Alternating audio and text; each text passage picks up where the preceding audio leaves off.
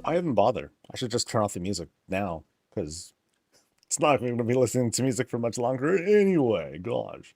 Yeah, let me just turn that stuff off. Otherwise, I'll drive myself bananas if I screw stuff up. All right. All right. I'm not muted, though.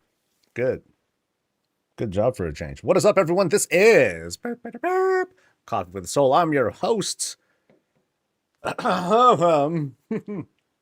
Sorry. We are going to chat.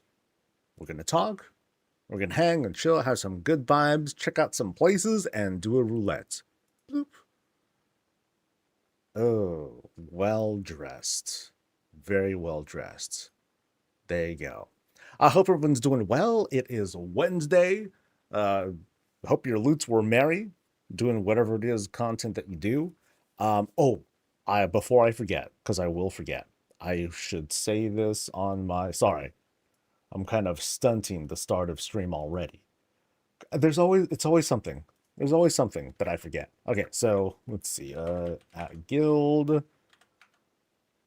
this is it. Uh, we're doing keys night. And need help. That means you fell plague. Let's see if he answers that. Use the click the Tay-Tay emote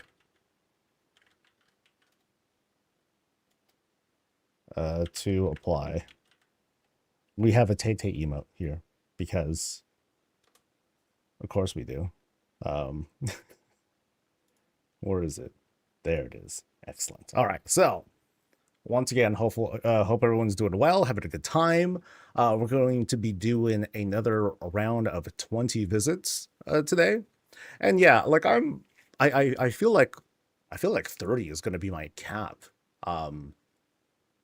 Yeah, 30 visits is probably going to be my cap per week. So if I do like, heck, doing 10 takes almost a normal stream day for me, which is like kind of wild. I'm like, ooh, that's a lot.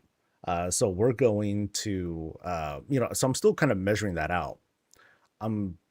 For some reason, so the reason why the other channel hasn't been propped up yet is because for some reason I couldn't access it. I guess it was dead for so long. It took like some weird convoluted process for me to finally get into the channel and then try to rename it from Coffee with Soul to Around Azeroth. So like it's up.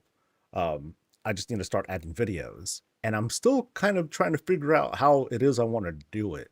Because over there, I don't need to care too much about how I add videos because like I don't care too much. We'll see how it goes. Um, so I don't know if I'm going to do just like one tool, one visit at a time and just do like everyone gets their own video. I could do something like that. That way, if people are like, okay, this one's cool, I'll stick around, or this one's not cool, I'm just gonna like dip out. They can go ahead and do that because some tours are like only like less than 10 minutes, others are about 20, 25 or so. Those are the ones that are like exceptionally long. And the thing is though, I will still kind of edit out some dead space. Like if I'm like backtracking, I'm going to, at least edit that out probably. But if I do, that means I'm going to add many, many days worth of work, just like sitting and watching the whole thing and just kind of going through it. But then at least I'm just doing one tour at a time. I'm not gonna be trying to pump out like 5 or 6 hours worth of things like all in one go. So yeah, we'll see how that goes. I'm still kind of warming up. I'm not ready to like dive into houses just yet. So we'll see. Let me say hi to people though. Who was first? Red Matapana, you're the first person to say hi. What's up? You get a point. Yay. What's up to Darth, to Arcadius, to Nikhil? What's up to RYNO? Sorry, I just had to pronounce it like that. What's up to Lillian? What is up to Kavold, to Lee57? Hello to Jazz Cat, to Puddle Jumper, to Stickle Mako, to Ghosty Bat. Hello to Jolly Good Fella, to Schwab, to Shadow Casper, and to the rest of y'all. The beautiful digital smile on the face is going to be joining us throughout the day. again, I hope everyone's doing well. Let's try to have a good time as we do the visits. Um, yeah, as always, it's not a competition. We're all just here to like chill, vibe, hang out, and gush over like how much better these people are than the rest of us. Or to just kind of flex and be like, haha, oh, I could definitely do better than that, but just keep that to yourself, right?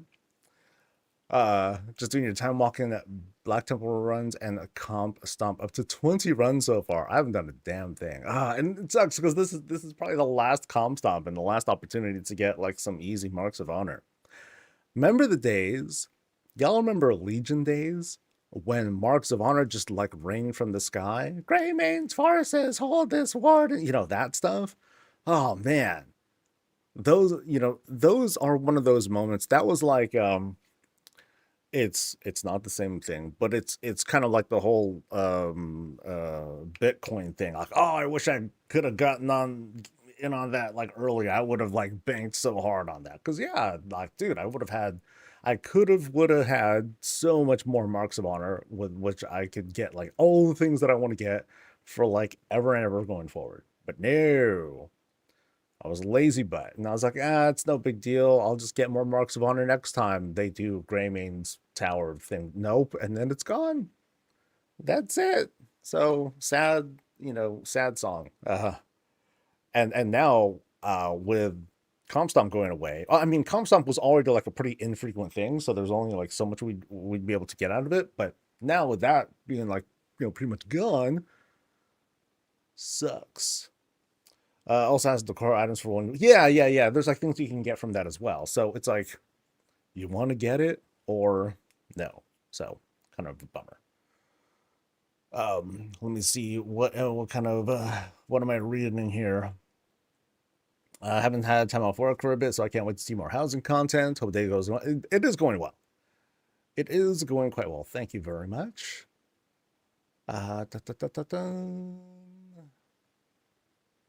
I was going to fix my toilets before he visited me, but then I realized I don't care. All right. So, what's are the points, dude? Jack nothing, man. I was wondering how long is the queue time to expect for a housing review? I sent it around 10 days ago, and I'm just excited to show it. Let me know what your handle was, and then I can tell you where you're at. I mean, if it was 10 days ago, I'm going to get to you probably like next week or so. Chances are extremely good. I'll get to you next week. If I haven't added you to BattleNet yet, or to battle tag stuff, then yeah, definitely at least next week. I'm already walking it back. I'm pretty sure next week. All right, that's what I'm confident about. Like right now, as a lot of folks might know, like I was super overwhelmed by the response from people who were signing up, and so I'm throttling the queue by like a whole ton. Before I was taking in like, oh, I'll just take everyone in, and so people were signing up like, there's just a ton of people, and so I'm going through the queue, and once it's under control, as in almost empty, then I'm going to open it back up, but it's going to be really limited. So I'm going to kind of make a big deal out of it, like every Tuesday at 10 a.m. Pacific. I'm like, all right, guys, here you go. Boop, I hit the button, and then people can start signing up again. But it's going to be limited to about 30 or so people, probably. I might extend that out a little bit, and if I do, I will make those sorts of announcements like on stream, probably. But there's going to be like this kind of like expectation that people will have of me each week, just like kind of like a weekly reset sort of thing. So I did start a process of like adding a couple more people to battle thingamajiggers, because I think I only have like so many queued up for tomorrow's visits, so I'm gonna try to add some more. I'm gonna verify them and then queue them up. So just hold on for that. Let's see.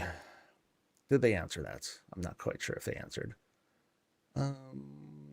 Melvin, hey, what's up? And you're welcome for streaming. Yay. Oh, thanks for let's see you. Thanks for gifting, Lillian.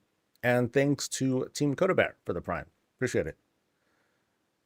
Hasn't been absorbing all my time, but so great to watch you and your toys and see the extreme creativity out there.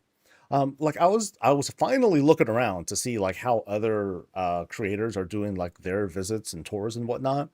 A lot of them's and what I'm probably gonna do, I still okay, I still have there's still strong intentions. Like I still want to make sure that everyone's visit gets a chance to go on the channel at some point. Um, all of that is definitely going to happen on the other channel, and I'm probably going to do more bite-sized highlights on the main channel. So right now, what I'm kind of piecing together, I'm going through and I am looking for the best the best toilet reactions that I've done over the past month or so. And then I'm gonna do like kind of like a top 10 toilets or whatever. No particular order. People can just kind of give their takes or whatever, but just kind of like toilet highlights. And I'm also kind of sifting around looking for like big like what the fuck moments, like moments where I'm like whoa, where I'm blown away by like something. So I'm trying to piece together stuff something like that as well. And then I'll do like little compilations like that. And the intent is to eventually get caught up mostly. I'm gonna leave a lot of holes because there are so many amazing visits that I've done already. And I've had plenty of what the fuck moments. But I'm trying to get caught up. And so unfortunately a lot of folks are gonna like are gonna fall through the cracks. But once I have just like 30 or so visits a week to wrangle with, then I'll be able to pump out I'll be able to pump out like highlights in a more, consistent manner. That's kind of the goal. And then on the side, I'm going to cut these visits and then put it onto the Around Azeroth channel for people to enjoy like the whole shebang. So it's still a process. It's still a process, and I'm still trying to get it all together. But I'm getting there. I'm getting there. Where are you at in the queue? If you at least signed up, I'm probably going to see you at the latest next week. That's mostly the goal. So, bum bum bum. We're doing a housing contest at the moment in my 400-man guild, 300k gold in prizes. God, some of the places are so hard to judge. Yeah, good luck with that. And that's why I don't judge, because I can't create those sorts of standards. I don't know what I would do. Um, yeah, so screw it. Why screw it? Why bother? So what I'm gonna do is just gonna be like, okay, these are just highlights. Boom, here we go. And then I'll let viewers like figure it out themselves. Will you forgive us for not having a toilet? Absolutely. I'm gonna wonder like how what do you do? I mean, is it the sink? Do you do that instead? Because it's like, I guess. Thank you so much for all your work doing this. It's so much fun seeing everyone's houses. Hard to tell if it was you or not with all the invites after you shared my battle tag on screen. Low. Yeah, I know it's lame. You're gonna love my toilet. It's a mage tower. I send it to my enemies. All right. I think we're good to go now, right? Yeah, sure. Yeah. All right, we're gonna start with Moon Bear. And I went through all the EU tours visits that we wanted to go through for the week. And so it's all US folks we're going to be checking out for today. So let's get started. Moonbur. Let's go to 43. But not obvious because that would have had me as a battle tag. I had to like make sure and put on the sign up form like, hey, you're gonna get an invite from blah blah blah, just to make sure.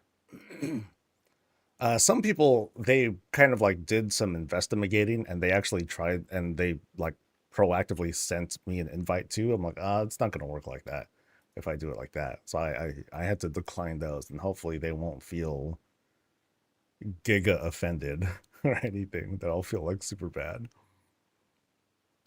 All right.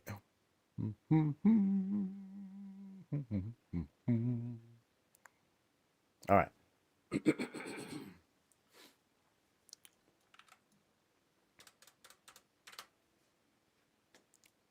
We good, right? We good. Thank you, by the way, Malvenue, for the prime. Appreciate it. Cheers. Let's pour one out in my mouth. Oh. It's gonna be a day. Just kidding. It's gonna be a good day. That's how it goes. Okay, so I feel like I'm centered. And all right. I'm getting signed up early. My house is so much better now. Lol. I mean, once this reset is done, I'll be cool with people doing a redo. You know, if doing a repeat. So like some people, they signed up multiple times, and I kind of deferred them. I'm just kind of pushing them down the queue. Um, I think this will be considered like a 1.01 release of around Azeroth, and so once this opens up, like go ahead and sign up. Um, do you always stand at your desk? Does it take much getting used to? What brand is it? I'm using. Don't worry, we'll get started in a bit. What is this called? It's a Magnus desk. It's one of those crazy steel desks, and it's great, but fuck, it's heavy. Like if your place is on the second story of your house, I would say don't get it. Just go, there's some really cool standing desks you can get elsewhere. This one is pretty intense. Yeah.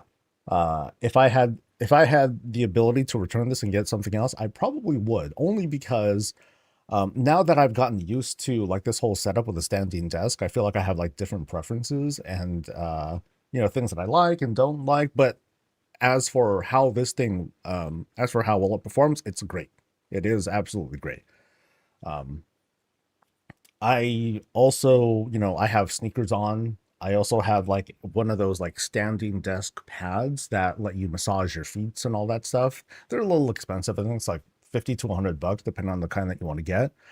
But it's worth it because otherwise your feet will go crazy. Uh, I don't recommend like doing 12-hour stand-ups and all that. Give your feet a rest no matter what. Like it's just a lot of pressure on your feet, regardless of all the things that you might do. I'm mostly doing long standing days because my butt is like hurting and I can't really like sit down. If I sit down, I start to get really uncomfortable, so I force myself to stand up, which is not a good idea either. This is my whole thing of like compensating, and it's actually not a great idea. So, actually, that pillow is exactly what I don't need. That will destroy my butt, which sucks. But thanks for trying. Like, oh, I actually have something like that. I tried sitting on it, and then 5 minutes later, I'm like, nope, this is not doing it. So I'm still waiting to go to like a physical therapist. It just sucks. USA, USA. Let's get right into it in just a second. The only standing desk I got is a platform by a monitor. It's a cheap alternative. That's fine. Yeah, that's fine. I mean, like for me, I wanted to be able to do like the adjusting because that was like a big deal for me. Um, yeah. Anyway, let's get right to it. All right, let's go. This is Moonbear's place over at Razorwind Shores. Now, what we have here is what I'd like to think is this whole kind of paved park sort of dealy. So, cool spread. It's a park, straight up. Place to sit, hang out, trash bin, much appreciated. And otherwise, we have places to enjoy and sit and enjoy some of the vibes. Although it's raining right now, so it would be kind of nice if there was a place with like some overhangs or like some goblin umbrellas, that sort of thing. But the fish are perfectly happy. There's actually some stuff here on the side. We have a canoe set up. When you want to go for a swim, you just throw that canoe right off and then get to it. Hey, it's whatever they want to do. Or maybe like the whole thing is that they like build canoes and then they sell it to people because they know that they can't just drag the thing all the way back down into the water. That could be it too. But yeah, let's go ahead and head on in and see what's good. Because otherwise, top of the place, it's not very dressed up. Actually, it is. It has a hat. It's a little bit hard to tell. It was almost unnoticeable because here you have like the whole shape. Yeah, it has it's not a hat. It's a whole helmet. Let's head on in.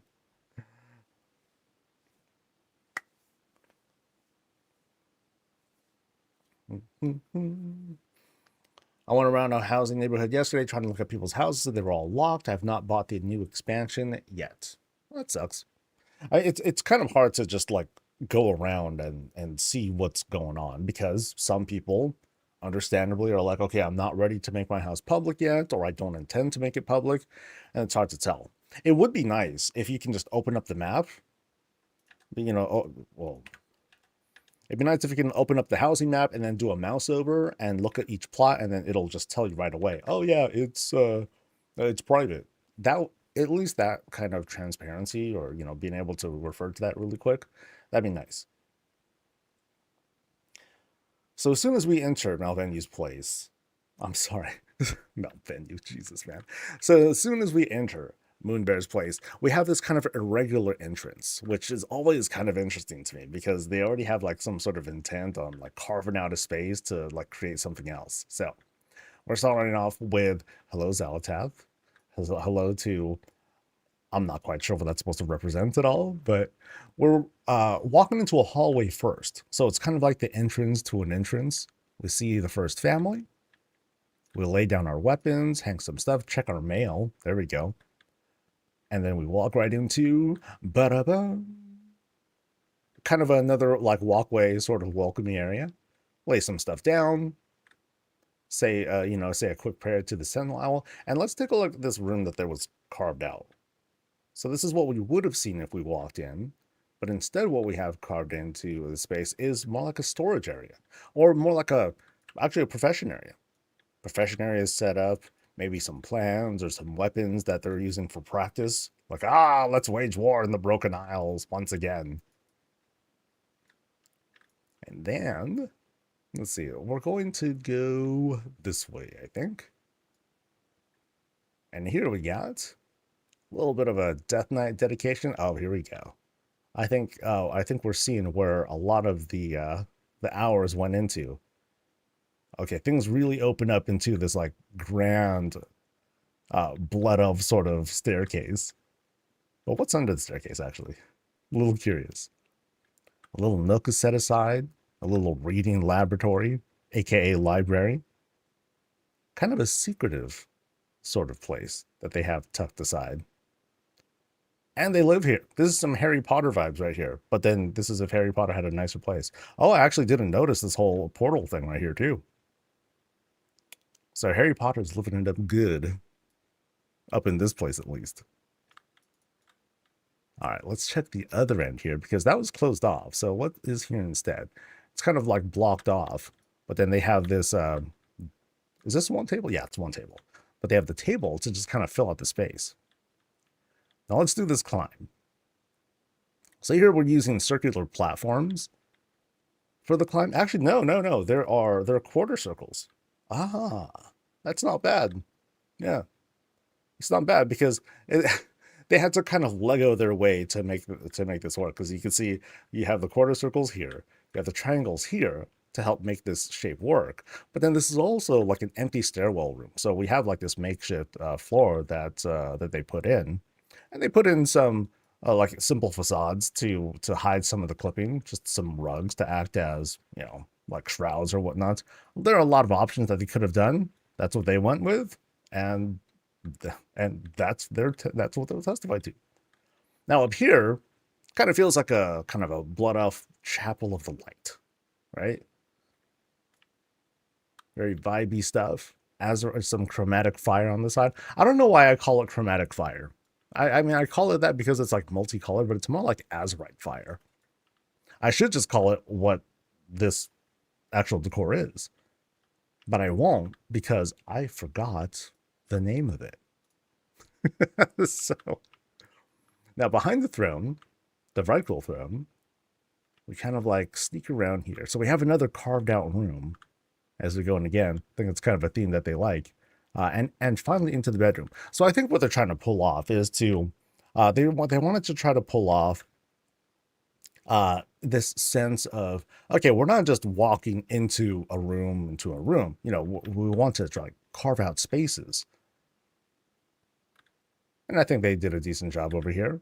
I mean, I think what they could have done here is to like have something to do with the hall before you're led inside, but whatever.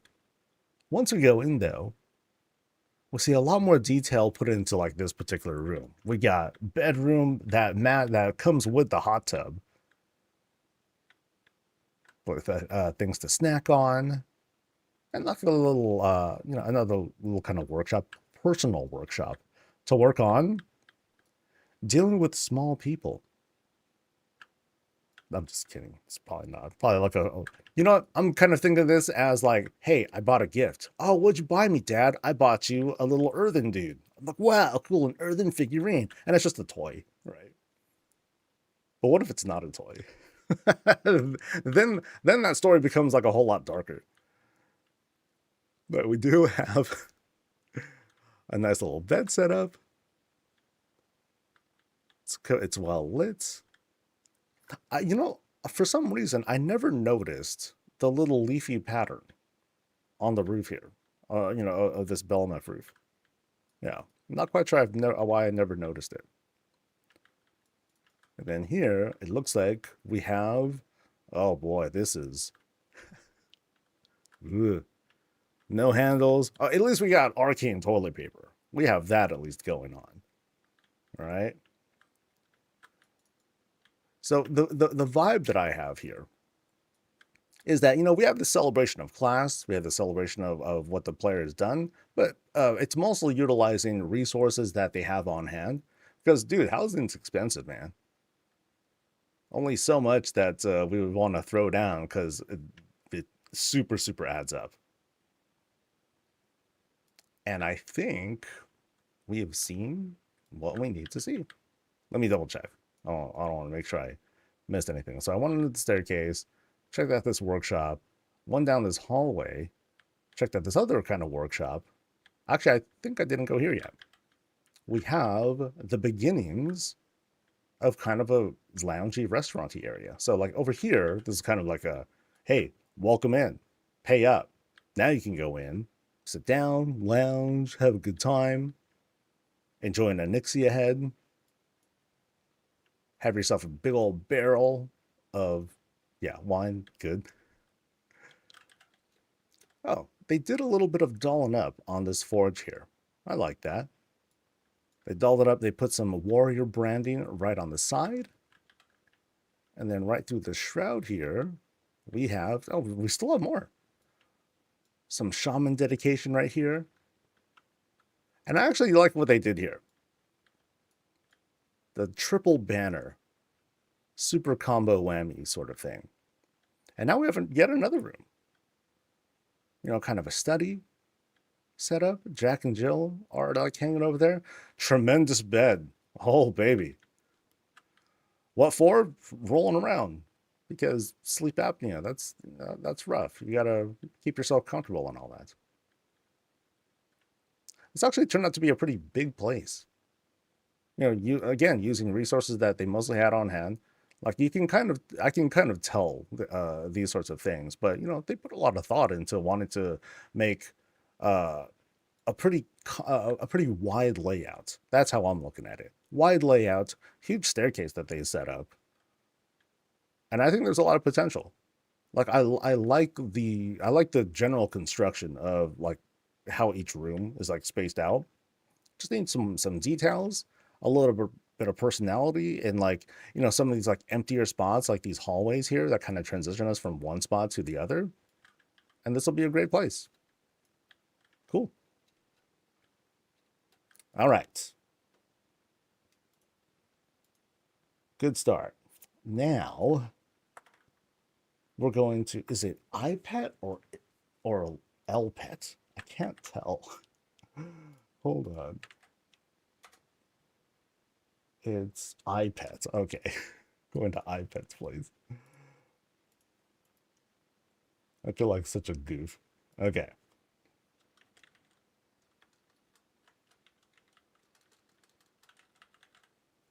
Speedy Twiddle. Number 24. Let's go.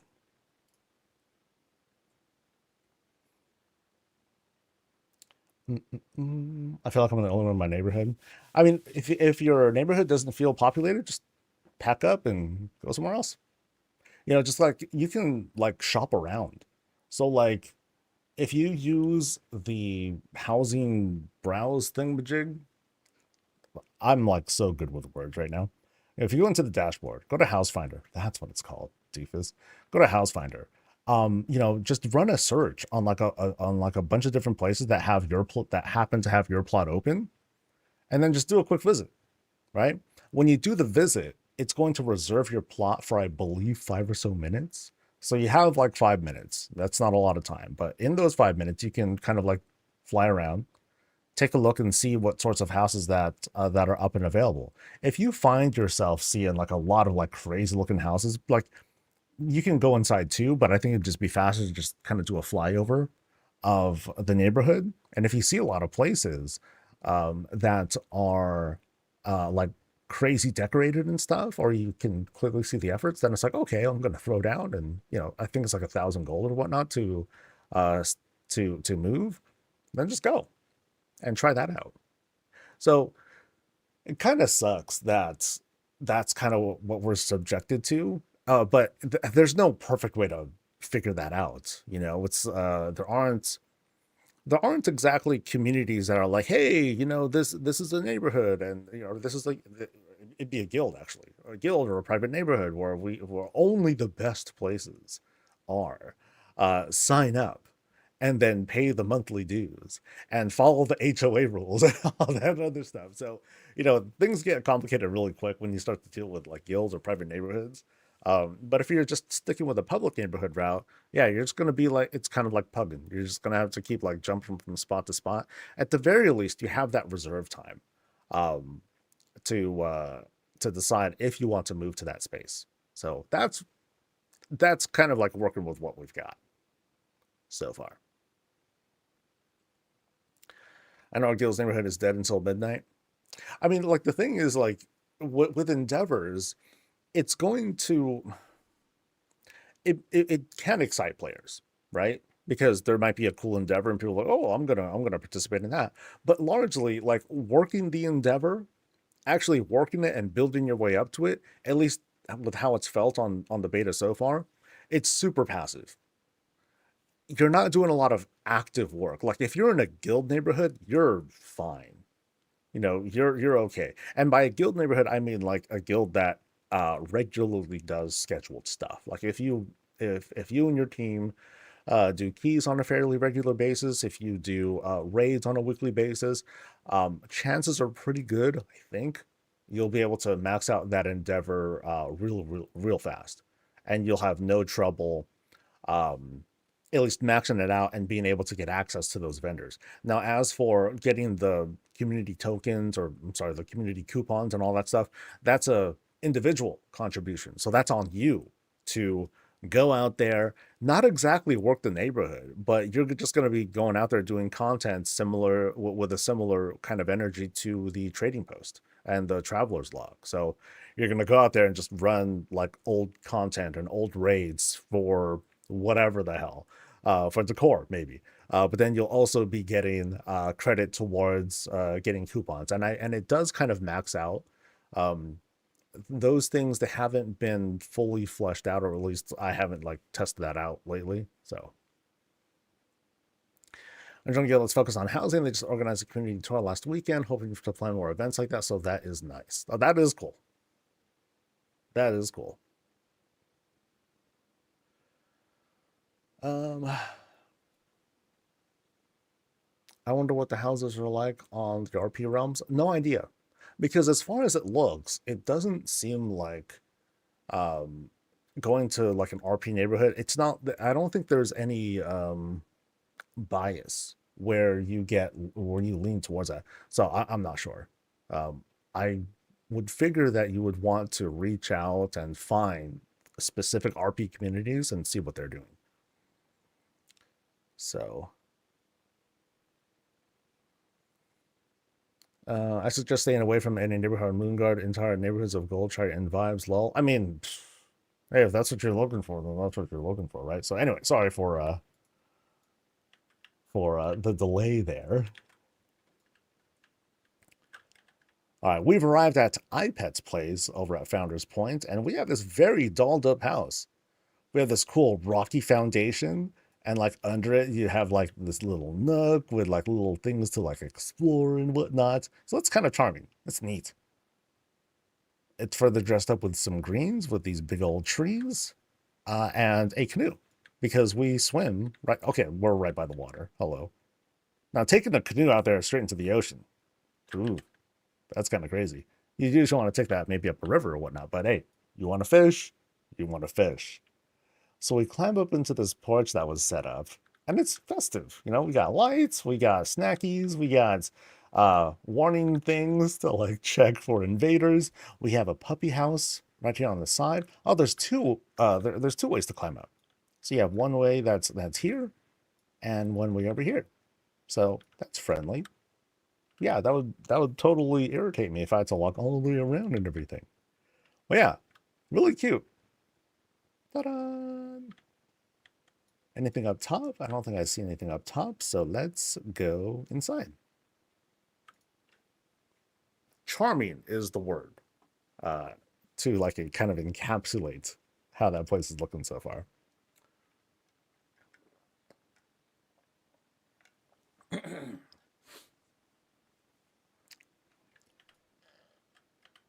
So once we go in, we enter from the side. And again, like I'd really love to just like actually enter as it was intended. So we enter like just like this, like hello, cool little wreath on the side.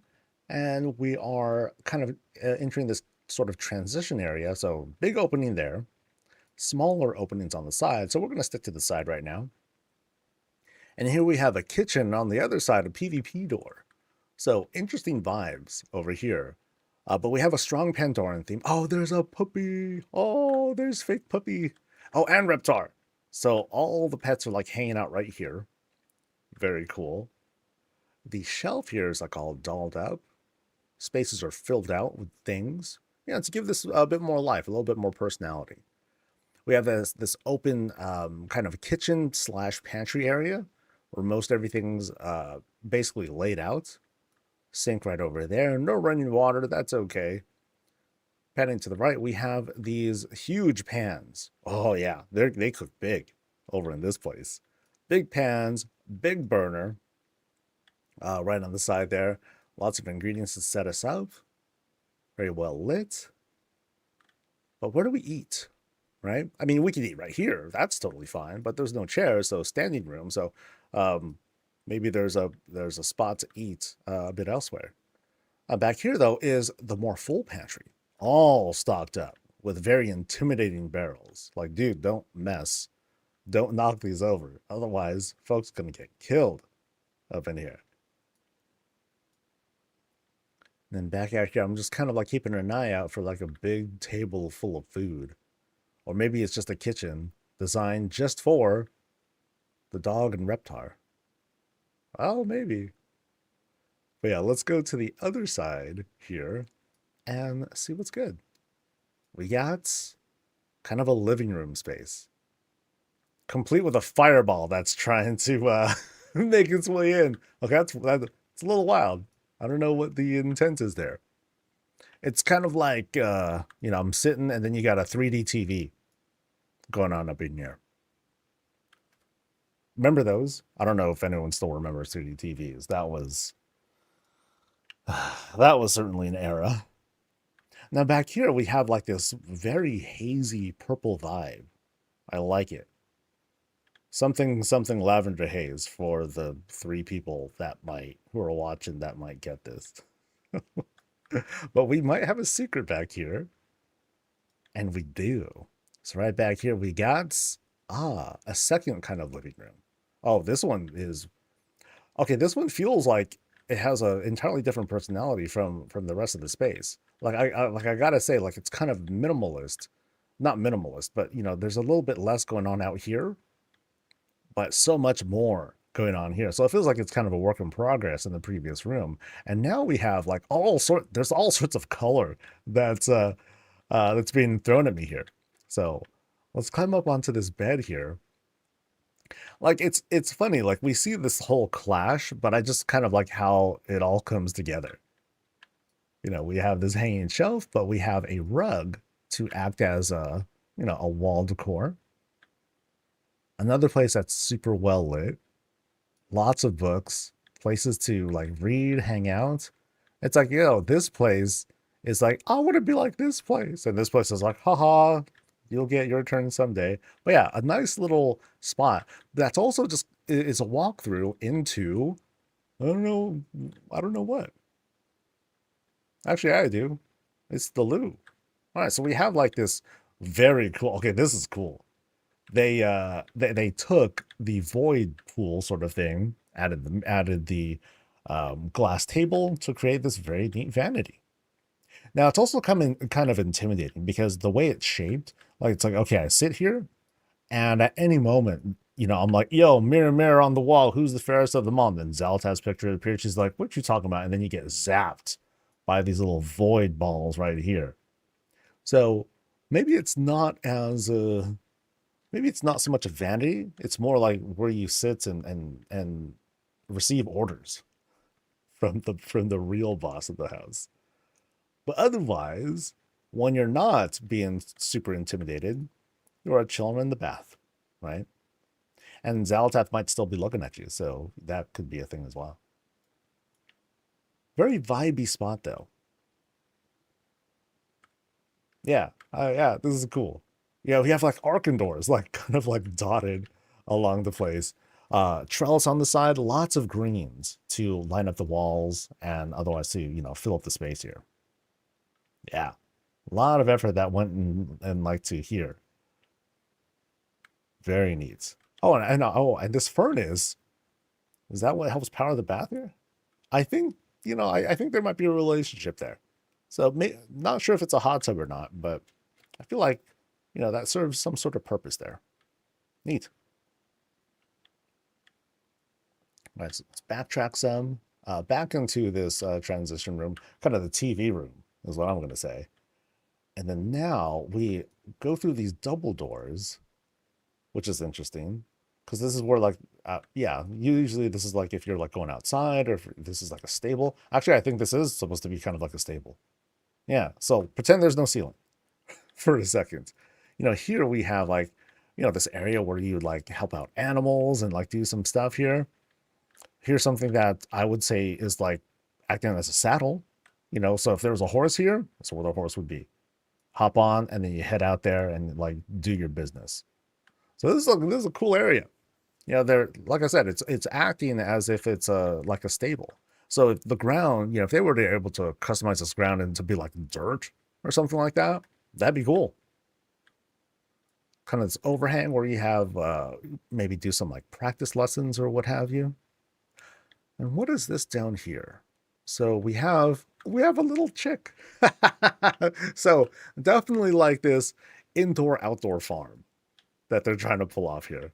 That's cute. So what do we have here? We have cushions, and rug rolls to kind of act as legs. That's adorable. Take a screenshot. Boom. Nice. I don't think I've seen anyone try to pull off chickens yet. Not here. Yeah, work is being done.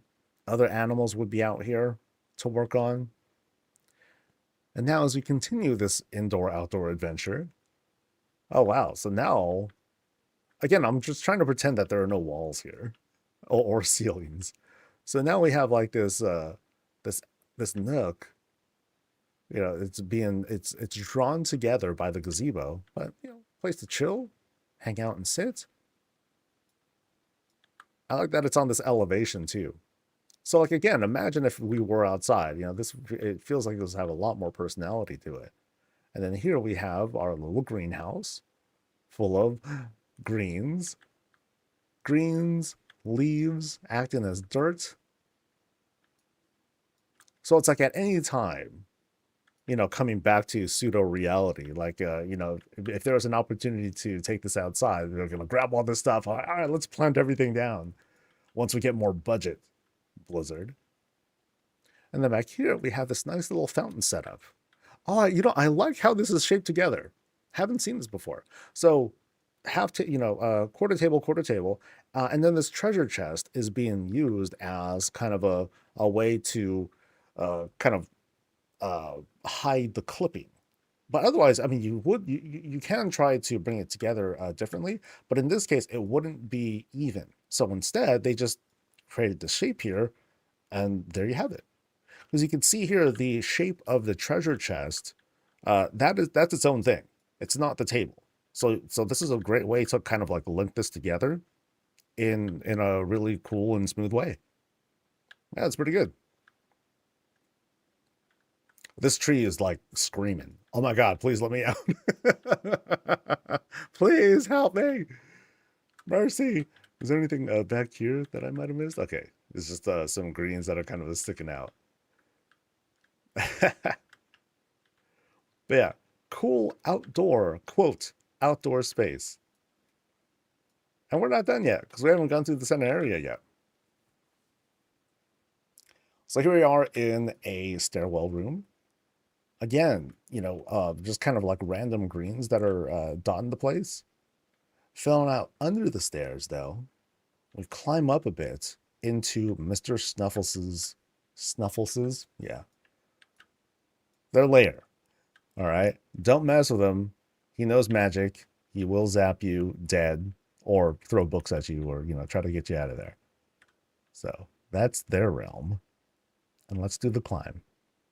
So, okay, so here we have, okay, at first I thought, I'm like, oh, that's a weird button. No, it's actually just the goblin string lights that are leading us up. So we have a lot of lights that are guiding us. Basic stuff to fill out corners, sconce, carpet, and these lanterns to chill here on the top and, again, fill out space. Oh, and here we have, okay, this fits really well.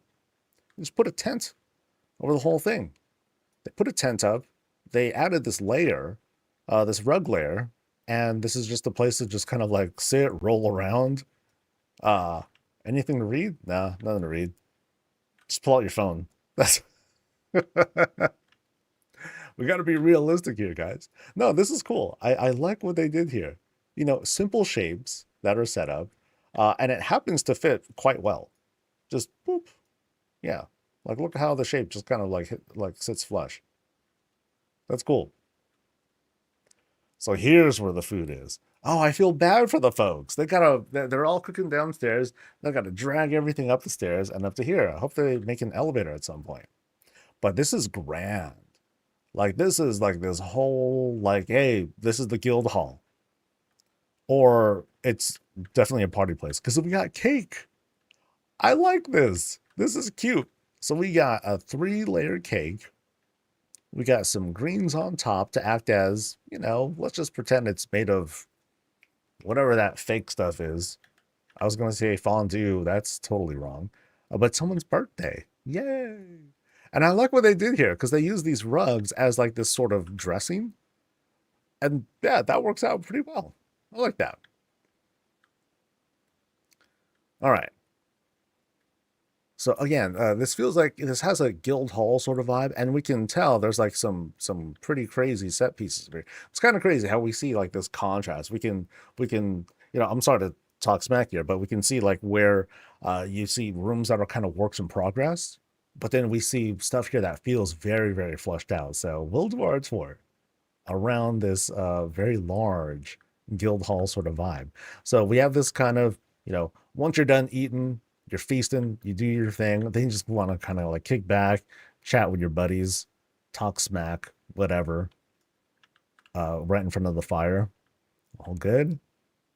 And then over here, we have, oh, nice touch, an open window.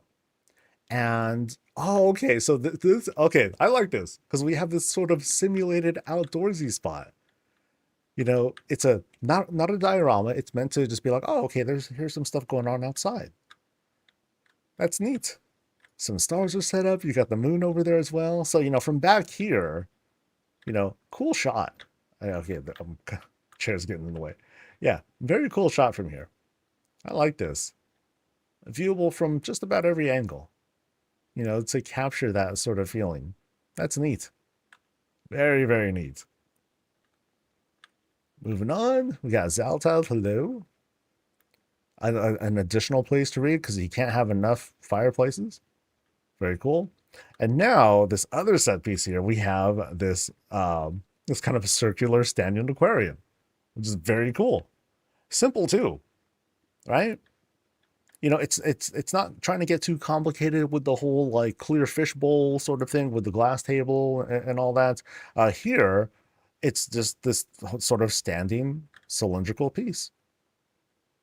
So yeah, it's infected with void, but let's not sweat over the details here.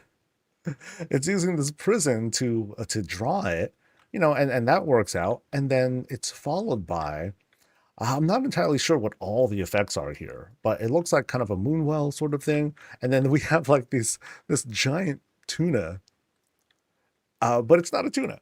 It is a window set to its side. You have a hanging curtain. You have a little pillow there. And okay, I can't really see behind it, but no, that's pretty convincing. And what helps is that the space is so bright. There's so much other activity going on that it's harder to tell. And that's kind of the point, right? At a glance, you're like, oh, cool aquarium, right? When you take a closer look, you can kind of see like how the sausage is made, but it's pretty neat. There's like a lobster down there, I think. You have the candles being used as fishies, and you have oh gosh, I think this is like a either half of a not a brazier, but kind of a forge area. I'm not entirely sure what this piece is, but it's being used as the little cave for the crab. That's cute. That's very cute. I like this. I like how this. I like it because it's super easy to set up. Yeah. So I think that's something that if you want to like I don't know how big this gets, I'm not sure. If you want to put it against the wall too, cool. Clearly here they wanted to like have it as a sort of centerpiece to fill up this wall space. So panning back a bit, we have all this set up surrounding it. Very cool. I like this.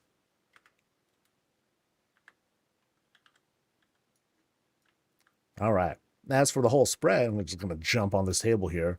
Food, baby. Every type of like cool bit of food that's available, it's here. And as soon as midnight launches, we're going to see this grand evolution of like all this new food that we can lay down. It's going to be crazy once this expansion comes out. We're going to see so much new decor being thrown around. We're going to see like tons of like little autonomous brooms and whatnots doing work and hammers, like all sorts of crazy stuff. It's going to be neat. Very, very neat. Okay, so I think this was everything because there was like a secret bed and bathroom that was downstairs. Yeah, very cool. Very cool. Yeah, once the other rooms are set up, this is gonna be a great place. And I like these too, the little wreaths that were set up. It's very darling. Actually, I don't think I've been here yet. Oh no, this is the front door. It's just that when you're facing out like this, then you're greeted with this floral, this kind of welcoming exit to the place. Yeah, cool place. Very cool place. Now we're going to this one guy's house. That's their name. This one guy. Let's roll.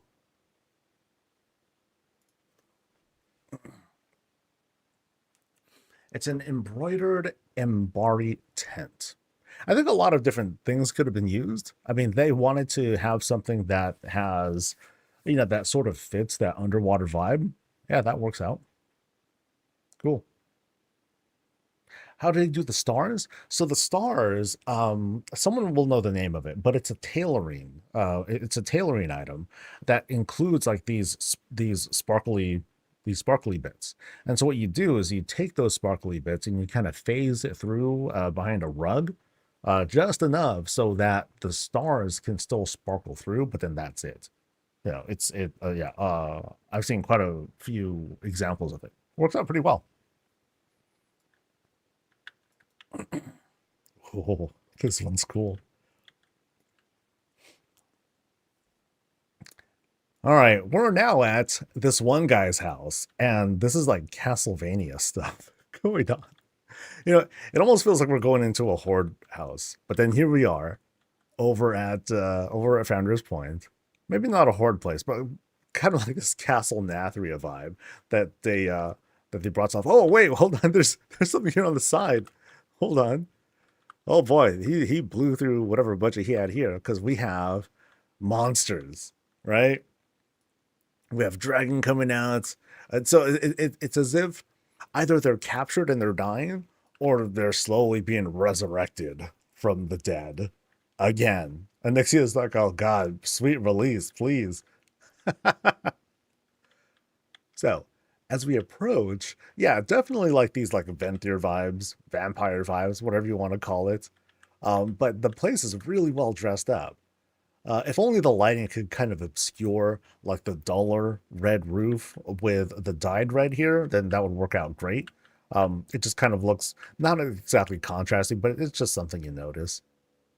Nazoth says hello from their little house. They can't get out, but Nazoth is like, I'm an old god, but the wood, it's just in the way. Here on the other side, a little bit more dressing, lots of greens to help avoid any sorts of possible clipping. Yeah, really cool. Really cool start. Oh god, what are we gonna get into though? Pink, festive stuff, let's go. No, not quite. As soon as we go in, we're met with this very purple haze, thanks to like this whole glow right here. I mean, we have the I don't have a lot of room, sorry. But we have the ethereal portal plus the arcane platform here, followed by door. But through the door is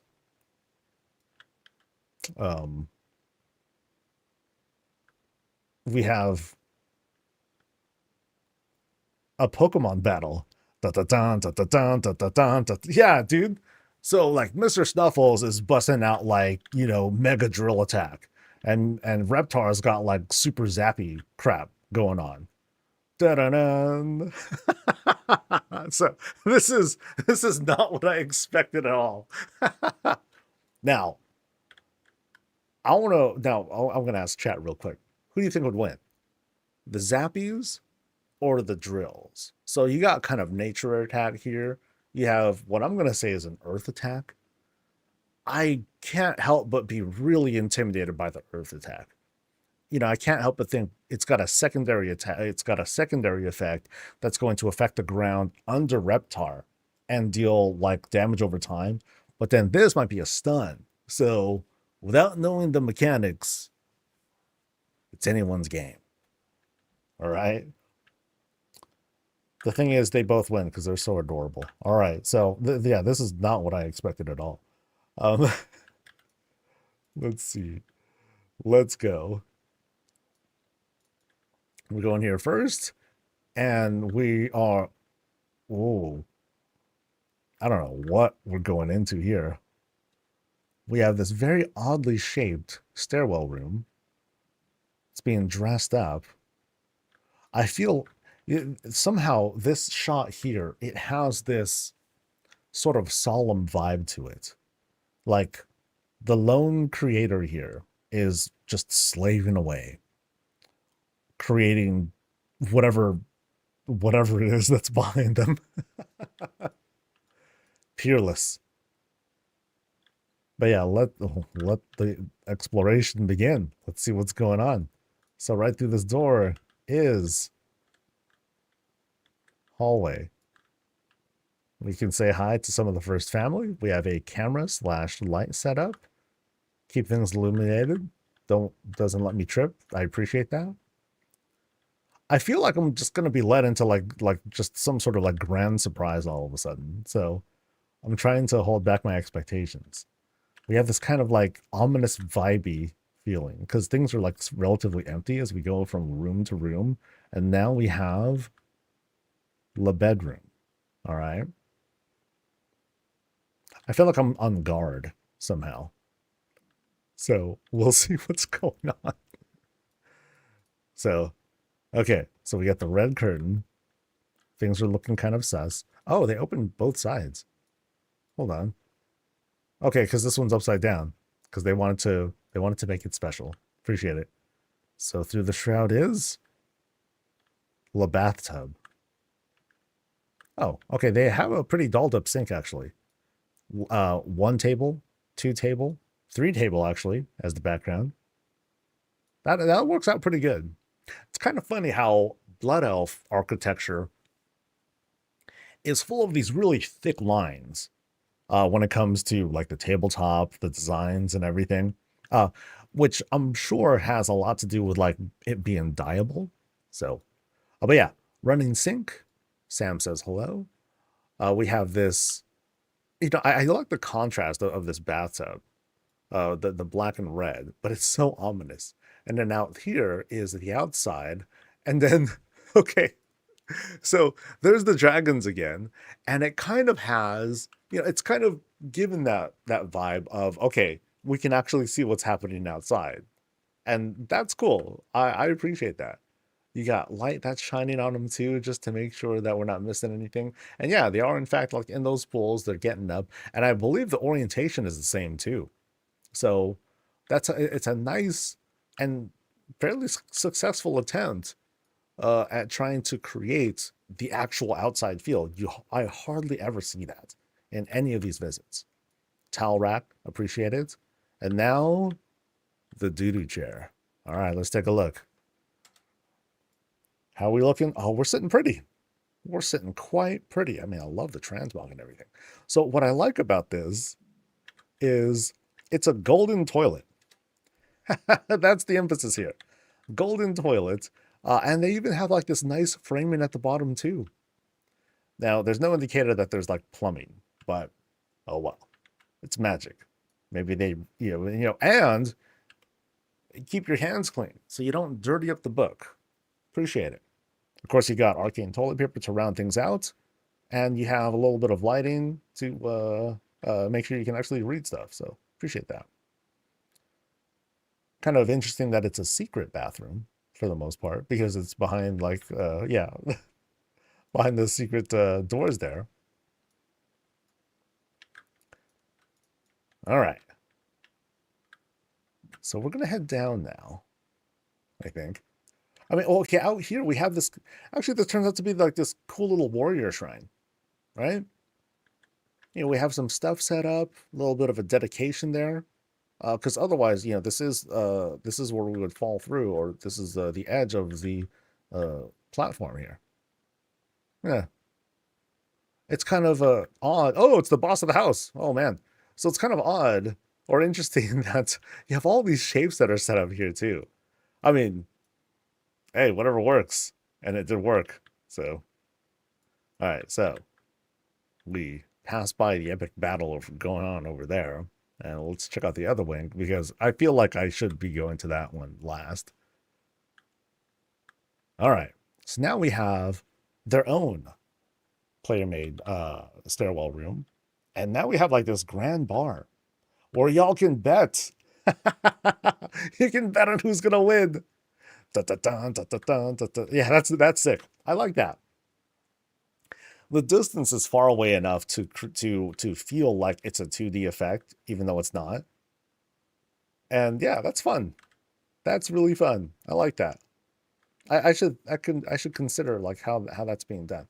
And I noticed that like I guess it's the glyphs that are lighting that up, right? And it's creating that sort of effect. That's neat. I like that. The bar here, though, back to the bar. We got shots set up.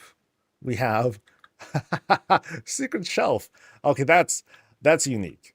I haven't seen this being done for the back of the bar yet. And there's the boss again.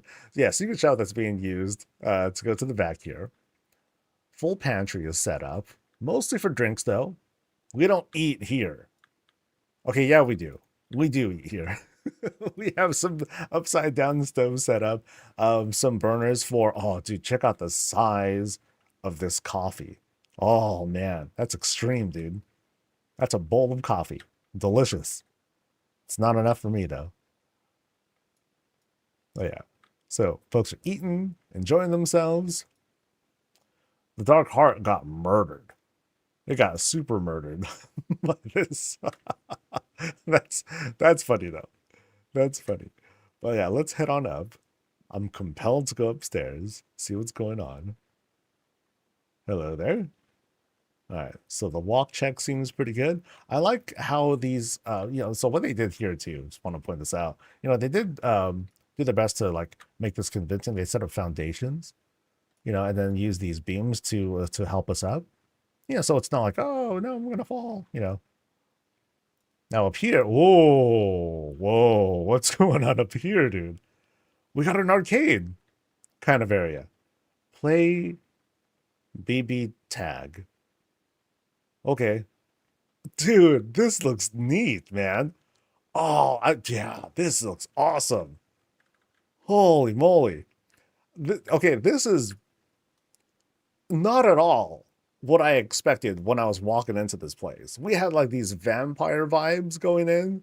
No, what are we going into? We're going into like this full-on arcade. Dude, check this out. We got full decks.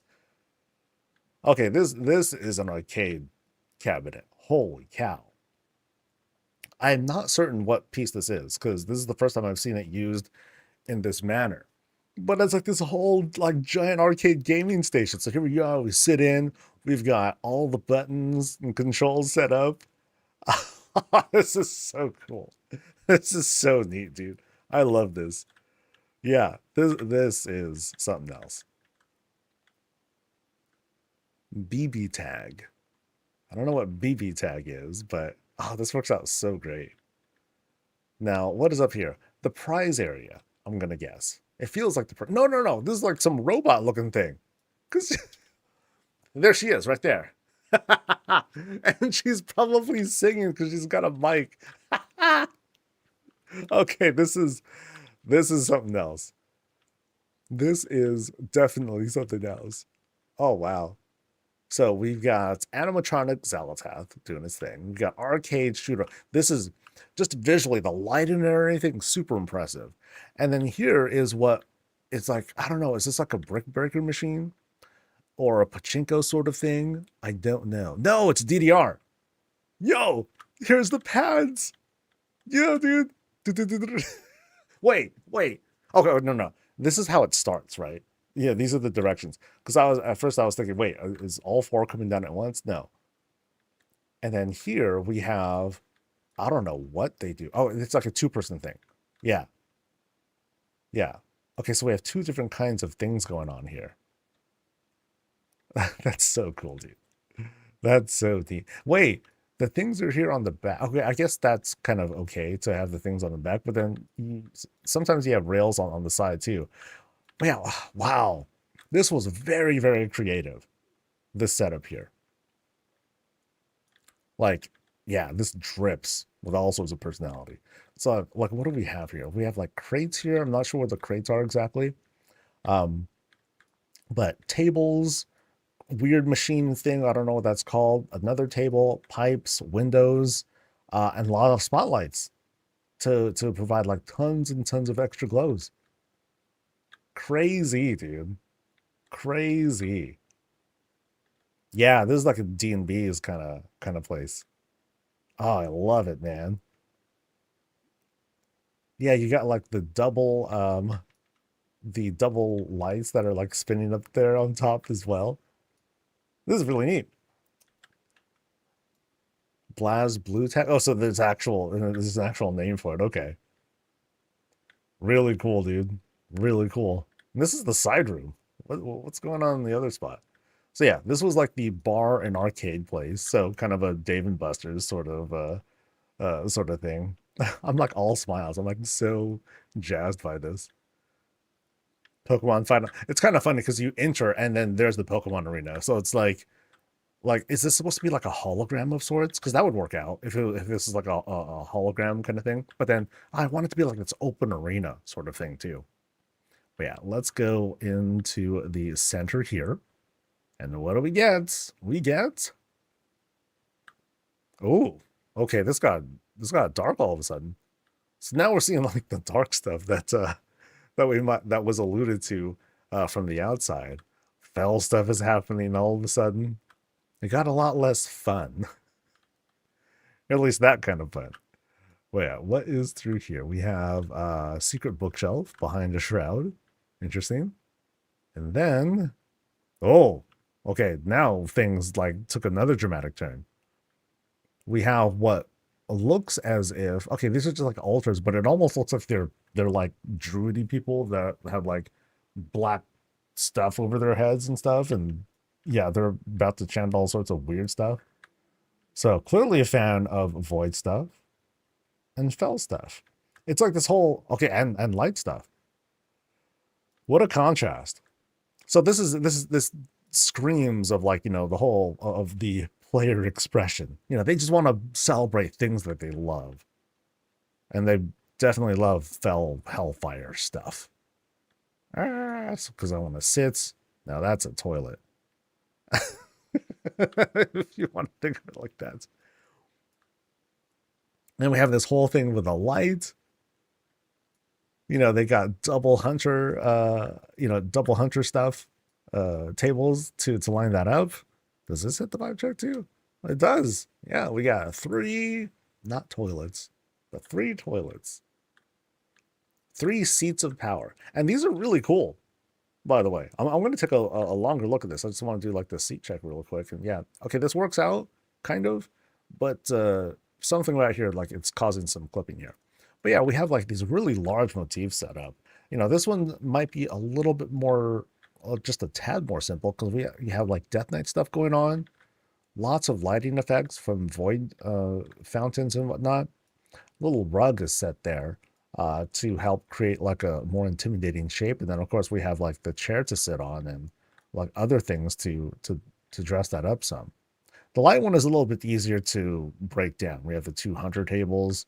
We have, check out, we have the 2 monolith looking kind of gravestones that are being lined on the side. Altar on top, and then a place to sit. Very neat. And like each of them are super suspended on like platform. So, pretty expensive on the budget and everything, but I mean, how else do you do it? And then we go back to this fell one where we have like looks like an actually the backdrop is that I forgot the name of it. It's the one where you have that spire coming out of the fire pool. And then you have these other I believe these are like demon hunter statue sorts of things. Yeah, that same floor glyph, it's something that you see over there as well. Yeah, so this is really cool. It just happens to be, oh, and then you have the light like shining down or void. Yeah, these are like cool effects that they have for like each of these things. So like if they wanted to make like a whole room dedicated to like one of these things, that's cool. But here we have this kind of this church, this sort of homage to like everything at once. I feel like I would explode being in this room. You think it's like a grand council? That could be that too. Now, of course, they're like yelling at each other, which is going to be like awesome. What was that? At least the place is like fairly like empty here, because that way it echoes and they'll be able to actually hear each other. It's neat though. But yeah, it feels like we're visiting like entirely different places here, because there's like Pokemon stuff, arcade and everything. This is a wild place. This is a wild place, and it all came from here. All right. Again, I refer back to here as like the inspiration. This is the creator's desk where they slave over the madness that they're trying to express in this house. It's cool. This turned out really cool. A lot of fun. I think I've seen everything too, so. All right. Where are we heading to? We're heading to Wisy's place. Wisy's place.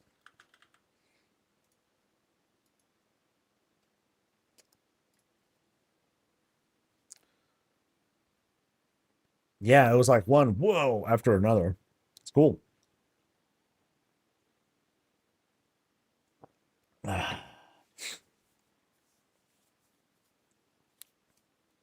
Yeah, at first I wasn't quite sure what to make out of it. I'm like, oh, there are things you can sit on. They're not just like altars that you sit and look at. Although there are like kind of pews and benches and whatnot to round things out.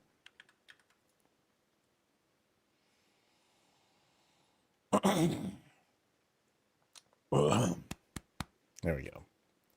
This is Wisy's place over at Founders Point, and the first thing we see is like this monolithic entrance right up top to basically clip over the what is it called again? The cornerstone. Yeah, there we go. All right, so let me pan out a bit. Okay, it doesn't look as big, but it's still plenty big. Kind of screams at you from a distance. So we go in, and everything's kind of closed off. So, you know, it creates a sort of yard feeling with this moonstone at the center of it. Going closer, we have this kind of overhang that's closed off that with these trellises. So, you know, acts as like this own separate structure with which to protect the precious plant life. It's one of those things that only blooms like once a year, you know, that sort of thing. As for the house, okay, we'll check out the house in just a bit, but here on the side, you know, just a lot of small set pieces that are put up. You know, we have like this kind of tree structure here, and like, you know, I'm gonna guess it's a place to just kind of sleep in. It's a little moon well to help set the tone and vibe of it. Really soft. Fountain here is being protected by Sentinel Owl. And then we have this, is this the way I came in? Yeah, this is the way I came in. And then as for the house, now this has a whole lot going on with it too. Lots of dressing on it. From rocks to greenery, even like the front door has a bit of a shroud over it. And it's also got a bunch of rocks around it too. So it kind of makes me wonder, okay, what are we going to see inside? Tree might be built into it as well. That's a pretty common thing that we see. Let's go. BB Tag is an anime fighter, my top favorite, and the other next to DR is a PU Pump It Up machine. Oh. All right. Now, as soon as we go in, at least the first impression I got is like, oh, this is a kind of a naturey mess of things. So we kind of throw down our stuff, Jack and Jill over there to like say, what's up, dude? Clean up, mow the lawn here. Because we walk into this area and, you know, it's like we walk into a lake, not a lake, but kind of this like rock garden here. You know, it ends up taking up all the space here. So it's as if like they started building things and then things kind of got out of hand and the overgrowth sort of took over. Like, uh-oh, whoops. So we're kind of navigating through. That's the kind of vibe that I'm getting here. You know, so we end up having to climb these columns in an effort to escape. But then I think is there places to check out here? I think that was the way that I came in. Yeah, that was the way I came in. So now, yeah, we pretty much have to climb. Unless I missed a secret door or something there. So we're trying to escape from this mess that we made. And now we go into this welcoming area, sit down, get a rest, take a look and see how we're feeling, do a quick mental vibe check, and now we're continuing the climb. You know, and Mr. Snuffles is like, oh, where you been, dude? This place is like a very organized mess of everything. Yeah, they wouldn't, I was not wrong about there being some overgrowth happening here. The layout is just crazy. It's so chaotic. But it's cool because it allows for this very freeform exploration, which normally if it's a place that you live, you don't really want to do. But as a visitor, pretty neat. So here we have like this other fountain waterfall sort of setup. You know, fountain things are just kind of falling through until we get to the seedling here. So that way more stuff can grow. Oh boy. Okay, it's kind of disorienting. I'll do my best to not mess with the camera too much. But now we got to climb. Like I'm pretty much stuck in this first person perspective. It's very, very tight in here. But also cool because again, it creates this different sort of perspective and vibe here. Yeah, so there's Jack and Jill that are like, hey, you made it.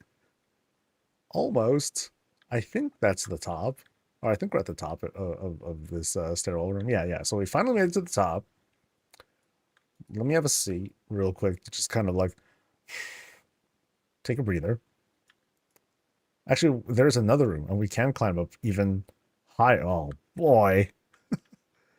Before we go there, though, let's kind of explore and see what's going on here. So, like, they purposefully used these columns because they're bigger for the most part. There's a lot more you can do with these. And the fact that they're like a little bit messier because of, of how it's shaped doesn't matter. Everything here feels like it's kind of like thrown together. Hugely disorganized, but in like this really fun, chaotic way. Like even here, even like this little library nook is full of overgrowth. Like all the budget is gone because there's so many greens and other stuff that's here. And there's also, we got spider webs. No one's really been here in a while either. So it's kind of like we're visiting this abandoned place, aside from, the animals and stuff. So they're in charge. They don't read books. They don't got a need for that. They're too smart for it. So a lot of things have been kind of left behind of sorts. All right, so we'll try to climb a little bit higher. All right. Wow. So yeah, tree definitely grew in here. So we're making our way up. It's just like anything that's thrown together. So like these are like fences and whatnot, but then here's like a fence post that's just kind of being thrown in there to just, I don't know, to make sure that we don't accidentally fall through. But it also, kind of works out. And then all of a sudden the banquet room. Okay. Sure. Sure, man. Well, actually, let's go here first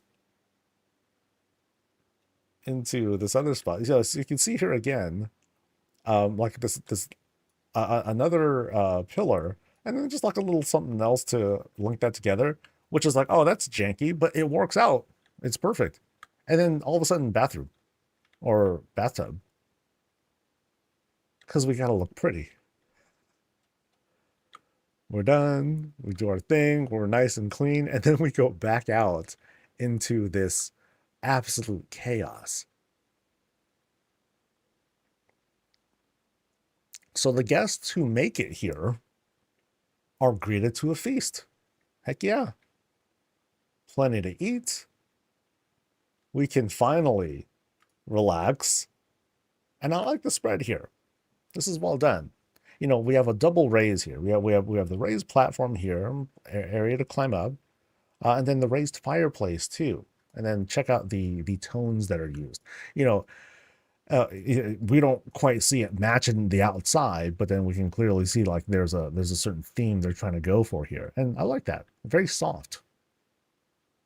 There's another Jack and Jill to say hello, hi, and then the Emerald Dream is what I'm seeing here. It's screaming at us. In fact, somehow it just kind of overshot this room and then infected everything else on the outside. Oh, I noticed that this table, tables here, but then these benches are raised even more by these pillars. How adorable. Kind of interesting too. So, okay, yeah, it's raised on both sides so that everyone can like sit. That's cool. Yeah, I like the touch here, but let's go in this room here. Yeah, there's like the little kitchen where everything's put together. Let's see if there's any any interesting construction here. Anything wild? No, because everything's all the way out there in that whole thing that was put together. So we'll go through the shroud, and we have a little bedroom. Another Mr. Snuffles to like say hello. Some anima. So now I'm gonna guess that's kind of like the power source that that kind of let everything go out of control here. All right, so please note that behind the Emerald Dream portal in my upper room, there's an incomplete empty room. So I think I might be able to either walk through or click through maybe. Yeah, so, to do. So what they intend for is this to be like a skylight room or like one of those outdoor rooms. So that'll be cool once they get around to that. And I think I don't know if can I turn back from here? Yeah, I can. Cool. All right. So I think I did miss over here. Oh no. I went here and this was like that was the where the books were, right? Yeah, so the books were there. And then now we're in this other room. And I don't think I've been here, have I?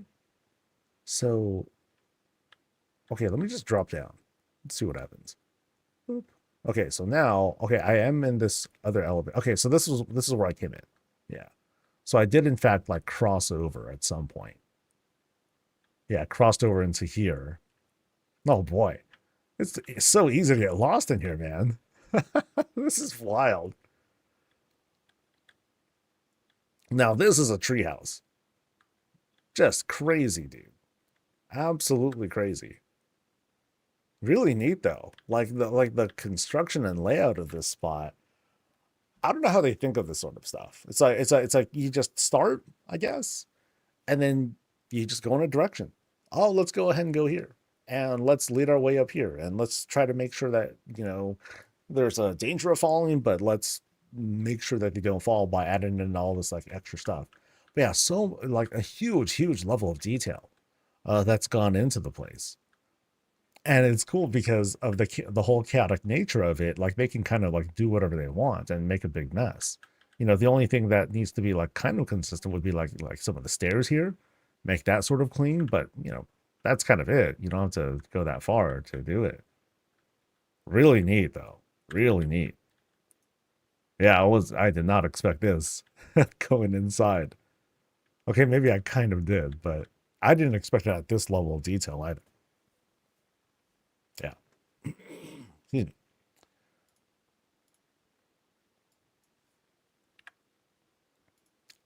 Off to Kenobi's place.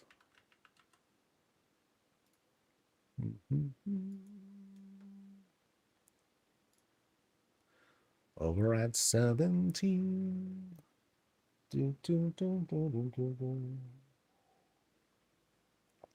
Ah, jealous, man. I haven't touched the cafe in like a week almost. No, actually, no, that's not true. 3 days, 4 days, something like that. It's been a while. Maybe I'll have time today. Doubt it.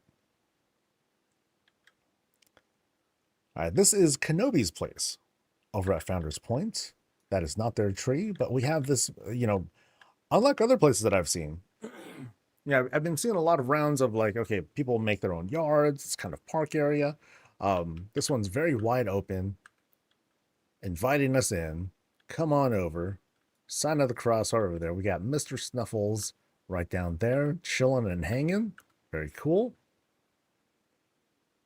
And under this giant greenhouse is a hangout spot, a festive hangout spot, where the boss and their friends can like hang out, do their thing. I have a feeling that this chair is way funny. Oh yeah. A little bit yeah, okay. The boss of the house is like huge. Doing their thing. And interesting little setups. So not quite sure what to expect. Now, as for the side here, it has been extended out to include this kind of like what feels like a shed area, to house some of that extra stuff. A little bit of tech stuff is happening on the side as well. We saw one Tesla coil, like here's another one right up here. Nothing on the back side. And this cool rugged couch. Now, what are we going to see inside? No flipping idea. All right. So this is a very cool thing to first be greeted to once we go inside the house. I'll do a quick pan over. Oh, well, even the backside. Very, very cool. Yeah, so we have like a lot of religious imagery that's happening here, like real world references and all that. Very cool. I love the lighting here. that's being set up. You have like the bright glows from the windows. It's being added by the spotlight. At first, I thought it was like the holy light, the Paladin book, but no, they just grabbed the whole spotlight and just added some shine to it. But yeah, very cool setup here. I like I like how it's dressed together. The trees are like begging for like actual food, but that's okay. Now back to this here. I like how this how this Arkandor tree is being used as a centerpiece, and you have like lots of additional effects to kind of draw us to kind of like even draw it closer to being a centerpiece. You have like the lighting effects that go into it. Really, really cool. Yeah, that's sick. I like it. Really bright inside. We have the forest is on fire. I'm sorry, the mountain's on fire, but that's okay. Everything's fine.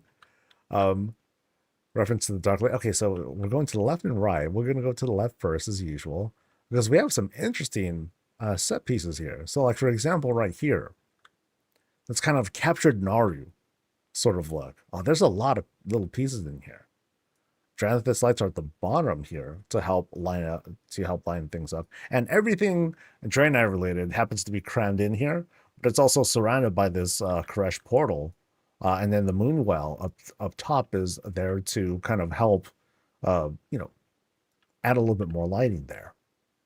As for what's happening there, not sure. Maybe it's just kind of a museum piece.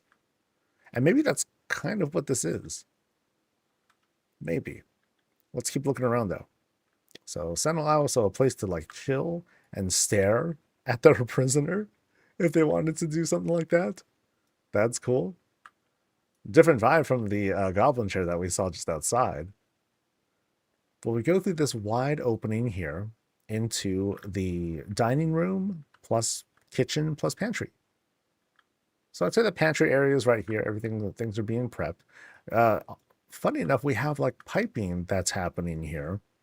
I don't know if it's linking these two things together or if it has something to do with what's going on back here. So maybe this is like the big like battery and the Naru's being sucked up for power or something like that.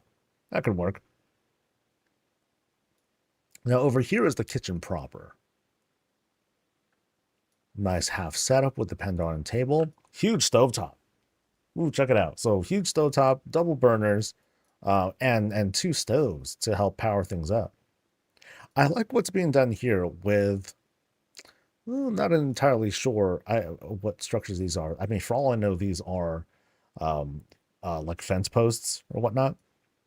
But it's being used to hold up these racks, which I think is a good bit of detail to add. That's good. Because then it's not just like literally burning this stuff. Now outside here, you have like some side prep over there, a very well lit sink. And then here we have like this additional pantry setup. Lots of little cabinets. For what though? I don't know. But definitely prepped and set up for all sorts of storage once they're ready. Even more storage, we have a big old fridge and refrigerator. And again, I think this is I think it's the Naru that's powering it up top. Yeah, neat. So what's this right here? Oh, I think this is just a beam to create the separators between these because this is just, is it one block? No, it's 2 blocks. Yeah, 2 blocks, and then you're creating like the double doors. Nice. Yeah, pretty easy to set something up that's pretty convincing. All right, so through this door, actually, I didn't even look at the spread. Multicolored chairs. Lots of different chairs that are set up, but plenty to eat, including cheese, baby. Now in here, we have this pretty grand bathroom. So we got our full sink, double sink actually. We have a walk-in shower. Nice, nice, nice. No drain, but that's all right. Yeah, waterfall style shower. Very nice. And then through this little darker area, we have L toilet. Super basic stuff. Cool. No frills, just flush. All right. So let's go into this other room here. This is an open air room, but what do we have? We have not a second bathroom, but more of a kind of a quieter cafe style sort of thing. So little bits of setup. Actually, I think I'm facing the wrong way. Yeah. Whoops. Oh well, no one's perfect. Uh, just a little bit of a serving area, but not entirely closed off. So kind of this relaxing spot where folks can just kind of sit, relax, away from a bit of the noise. That's cool. Especially far away from the possible screaming Naru, who's over there. Maybe. All right, so now we have these giant double doors. This will be interesting. What do we have here? We have, oh, this is more like a walk-in fridge kind of thing. Yeah. Big old fridge. I'm not entirely sure what these objects are.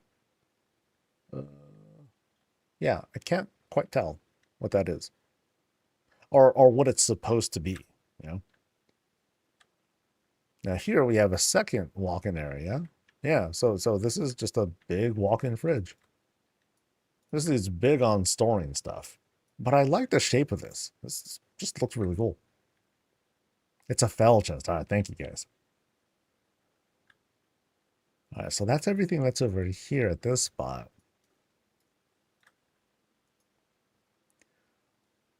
Yeah, I find like I'm very fascinated by this. This one just looks like a very cool centerpiece. It's badass, man. All right, so we're gonna cross over. Hello to the family. And now we're in this kind of a living room space. Yeah, I noticed, here and there, we're seeing more of this like piping to add into the detail. A little bit of anti-horde propaganda. Grr. Now under the stairwell, we have this whole laboratory plus conference table that's here. Actually, no, not a conference table. You don't have a conference table when there's a giant pillar in front of you. It's just a reading place. That's cool. I think they just wanted to have something to like, doll up that pillar. And so, hey, why not have like a table, but still be like more of a private space. Under here, though, not very far from the folks who are reading, if that was the thing, is this whole alchemy lab setup with additional stuff to add a little bit of flavor to it. Oh, and magic spoon. Hey, how do you like that? Nice. Ooh, check this out. I love this spread here. Oh, man. This is like, okay, I'm going to go through my entire inventory of stuff, and I'm going to selectively put things down to hang. Oh, look, little flamingo is sitting in the flight point nest. That's cute. So we got a little bit of everything going on here. Yeah, just like a random collection of stuff. To the point where you have like a pile of trash that's jammed right into the wall. Some of these have been like sized down to like be minified spots, like the war chief table. I'm sorry, war chief chair. To the point where you got to have like this kind of extension that they put out there, so that everything can sit properly. So it's kind of neat. Yeah, interesting that they decided to like let's just make it into a corner thing, as opposed to like, oh, let me make like a room or a closet. I like this touch too. They made a little kind of overhead lighting. I'm sorry, overhead fan. Cute. And we have a clock that's up there as well. What time is it? What, it's like 2:50, something like that. 2:50 in the afternoon, morning, whatever. And pretty simple setup. They didn't need to include like all the different minutes and hour indicators. Just a couple things. Basic shapes is really all you need. All right. So we climb, and we have like all sorts of little decor to doll things up. A little bit of extra detail added to the dragon with fire. Fireplace on the side. Okay, here we got another sort of like captured thing. And in this case, they captured a filigree lamp. No. Actually, no. They flipped the fountain upside down. That's interesting. That's very interesting. I haven't seen something like that done before. Yeah, we have the giant. So we have the big old moon well kind of thing that's helping to create the glow. Book, more books. Yeah, lots of cool little things that are put into here. Okay, this guy's crazy because he's got a window going into nowhere. Or he has a telescope that's pointing it straight into the wall. I'm amused. I am amused. I'm also kind of stuck, so. All right. So now we move on inside this room, and things kind of quiet down just a tad. Just a tad. You know, seating area, you can consider this to be like a waiting area, as whoever here is awaiting their fate. But then we also have other areas where we're just kind of reading, vibing, studying. Oh, we got a TV. Oh, it's kind of a TV place actually. Not super relaxing. So think of this as I'm thinking of this as a waiting area because we just have a bench to sit on, so we can watch Moon TV. Heck yeah, and enjoy some snacks. All right. So maybe not so intimidating. We're being invited in, but clearly this house it carries an element of technology. And now we entered what might be the boss's bedroom, guarded by Reptar. There are places to sit down, though. You know, just kind of chill by the fire. Simple bed, reading material, and, you know, cool things to wake up to. We kind of get up. We have that. And then into where? They just put a now houses the loo. Okay. And then we have another standing shower here. Oh, in this case, they did, in fact, put in the drain. So I think they were just missing one from the previous time. That's cool. I like the showers that they put together. So there's a bit of a modern human, you know, real life kind of vibe in certain spots here. But then, of course, it's Warcraft, all sorts of fantasy stuff to put in. Overall, just a neat place. I don't know if there's any crazy hidden stuff, but what they wanted to mostly point out was the entrance, which I think is where like a lot of this went into. You know, we can clearly see that more attention went into like these two places than like some of the other spots. So, you know, not to really say anything, but just a work in progress because we can see the potential here. You know, some of this stuff is highly detailed. Lots of stuff has been fleshed out to create like these cool spaces. Yeah, pretty neat. Boop. And I'm very curious too, though. It's like they also have like a lot of storage space, tons of cabinets, fridge or freezer, another walk-in fridge or freezer. Yeah, interesting.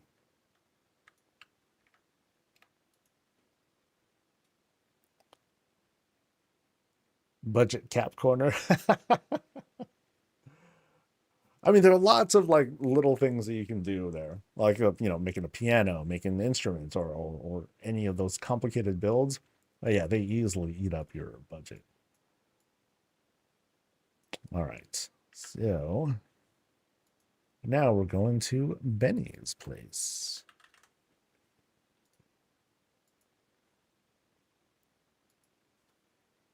PHville or Faville, as I'll call it.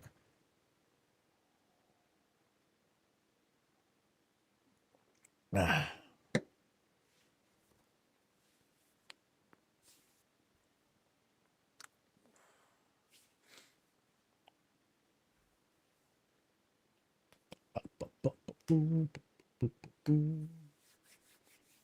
All righty. Looks taller somehow. Oh, because it's raised. Genius, right? 3 more until the strip club. Okay. This spire of craziness over here is Benny's place over at Founder's Point. Little generator to help power on whatever madness is going on inside. And the house is raised to a fair level. Okay, well, what's kind of cool, they set up some ramps, but let's go around here first. So to doll up what's raised here, set up a fountain, and under here we have this kind of like garden setup, which is very cool. You know, setting up stuff that doesn't need a whole lot of light. We'll kind of zoom out and go back to the house again. So yeah, we have this ramp set up, very steep ramp.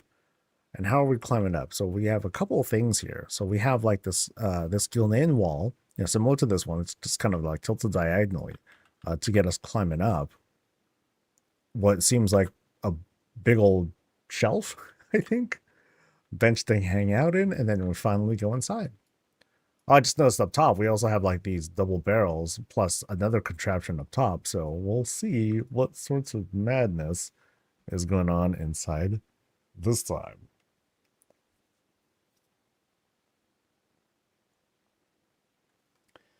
I was over in Darkshire earlier today farming decor items off the rares. I ended up with like 8 of the Sylvanas banners. Oh, nice. Nice. All right. So, oh, wow. Oh, boy. So as soon as we go in, oh boy. All right, this is the first time that I've been to a place shaped like this. So here we go. Now, as for pulling all this off, obviously things are flipped upside down, which is kind of crazy. But also, like you can see here, like, okay, here's like the take on making an upside down door. They had to wall this up. You know, they had to recreate basically an upside down door. So they had to put up multiple, they had to leave it as an open space, wall everything up, and then create this door. But of course, I kind of need a way to go inside too. But then here we have like this standing shelf that I need to like, yeah, I can actually crawl up into. Okay, it's not just upside down, it's just chaos inside. And this fell deer is like, hello, welcome to my home, good luck. And you know, I'm not quite sure what to make of this yet. So okay, so I'm climbing over. Here's the first room again. And I guess I should go through here first in case this is a door. Okay, so it is a, oh Christ. Okay, so yeah, so now here's the floor, right? Yeah, so here is what it could look like. Hey, nice. Tree setup, very pretty.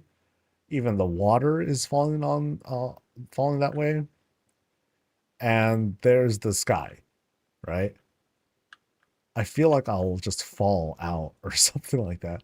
Oh man, this is wildly disorienting. So can I like walk through here? Okay, I don't think so. Yeah, I don't think there's anything crazy there. So God, now what? Yeah, I don't think there's any way up from here at least, because everything is otherwise fine. It's just in a different direction. So yeah, so this facade is set up. I don't know if if I can actually go there. If I can, I'd be kind of stuck. But yeah, the illusion continues on over there, which is very cool. So okay. Whew. All right. So this is the chaos room, which actually is a little bit less disorienting, funny enough. But we are going to do a bit of climbing here. Because things are all sorts of like topsy-turvy here. So like, oh god. So oh yeah, so up there is like the way out. So it's kind of like the entrance or whatnot. Okay, so I gotta have my character actually on. So let's do this climb here. And I think I should be able to boop, boop, boop. Yay. Okay, so there's another path going that way. And I should be able to climb up there, but since we're here and we can actually see things upright, let's see what's going on in this area. So this spot, it's clearly hiding something, but this is the normal shelf, so I can't really walk through here. We'll have to like kind of like see what's going on there maybe later. I'm gonna say this dragon is like part of the source of what's happening in this house. But as soon as we walk through this secret area, now what do we have? Oh boy, now things are getting all weird again. Okay, so this is the top area of the previous one we were just at. So, I wonder if I can jump across and get to that spot over there. Let's give it a shot. Huh? Oh, oh, so I can. Oh boy, what the hell is that over there? Okay, so I'm just trying to go across. Oh, snap. Trying to go across here. Ugh. Yes. Haha, I made it. And I made it to Secret Zealotath. Right on. All right. And then, oh. Give me a second. Are you ready, guys? Oh, yeah. Now, this is really cool. Like, just drawing this, and setting up all these beams, it looks so smooth. It's so well put together. Very neat, dude. Oh. Well. I think it's so, yeah. At first I thought I froze or something. Okay, so I love this. So like the way that it curves a little bit, I can at least like set up like kind of a framing of it to show like this really wild spiral. Very cool. This is incredible. I don't know how to do this. This would take just so much time to put together. Yeah, dude. So let's climb down now, down that madness, oh god, we're not even done yet. Oh man. Okay, dude, this feels so oh god, what's the word? It feels it's just a trip. This is so trippy. Like this is we're like an abstract WoW at this point. And then here we are in this other gravity defying sort of like, hey, look, it's the kitchen. But it's crazy because it's like it's a curve too. So now things are just getting weirder and weirder. We have this horizontal door that leads to this eating area. Ah, this is so neat. Because it like runs, it's all on its own gravity, right? As if it's like this sort of rotating thing. This is so cool. Oh, wow. Okay, so. And there is a way out, kind of. Okay, this is crazy. Like, I need a second to like breathe. Wow. Like they're very like I'm pretty sure I'm just kind of tripping, but I'm reminded of the one game. Okay, I guess two games. Um Actually people might have done this or familiar with this from Undermine. There's that one fight, I forgot the name, where you jump out the ball and you gotta, pick up bombs and all that stuff, and then you run into the boss or whatever. Like that's reminiscent of a game called Katamari Damacy. And it's the one game that just makes me sick. I get super disoriented and I just don't feel good for some reason, and I can't do that. So when we do that fight, when we were doing that fight during progression, we did the encounter in such a way that I had my co-tank do all the ball stuff every time.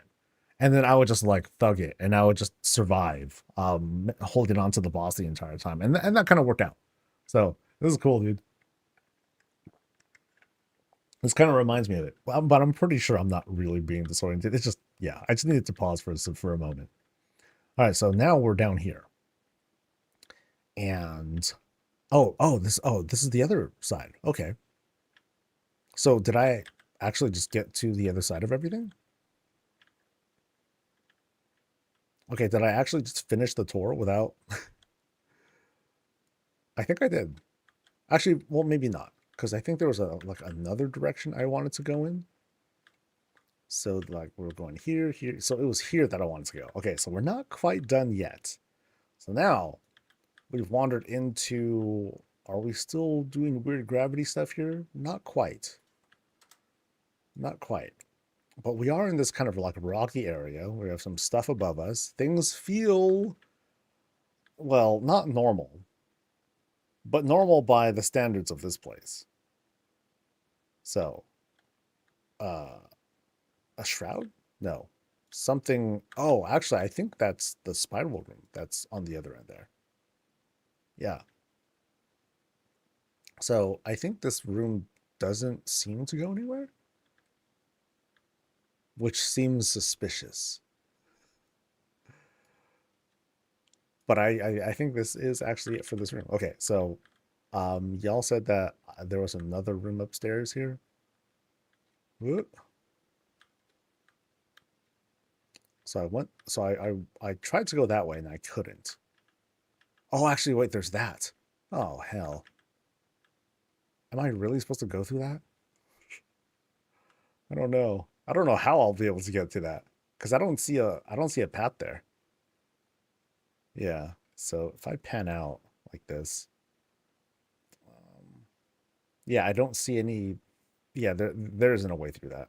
There's like a rug sticking out, and I could like you get like the UI is like blocking it, but there's like kind of a head down there. All right, so all right, we're back here again, and I can't go through there.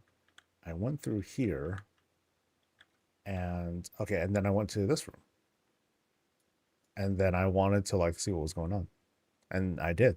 So yeah, what a trip though. What a trip. Click. Now I'm mostly like, okay, what's behind here? Because I feel like there is something behind there, but maybe it's just a work in progress. So there might be like nothing. I'm just curious though. All right, so yeah, I think I've seen everything. Well, so neat though. I really like that spiral. That was very cool. Very creative. Um, I'm just doing a double check here. So this is the bottom of the stairs. Yeah, and that was like top. I can't get in there. That was like stuck. Yeah, cool. This was very, very creative. I love that whole spiral thing. It was very neat. I mean, we could probably there could probably be something like you go through a hall because like here, like when you kind of walk in and everything's suddenly upside down. It'd be really cool if, and you need the budget for this. So I get why uh this idea would be scrapped, but imagine you're going through like a hallway and then the hallway twists a little bit, but it twists in like this it twists the right way. Like it'll change the angle by about like 90 degrees. And then you go into this new room and then it actually changes the same way. So it kind of communicates as you're going through that hallway um how the orientation is going to be in the next area. That'd be kind of cool. So anyway. But then if they were to do it like twice, then it's going to be upside down. So yeah. Anyway, a little bit of detail there. Maybe it's a bit extra, but oh well. Really cool though.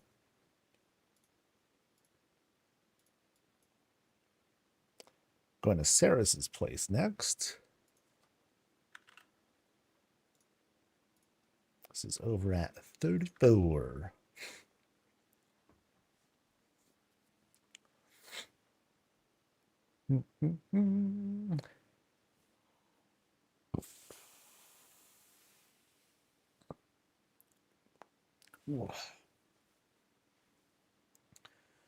Then a spiral room that made the entire room spin. Oh no way! That's something I don't think I would enjoy very much at all.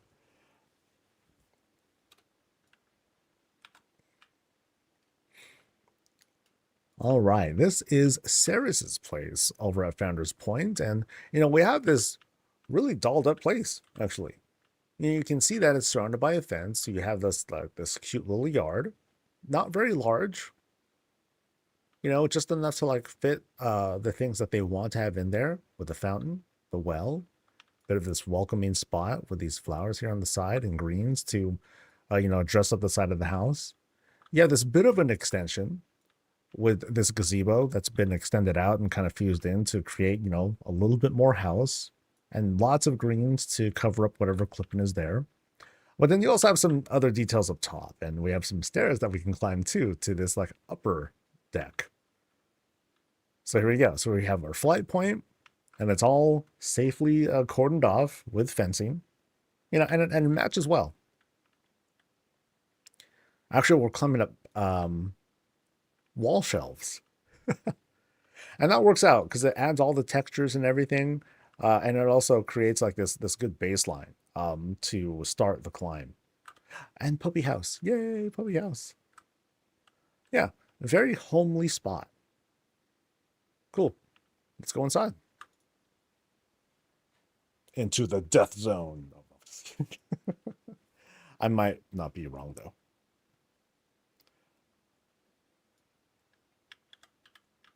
All right, so we're all walking into a very blood elf entrance. So started off very alliance-y and homely. We're greeted by the two ladies over there, put down our stuff, put down our weapons, and then we're greeted to this very cool entrance. So out here we have aquarium? No, more like just a window outside.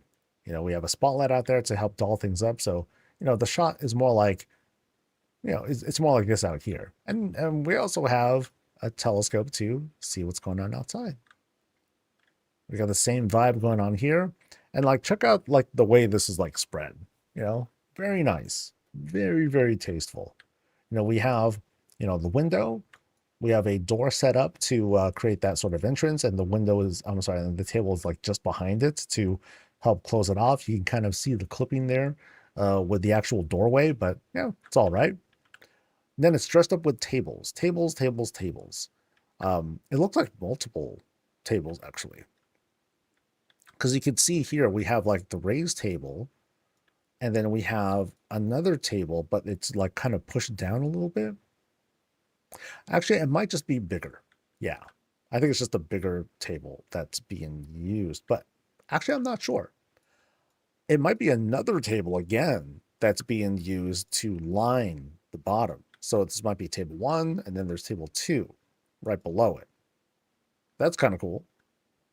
Yeah, because, otherwise it might look slightly awkward and all that. It's pretty neat. Same thing is going on across here. Nice and even spaces. And of course, fill it up with some more stuff. Make it nice and convincing. All right. So once we get through this very blood off entrance, we go into like this very small room that flanks off into like, oh, wow, very dolled up spaces. This is going to be a huge visit. Woo! All right. So first off, in this small room, we're just kind of transitioning over. We have this tree that has been captured and put into its own barrel-sized habitat. But it's all right. Pandaren guy is there to keep it safe. So we all transition to this sort of hallway, kind of a gaming hallway, fun spaces. But also, we have like these cool set pieces that are being arranged as we go from spot to spot. So now we're going into this pretty large octagonal room that looks like, some carved out spaces. Celebrations of classes. So let's take a walk. Got a fireplace where the boss can sit and enjoy their enormous goblet, right? A little bit of a horde and blacksmith celebration. Maybe a little bit of engineering too, because we see the train set going over there. Over here on the side, oh boy, we have the huge gazebo set up on top of the light fountain. But of course, on the little corner over there, I feel kind of bad for him. Some Demon Hunter homages there. Something here has been flipped upside down too. to create like a base, it looks like. And then here in this corner, kind of like this magic corner, you know, a lot of evoker looking stuff is happening here, but also jewel crafting, it looks like. Just a guess. Maybe some alchemy instead. Could be either or. And over here we got like some Death Knight and Warlock looking things going on, as well as Diablo stuff. Hey. And then we got a little secret out here, a secret bathroom. Okay, this has lots of little details in here, including a place to sit and poop. Nice. Now here we have like this very nice hot tub setup, huge furnace to help power it, but then also place to cool off too. So if anything, you would do the washing here, make sure you're like fairly clean and all that, and then you do your relaxing in that order. Once you're done, dress yourself up, good to go. I like what they did here too. Like they built this into like this kind of rocky area, make it look a little bit more rugged. But interestingly enough, they made it a secret spot to visit too. Only VIP folks can visit this spot. Here we have like a double window setup. Yeah, so we have 2 angles to look outside. Cool. I like it's an easy way to like fill out some extra space too. You know, it's like, what do I put here in this corner? Let's just put the outside in this corner. And that works out. Really convincing. Yeah, so I like how it's not like a perfectly even space. You know, it's celebrating different things, but it didn't necessarily need to be like, okay, let's go all the way around and show off all these different things. It doesn't have to be that. It can be whatever you want, really. So now we can backtrack. And we're going to go down back to this transition area. And then now we're going this way. So things have gotten pretty purple down this hallway. Janithus lights are kind of lining up the whole spot. And, you know, this kind of good bit of clutter.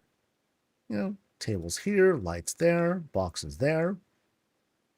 Another flower box is kind of set up, but along with that, this Caldori street lamp, fountain, some books, things to throw down.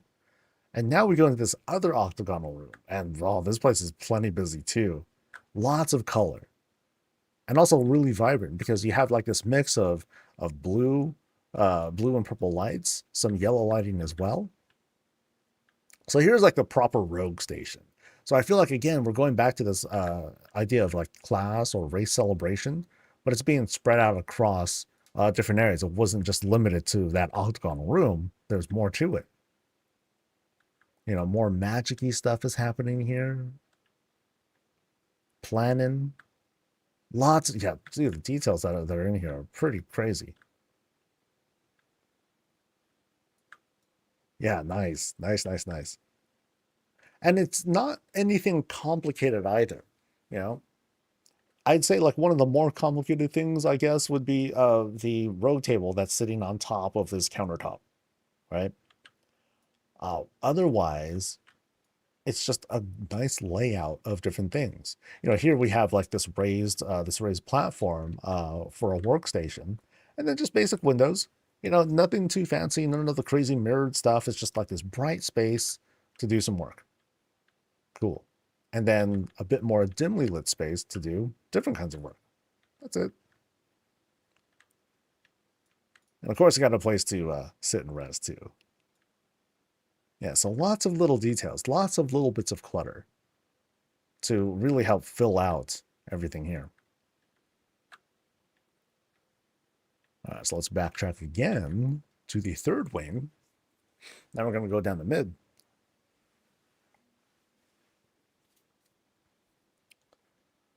All right. We're back at the main hall again. And now we're going to be doing a climb. But first, let's see what's going on down here. So here we have place to sit, chill, corners that are filled out. So this is like Pandoran corner, right? Mostly used for like kitchen-y stuff. You know, and it's just a set piece. It's not even trying to be functional because we just have like some stuff that's like set out. You know, you got to jump over to like get behind there. Things are sort of fused together. Like this Pandoran bookshelf, it's kind of fused in, it's kind of like fused in, which is totally okay because it just looks nice, you know? Like, boom, check it out. Sometimes that's all it needs to be. It doesn't have to feel like this whole functional working piece. Although, check this out. Speaking of, now we have this pretty complicated setup here. There's a lot of little things going in here. I see multiple tables up top. I see barrels and rugs, and I'm not entirely sure what this gold piece is here. That helps to create the burners. We have multiple tables and what looks like crates and crates and or cabinets to kind of eventually create this whole stovetop. You know, and it's all dyed together. So I think that was the intent. They wanted to make make it dyed. Yeah, a lot of little pieces that are going into this. So we have a very high budget stove happening here all of a sudden. And otherwise simple burner, you know? So quite the contrast from the other things that we've seen. And all of a sudden we see something like this in the kitchen. You know, and it's a nice little bit of detail here that they added the wall here, along with the overhead, you know, along with the table here to act as kind of a vent. But they added this wall here to just kind of make that point of, okay, hot stuff's happening here. It's going to jack up the walls.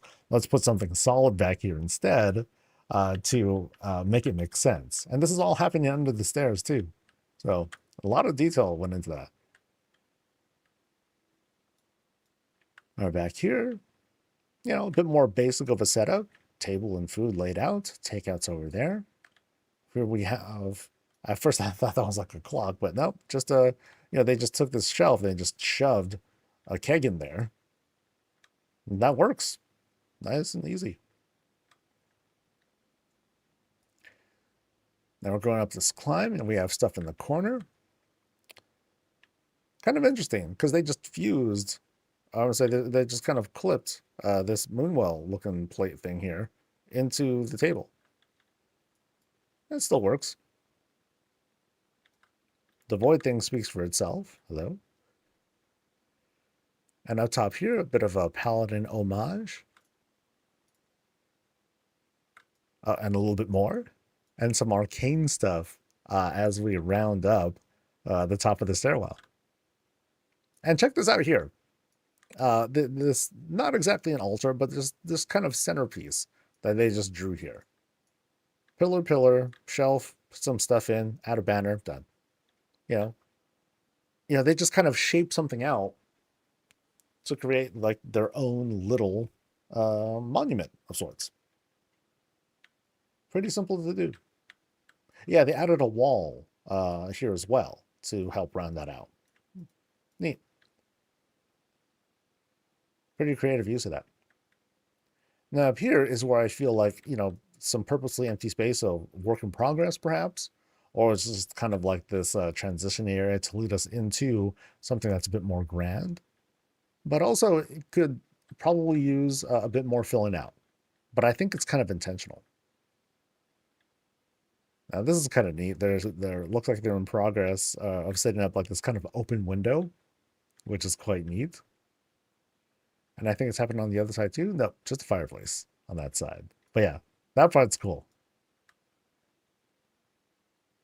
But this is where the boss sits and does their thing. And yeah, a whole nook dedicated to just the fireplace. Whatever they want. And then up top here, interesting. They just created like this entire like empty space here and filled it out with nothing, you know. It's just a facade to like set things up. Lots of cool dedication to like themselves. Very spacious master bedroom, I gotta say. Yeah, this is cool. And let's see, what does it look like? So it looks like they also ran out of budget. And I can tell why. Like some of these rooms have clearly like, you know, more budget put into them than others. And so that's kind of like a conundrum that anyone will run into. Like, it's like, okay, cool, I did all this stuff here and I did all this stuff here. And then it's like, I ran out of stuff. Do I sacrifice the stove back there? No, I can't do that because that thing's awesome. What do I do? Okay, I know what I'll do. I'll just, instead of like making this whole thing smaller, I'll just fill this out. I'll just like jam stuff in here and take up other space instead. So you start to see some conflicts of interest in part of the creator here. Maybe, big maybe. What they could possibly do if they can, and I don't think it's possible in some of these cases. Like, if they could sacrifice this hallway and just to have this room here, maybe they could do that. But I don't think that would have been possible.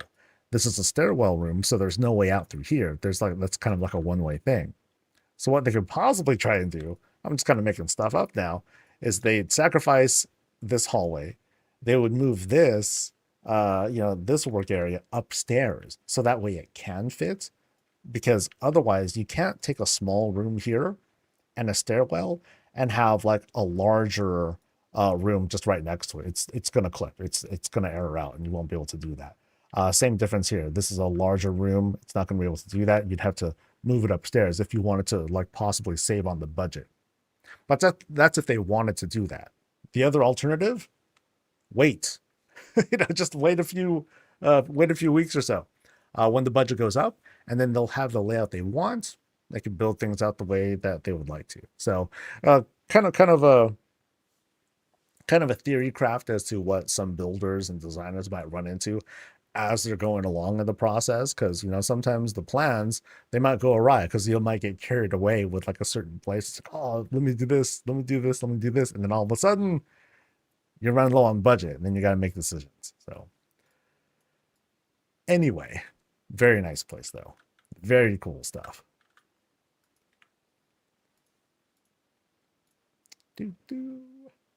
Now we're going to Alma's place.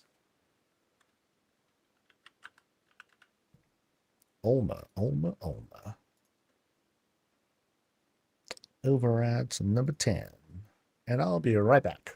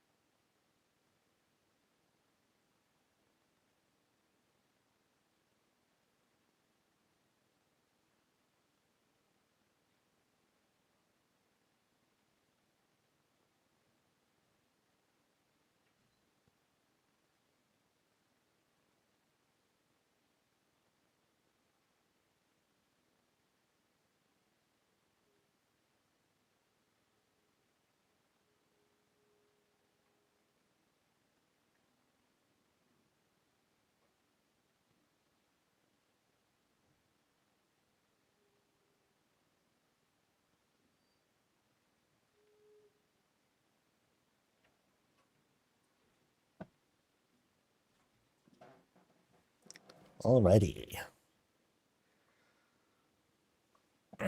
Speaking of budgets going up, does level 6 to 9 go into effect on the 20th or not until March? I think it's not until March.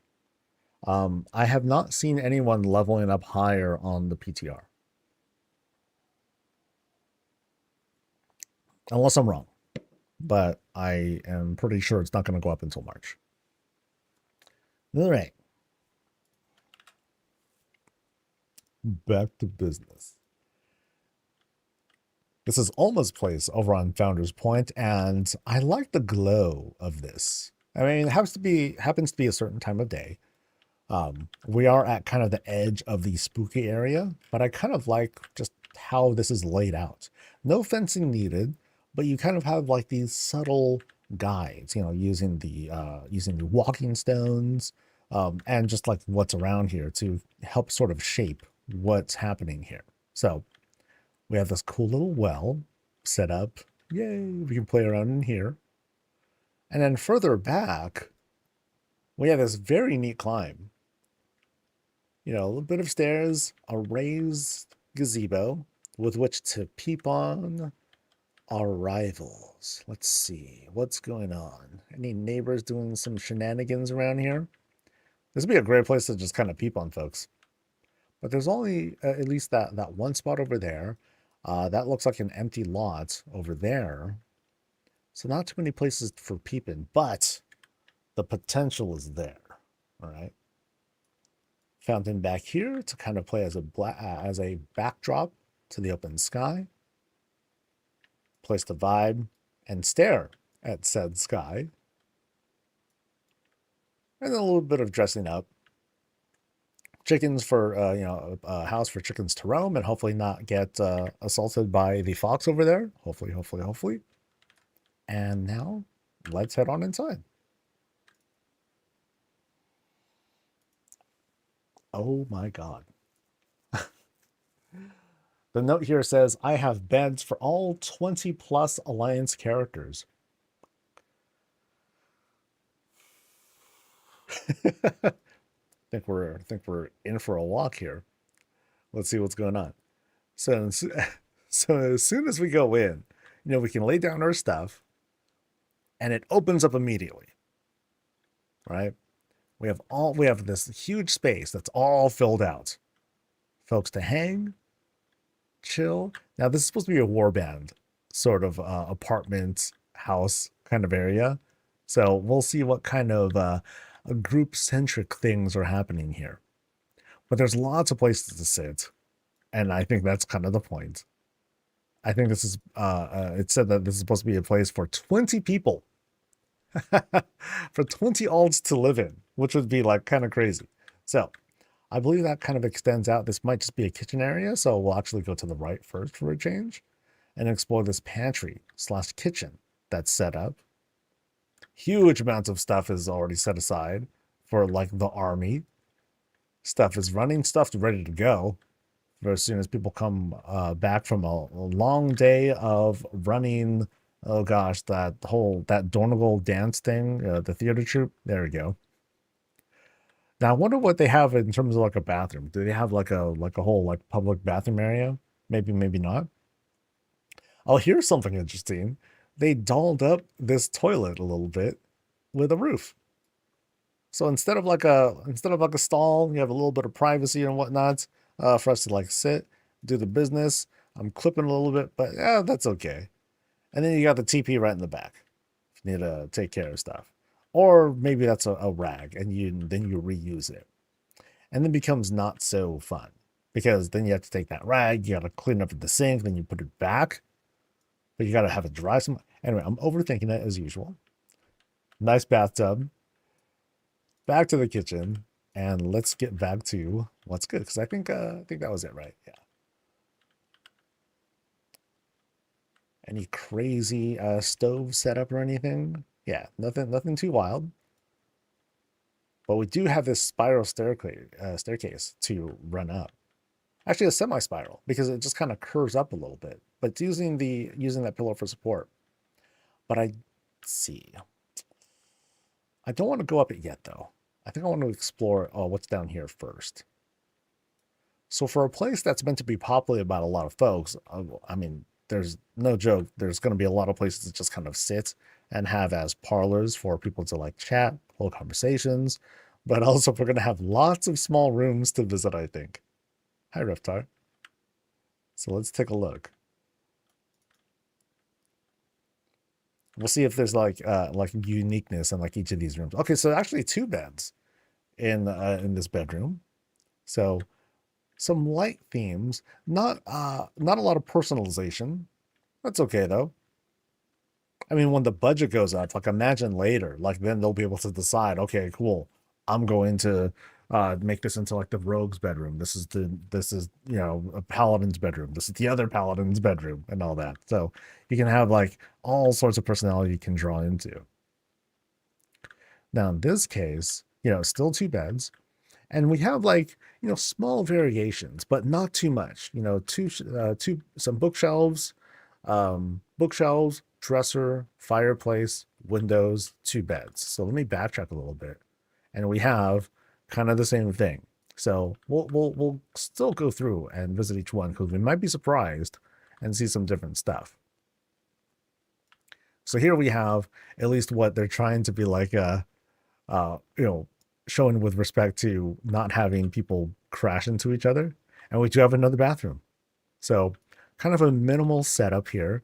So now I think what we're seeing, or at least how I'm looking at this place, is this demonstration of just scale. Can we create this big old warband apartment? And it looks like almost trying to say, yeah, watch me. With this budget, sure, let's do it.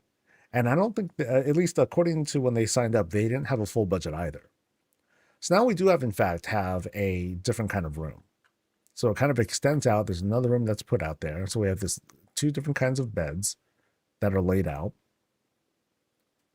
But we still have the same general setup. We're just kind of missing the bookshelves in this case. So let's back up and take a look at these other rooms here. Going past this parlor area and see how they take up this space. So kind of a familiar, almost a mirror image look. So I'm going to guess that one of these rooms is going to be a bathroom. There it is. God, I'm good. I'm not that good. And then we have another bedroom. So this one does have like some bookshelves, 2 beds, all the good stuff. How nice of that everyone gets their own bit of a fireplace. How respectful. So here we actually have a little bit of extra that's put in here. I did see a silver hand banner in one of the earlier rooms. Well, this one happens to include the weapon rack and like poisons put down. So you see the little jewel crafting set, which means that, this might be a particular character's bed. And they might be a jewel crafter. So that took care of quite a few people already. And funny enough, here's a mailbox that's set down too. That's cute.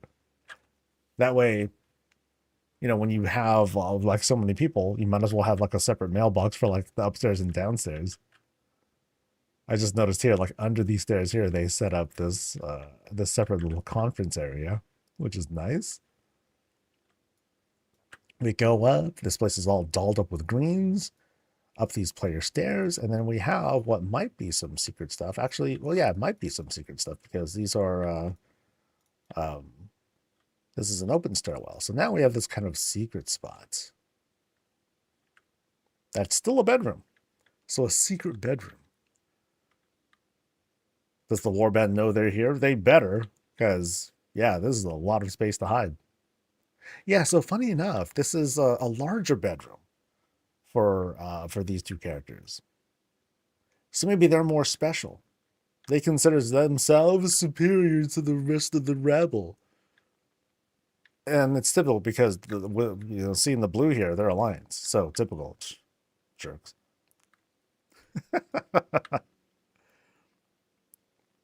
But then again, a lot of this place is blue too. That's how they roll in Founder's Point. Oh, I just noticed now the fireplace down there, piping goes all the way up. It's a nice bit of detail. I appreciate that. But yeah, they purposefully made all these stairs go. I'm sorry. They purposely made an entire walkway around this area. Adding some extra stuff, booksies, and all that. They didn't have to, but I mean, it certainly helps because when you have this many people who are living around here, you got to have like a bunch of these different carved out spaces. So now we enter this upstairs area. And what I predict is going to be, again, a lot of the same. Curiously, there is a boss chair here. Hello, I'm the boss. But not really. It's going to be a lot of the same stuff. Which, the repetition, we're seeing repetition, but also we're seeing variations of the pattern. So here we have like earthen beds set up for non-earthen people because the real earthen, they don't need that stuff. Sheesh. Yeah, just imagine later how filled up this is going to be once they have the appropriate budget for all of their characters. It's going to be nuts. So here we have, again, like different colors, slight variations in the themes. So this is like kind of like the 1-0 of them getting started. Oh, I just noticed this is a shower, actually. And the same kind of toilet. Yeah, same kind of toilet. Cool. Let's go up to the, actually, I'll go up to the one, then I'll go through the center. We'll see if I get surprised. Because I wonder if they're like, do they have a main? Is there one main to rule them all? Because certainly there's enough respect that's being given to the rest of their warband. So here we got something that's kind of pinkish, which might not mean anything. This might just mean mages or something like that, but it's not the actual Kirin Tor violet, you know? It might just be different for the sake of being different. That could be it. It could be something that's a bit more racial with the distinctiveness. So it could be like Nightborn, it could be Night Elf, something like that. And here we have the other shower and bath all set up. So again, scale is where you're seeing the efforts here. Recreating this. And I just noticed Zaltath just got shanked. Right in the heart. Oh yeah. Now, this can be a reality TV house. You know what I mean? There could be some shenanigans going on here. But no one's here to really talk about it yet. That could change. And finally, we have like these two beds here. Oh, wow. Okay, these two beds. Nothing else. It's just enough closet space that's put out. Now, of course, this could be just a budget issue. But I could also say this is where the rest are at. The least wanted of them. Like, because clearly they wanted this to be like the Demon Hunter bed, but also they clearly put them in like the smallest rooms out there. Meanwhile, right? Meanwhile, over here in the secret shelf, or I'm sorry, in the secret room, you have this large room. You have a T-shaped room that's set up for these two folks. So these two, they run the place, right?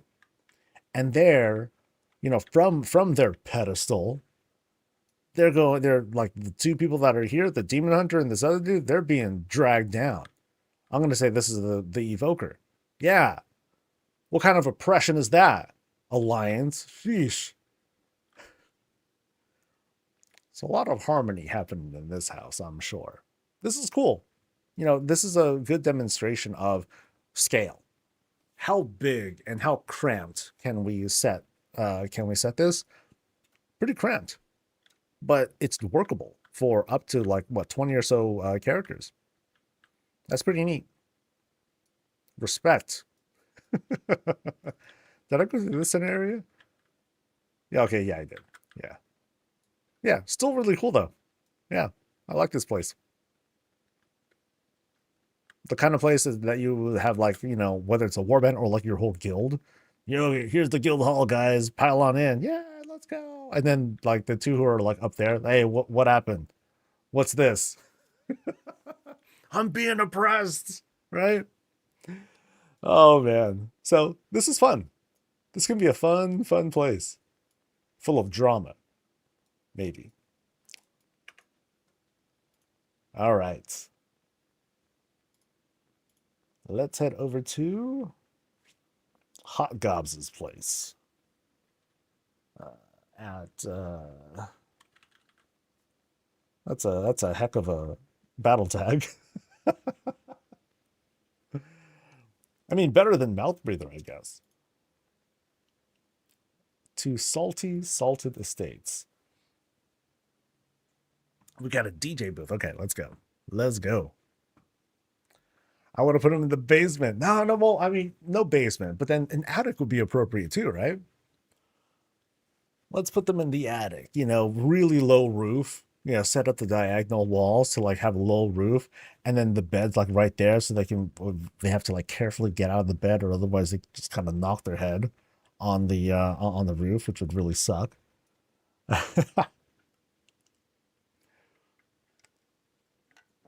And we're going to do a roulette real quick. Roulette. All right, so what do we get this time? Oh, baby. Okay, this is the first good one that I've seen in a while, I think. Nice. Very nice. We got the whole bumper and everything. Oh, perfectly chaotic.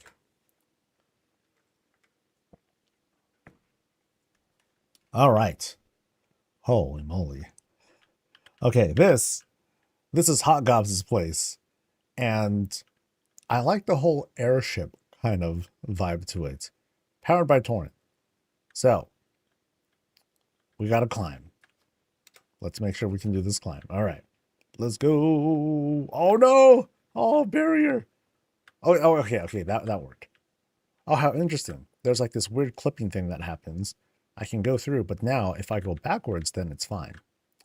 Kind of a bit of a visual feedback for Blizzard. But we can mostly climb it. Oh, there we go. Yay. Oh, made it. Oh, and then we have an additional spiral that's set up.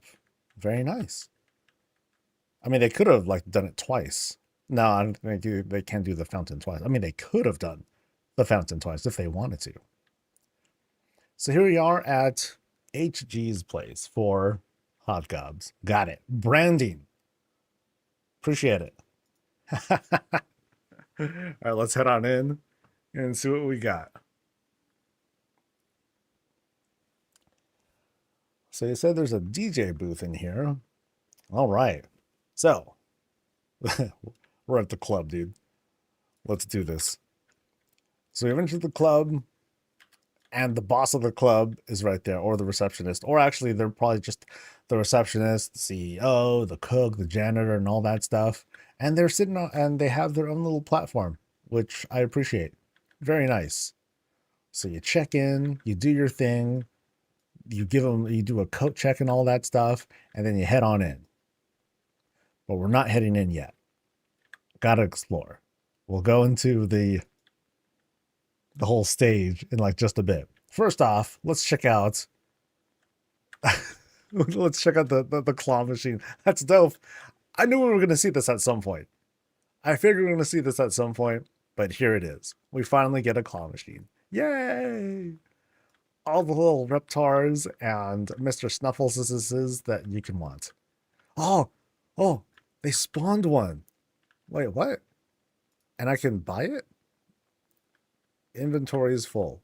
Wait, my inventory was full. Oh, no. Wait, hold on.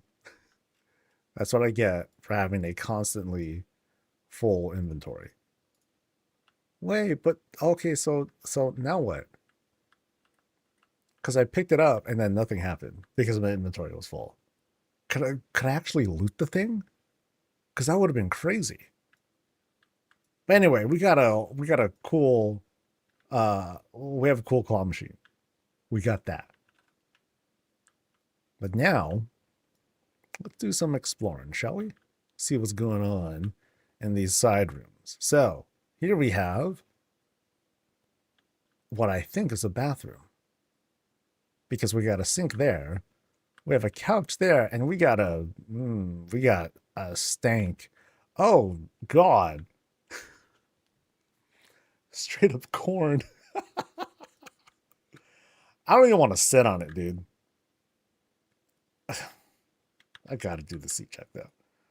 Oh no, I'm like touching the stuff, dude. That's gross. That's, that doesn't quite pass the seat check.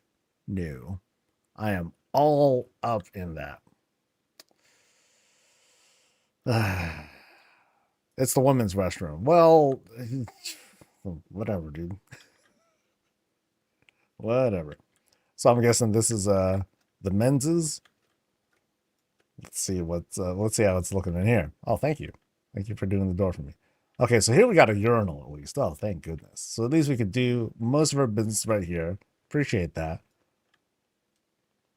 No one doo-dooed yet. I know how that's gonna sit though. And interesting that there's like some trash here on the side. That's a little suspicious. Have some electric piping on the side there. All right. Very spacious bathroom. But I mean, it's kind of a public bath. You know, because this is not a house. I got this whole public space going on. All right. So now we've entered the club. You know, and of course we gotta chill on stage and see what's going on up here. We have a full pole, full rotations, plenty of lights. They are climbing the pole. Okay, I am surprised. That was that was quite sudden. That was quite sudden. I want to climb the pole too, dude. Let's go. Come on. I got it. Yeah, let's do it. Can I climb higher? I can't climb any higher. Oh, I clearly lack the skill or the levels to get any higher than this. This is definitely screenshot worthy. So got the lights and everything. Oh baby. Yeah, if I was Demon Hunter, maybe I can like, oh no, I can't get higher. Yeah, let's go. See, there we go. Perfect. We got to get the zoom action in. Actually, let's zoom in a little bit. Yeah. Boons, boons, boons, boons, boons. Yeah, buddy. While we're here, let's survey the land. All right, let's see what we've got going back here. So we got the DJ booth over there. Got a full bar that's been skinned as well. You know, because it's skinned with tables. So we'll take a look at that as well. We got what looks like could be maybe some hidden booths, but we got, yeah, we got booths for like everybody. Plenty of lap dances to go around. As for the stage itself, you know, it's all dressed up with platforms. Obviously, we got the center stage pole, roses. You know what we're missing? We're missing money. We need some money like hanging out here too, dude. That'd be awesome. But then it's also surrounded by these tables as well. Cool. Very cool so far. So let's take a walk. Let's go to the DJ booth first. So here's the booth, and it's just drawn with piping. Oh, that's cool. So we have this whole fluorescent kind of thing going.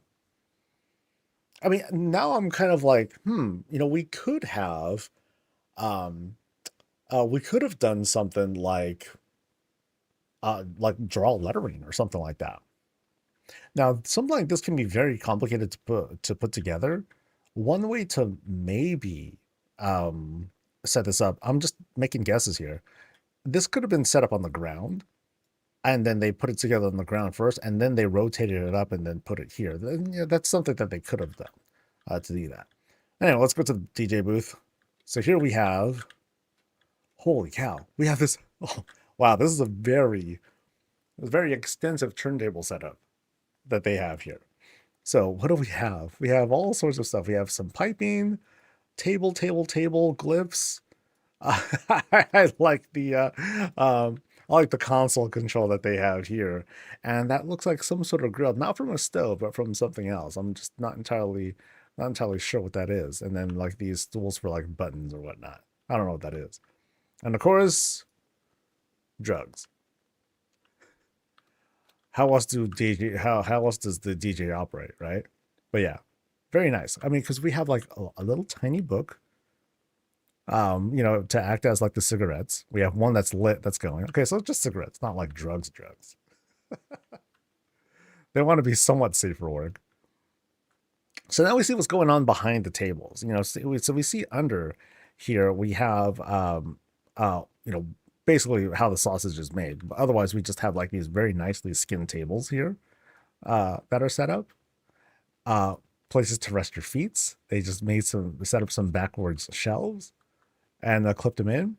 We got branding for what's on tap, right? And this actually looks like a very convincing setup here too. That's pretty nice. A lot of good clutter set up for like drinks, shots. What's on the top shelf? Firewater, baby. No, actually, just rockets. That's what goes on the top shelf. That's cool. That's really nice. That's a good setup. Okay, how does the seat check work here? Nice. We're backwards, but that's okay. Doesn't matter how we're sitting. All right. So, we'll look at, well, since we're here, here's like a VIP booth. So we're back here. Things can kind of close up. They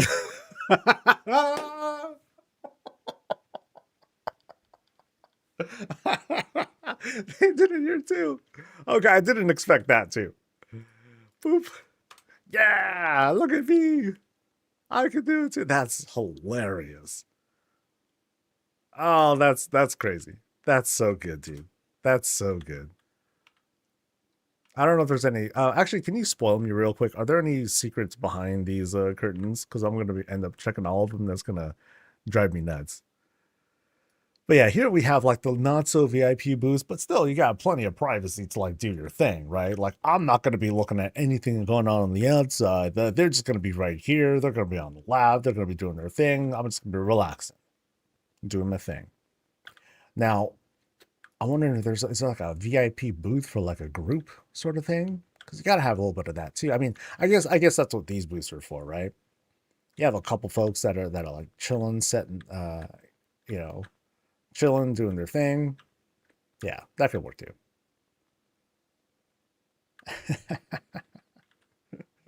I love, I love that whole thing. That's hilarious. Okay, so they come from here, so we're gonna be going back there, I think. Yeah, so there they go. Um, Anything else that I missed out here? So VIP booth over there. We've got the stage. We've got the bar and setup. The DJ booth. Cool setup so far. I mean, going back here to the bar area. So let's take a look at this. So it's not like they just put shelves out and like that was it. So this has that kind of modern feel to it too. Um, because they just use beams, benches. It looks like, yeah, it looks like benches that are back there, and then they lined everything up. So we have this nice raised area for people to gawk at what's on the top shelf. And then, of course, again, you got your stuff on tap. Really good, really really good. But now let's head back and see where the talent is. So the talent here is robots. Robots doing, we got props and everything, right? Whatever works. Whatever works. And then further back, oh, okay. Oh, now we got some other different stuff going on. So we're going into like this the staircase room. And on the side we got the changing room. Where all the folks are doing their things. And a shower. Oh, it's really exposed. But whatever. That works. And of course, a place to lounge while staring at whoever's in the shower. That's cool. That works. Whatever. Now, is this like for everyone, or is it just ladies that are doing the dancing here? That could be it too.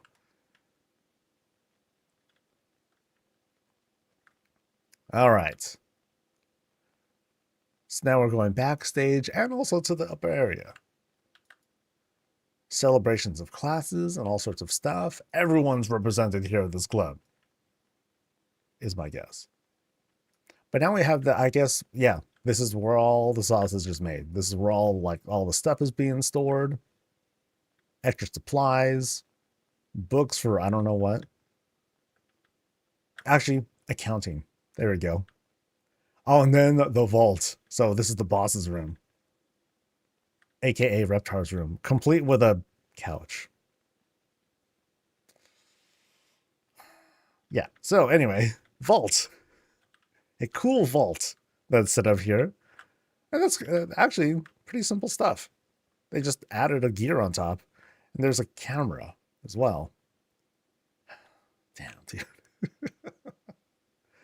And here's where all like the peeping happens. This ain't for, I mean, you could say it's for gaming, but it's not just for gaming, I'm guessing. But yeah, full on tower. Basically the production studio for, whatever. A cool tower though. They were just mentioning that because what do we have? What do we have here actually? I'm not exactly sure what that texture is there, but we have like some sort of electric texture there, and then books that are there to act as I don't know, like transistors and stuff like that. They just added some stuff in there. Could have been anything, but they wanted to make this custom piece right there.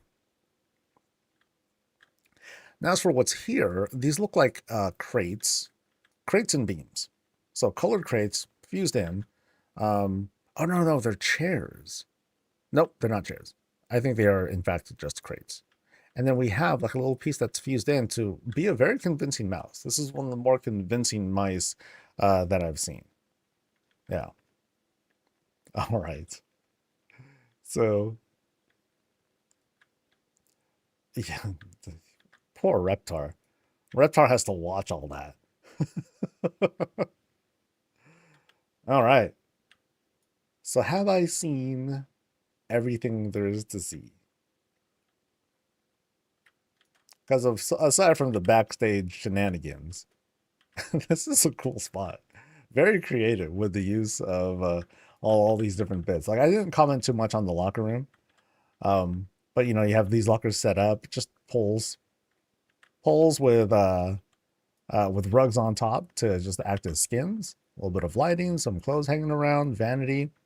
You know, little a couple of little things that could have been added for more detail if they wanted to, but most of it is being added right up here to the main stage. All this stuff here.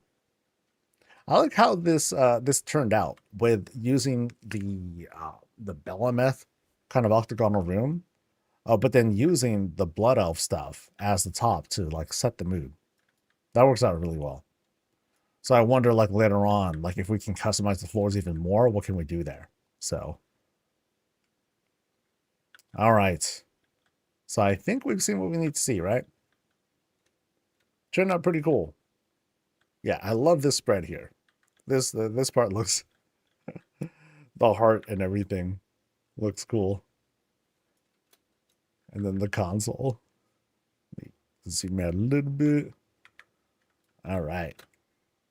Neat. Yeah, I want to take a capture of the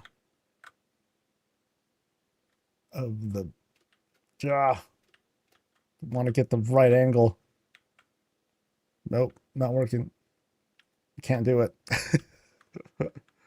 Actually, that works. Yay! It's not very bright though, so it's a little hard to see. But oh well. Cool. Very cool stuff.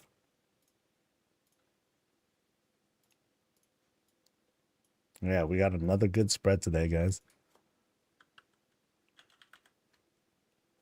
All right, so now we're going to Dory's. Oh, wait, what happened?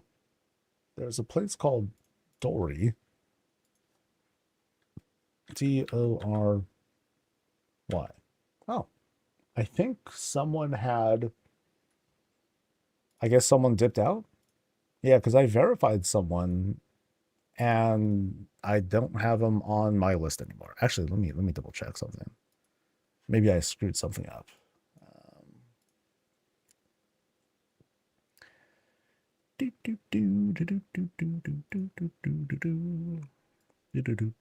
Oh, actually, nope, that was my bad. They had not confirmed it all. Okay, so whoopsie. At first I thought, oh man, did someone actually cancel? That would have been crazy. Okay, so instead we're heading to Vixen's place. Over at Big Egos Only. Oh, that's gonna be great. Wait, the owner popped another plushie? I don't see a plushie. Yeah, I don't see anything. Oh, does it despawn after a while? Is that what happened? I guess I'll wait for a half second and see if they're gonna drop another one. It disappears after a minute. Oh, okay. Yeah, don't worry about it, dude. Yeah, it's all good. All right. So now we are 30-minute cooldown. Yeah, don't worry about it. Thank you though.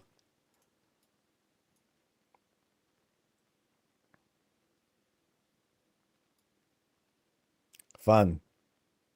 Now, what kind of music do they play here? I gotta wonder. Wonder what those plushies are called? Reptar. I actually don't remember the name, but on this channel, its name is Reptar. Okay.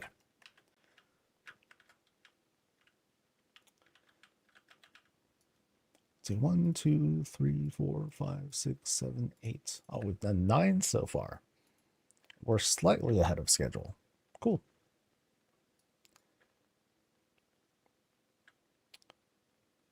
Oh, you're welcome, dude. Oh, thank you.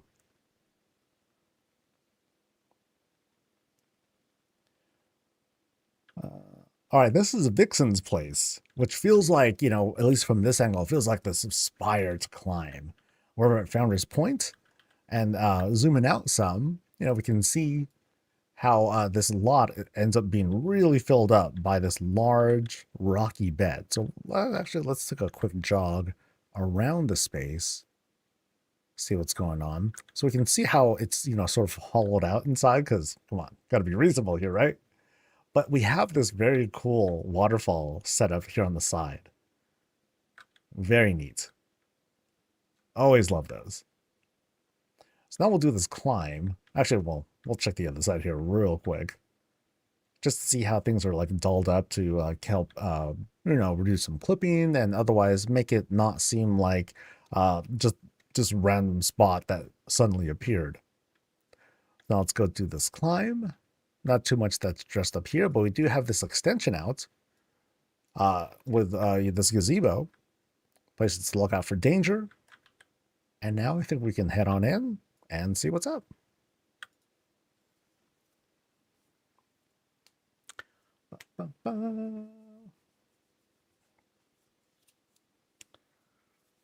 All right. Oh, I'm getting hungry all of a sudden. Damn. That's not good. All right. Just can't feel rushed. I don't want to feel rushed.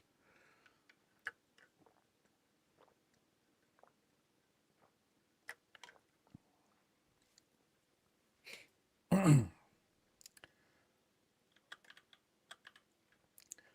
right, so as soon as we go in, we're greeted to what is like suspiciously empty space. Not really empty, you know, stuff is dolled up. We can see some details here on the side, but all we have is the centerpiece and then plenty of lights to round things out, right? Plenty of that. And then we'll get to these areas soon. Yeah, it's just a place to just kind of like, you know, keep the place clean. Let's move on to these other rooms. And this just made to kind of separate us from one spot to another. So first we go into this kitchen area. And like I said, yeah, this is where the details are. So we have this pretty cool setup of what looks like an upside down shelf of sorts. And it's being clipped in such a way to be like a nice carrier for this sink and basin. It's almost as if you can like swap it out for another one. If something were to happen, like if it broke, I'll just slide in a different one instead.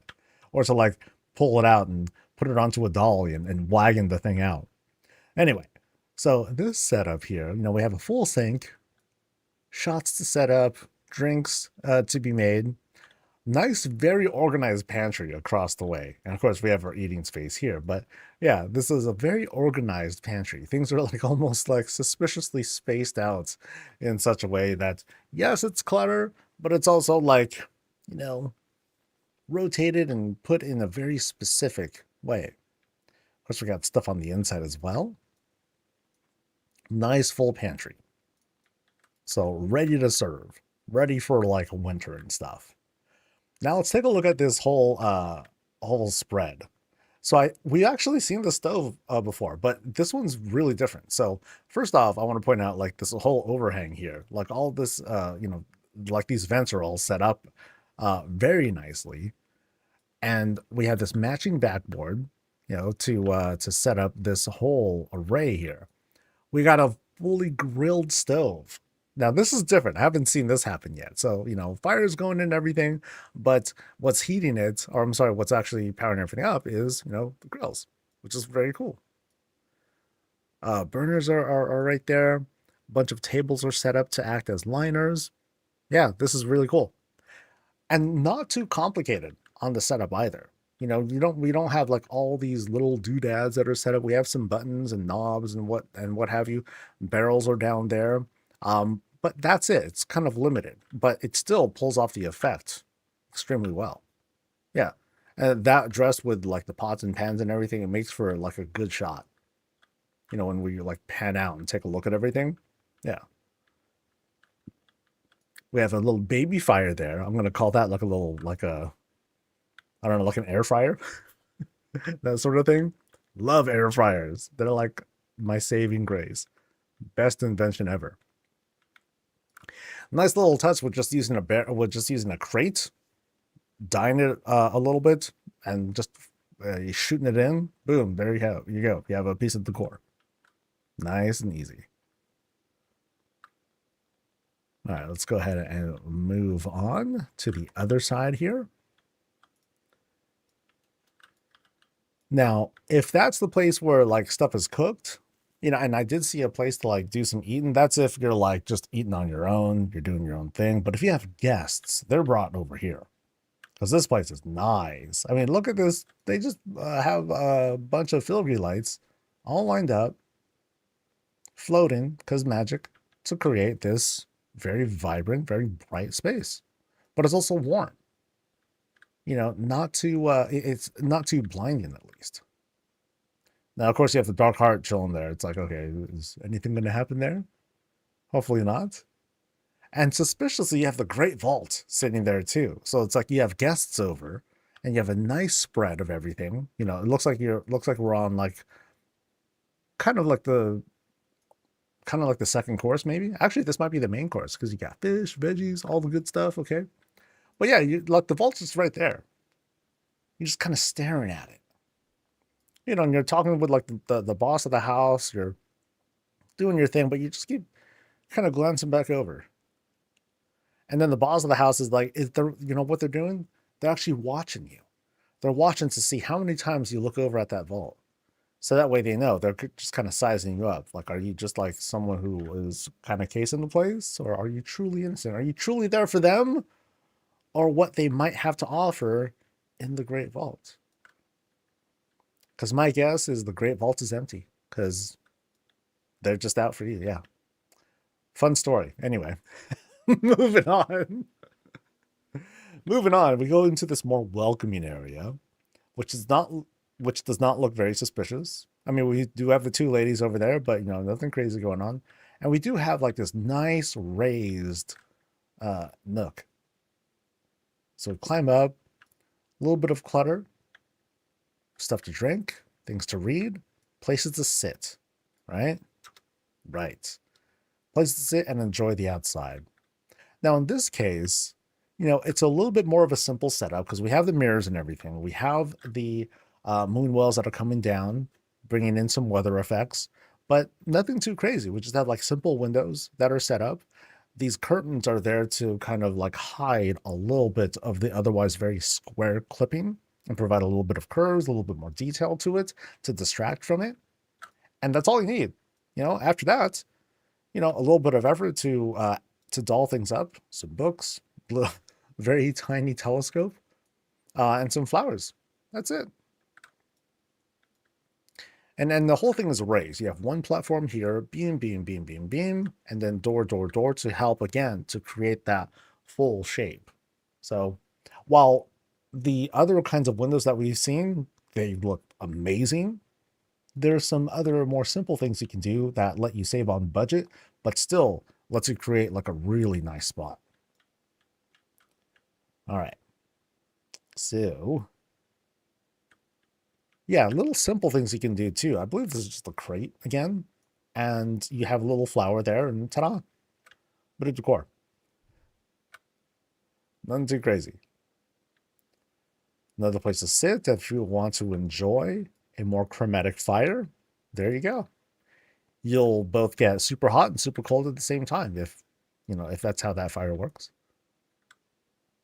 And then more, you know, more quiet places if you want to just like read. A little bit less chatting, a little bit more reading. All right, let's head over here into, ooh, I tend to call these like more, whenever I see the flying books, I tend to think immediately experiments are happening here. So we have a super large fireplace here. I think there's like the same thing here. Yeah, another super large fireplace. This one with just regular fire. Sorry, so it's just hot. And maybe like when you're doing experiments, like if the books are just going too crazy, just throw them into the fire real quick. You know, Save yourself. Over here, though, we have these shelves, although this is like the limit to the secret shelves. There shouldn't be anything behind it, except for a corner. Now, very interesting with the lighting here. Very intense purples on that end. Lots of doodads, trophies, things that have been collected over time. And let's start climbing up. Cool thing with the flower bed in the corner. Nice and easy. Single candle, even more easy. And we have these floating candles on the side. Interesting to see like how everyone does like something a little bit different, including nothing if they really wanted to. And no extra to lead us any higher, just this nice little space to gather, sit, enjoy a beverage. Now over here, we just have this like this solitary night well looking thing hanging out. And over to the left here, not a bedroom. Actually, yes, a bedroom. Oh, okay, that's very interesting. But let's start here first. We have the grand bed with double reptars hanging out. We got one Mr. Snuffles. And then we have anything behind here? Nope, just wallpaper. Just a nice, cute little wallpaper right behind it. Multiple wallpapers. So over here is where the boss can read, enjoy a snack, do their thing. Oop. But here's where I was first drawn to. Like, this right here, I believe did they darken this up? I feel like they just took a rug, well, several rugs, and they just skinned over it to kind of like black things out. And it creates this different kind of effect. You know, from back here, it looks really neat. Really, really neat. Kind of the opposite of what we saw downstairs in that other nook. So this one is much more private. It feels like it's meant to be like, okay, for the most part, you're by yourself. Maybe you'll have like one or two guests here, but otherwise you're just kind of doing your own thing, letting the auto reader do its thing, reading stuff to you, while you just enjoy like some relative solitude in this room. Yeah, that looks really cool. I like that. Lots of little details there. So that was just one part.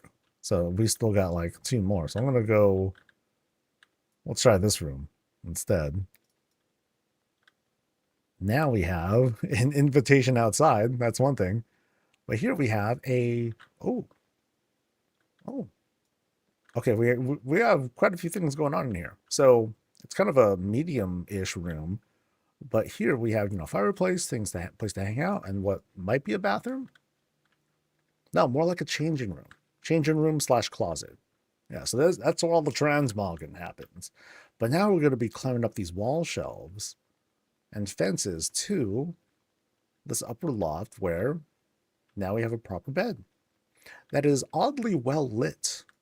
I think it's because there's maybe some lighting effects that happen to just shoot through and happen to brighten this space out. It just looks cool. It's just unfortunate that there's no source that it's coming from.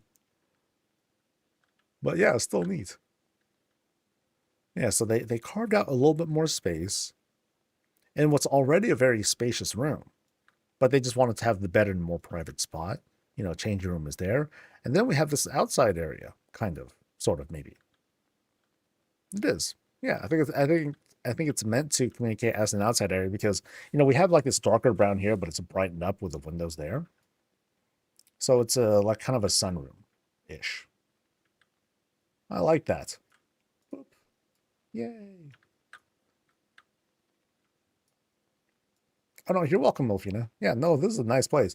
I think downstairs I was like talking up some drama as I tend to do when visiting places, and I love making up stories. But now let's go into the center room. Let's see what this has to offer. And then here, all of a sudden, we're in Pandaria. We tend to see this every now and then. Whenever it's time to introduce some Pandaren stuff, like people tend to go like all in with it. And it's great. Like in this case, you know, starting on this right side here for a change, we have like this what feels like a window. Maybe that's what's going on, maybe not, but then we just have like this tub to enjoy, and it's being powered, and here we have the cherry tree. So we can chill in the hot tub, do our thing, light some candles and incense, enjoy the vibes. Once we're done, dry ourselves off, and kind of air dry ourselves a little bit further right here into not exactly a steam room, but just a warm place. All right. Talk to Sam while we're drying off. Yeah, I like this. I like this. So never mind. So, this is like the cool, not, no toilet. Not necessary in this case, but I like what's being pulled off here. Very cool. All right. So I saw these rooms. So I think did I go in here? I think I did. Yeah. This is the indoor outdoor place. Okay. You can sit in the tub. Let's sit in the tub. Let's go. Look, I tend to not demonstrate this stuff because I'm usually focused on like just looking at the place. Oh, I'm soaked. We are in it, dude. I am rusting. All right, that's cool. Very, very cool. Yay. And then I come out here. Just kind of lay around, dry off. The armor, that is. All right. So we're going to backtrack a little bit and see if there's anything that I had missed. Let's see. So I looked at library stuff. Okay, there was something about secret room off to the right of the entrance. Okay. So secret room, where was the entrance again? This entrance was here. I mean, very cool door now that I look at it. I don't think I really took a look at this. So they dressed this up quite a bit. Setting up a new doorway, having the door handle and everything set up. Very cool. Now, as for, so to the right of it. So this was the suspicious place where I was like, what's going on here? Yeah, this is where I said that there was like some drama.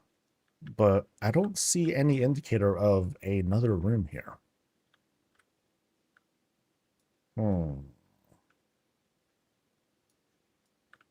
I got deleted. Oh, I got trolled. Dude, I would have been here, but like, where did it go? Gosh. Okay. I've been saved. So I think we did see everything. Very nice place. Very cool. Just wait until there's more stuff. Ooh, boy. I really like this touch here. This seemed like this turned out to be like more impressive than I initially thought. Because like the way that the window helped brighten things up and what this is doing, yeah, I like it. I like that a lot. You can just take a whole bunch of these and create like all sorts of weird shapes and stuff. Yeah, it was a cool centerpiece. Yeah, thank you again. All right. Like your stuff, the only thing I can give is my prime. Hey, no, I appreciate it, Peltz. Thank you. All right. So that was Vixen's place. Let's do one more. We're going to Basheki's place now.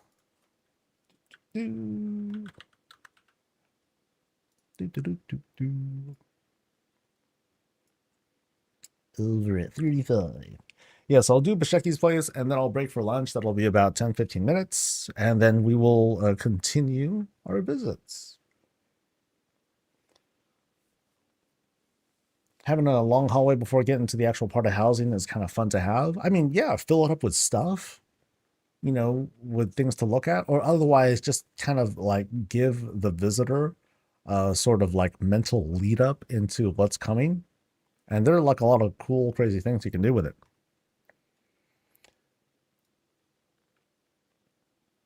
I had that and I ended up having to redo the whole house to delete it. But yeah, I'm hoping that I'm kind of holding out ever having to like delete rooms and backtrack like that. I'm hoping that they have that Blizzard creates a kind of a layout system where you can rearrange rooms without having to worry about, oh, you have to delete the previous room, blah, blah, blah. I'm hoping they can resolve that. So until then, I'm just not going to delete rooms. I'm just going to like live with what I've got. Screw it. All right. There's the spot. This is, okay, this here is Basheki's place over at Razorwind. Razorwind, right? Yeah, Razorwind Pillars. And this place, okay, they did a lot of skinning here. So the kind of cool thing about the orc housing is that you can use like these massive structures to skin, to kind of start things off with like large pillars, and it feels like it works well built into the land, even if you don't have a whole lot of green set up. But here they do have some stuff up front to dress it up too, along with trees, which works out really well. And there's a little bit more. So they have a very kind of a very soft shaping here going on, but the terrain is already doing it for them because we're kind of at the edge of this cliffside here. So here we have the boss. At first I thought that was some sort of like new texture. I'm like, nope, that's the boss of the house right there, just waiting for me. Out here though, oh, how festive. We can enjoy like some kite flying that's been set up here. Very tasteful. All facing out, you know, to kind of show like the wind direction and everything. That's cool. A nice bit of detail that someone can easily miss, like me. One cherry tree that's being turned into a fountain of sorts, because I think under here is wine, right? I think there's wine under that water. Nummy, nummy, nummy, nummy, nummy, nummy. Well, let's head on in, see what's going on.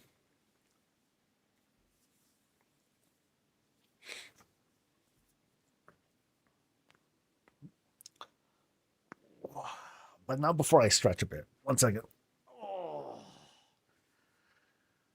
Oh.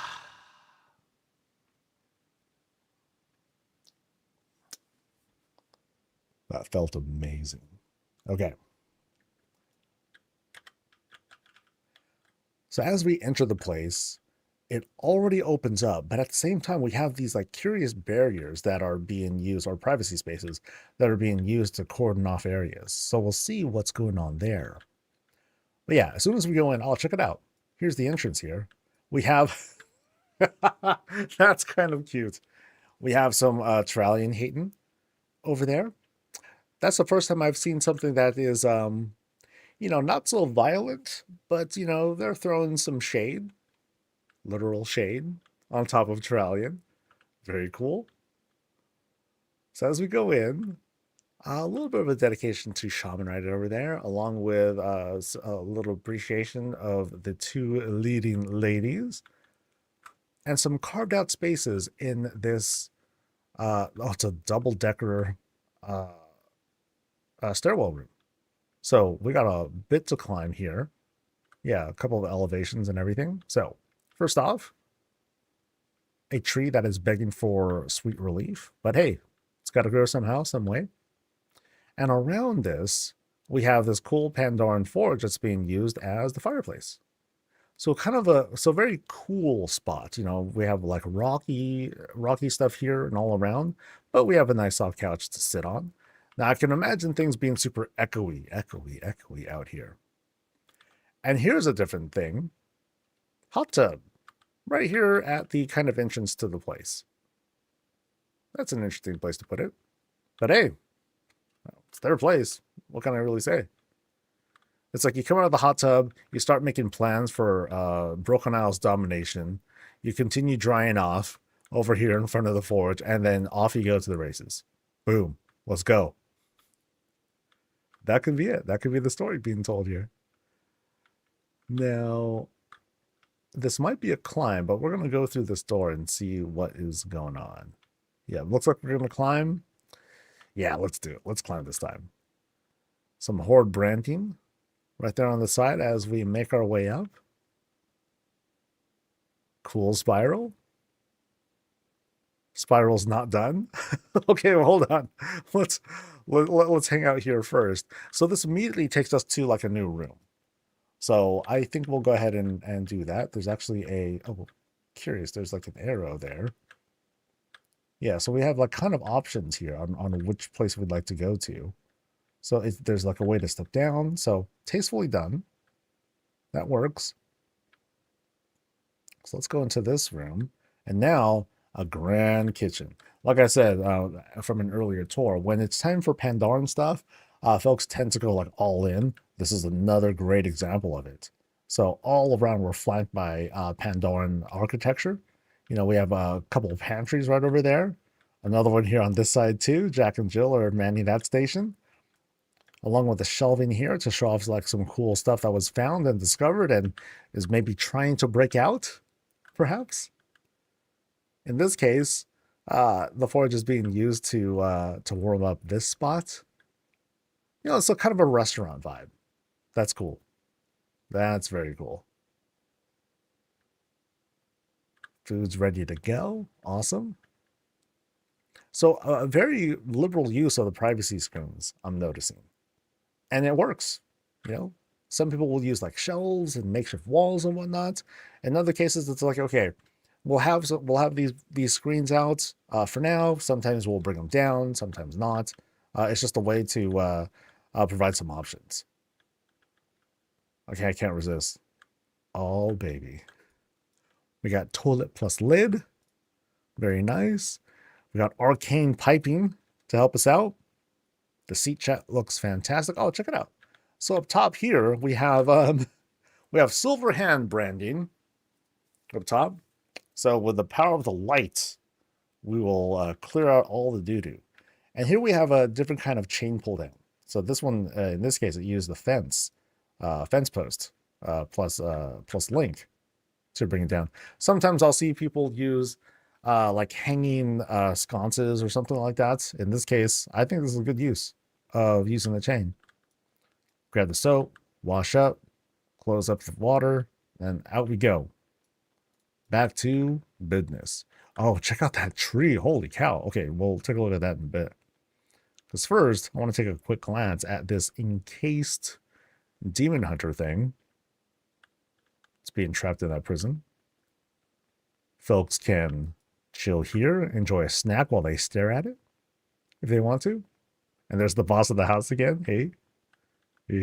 Actually, we have this whole balcony viewing area here. So we can view what we haven't seen down below. But dude, this tree is boss. Holy moly. This is not messing around at all. Wow. That's crazy. Yeah, so we'll make our way down there again. Because yeah, they came from somewhere too. Yeah, I was like, ooh, tree. Wait a minute. We're on the second floor. All right, so we'll backtrack a little bit. Yeah, that was the bathroom. So we'll go back here where we came. So now we're still on this upper level. We can climb higher. And we will, because this area here is just kind of an overlook. You know, here's the first room, and here's the other room. We'll go ahead and sit here for a second with the boss. Nice. That tree is epic. Oh man. And soon people are gonna bring the trees down. Kind of a bummer. A lot of creative use there. Oh, hello sounds. All right.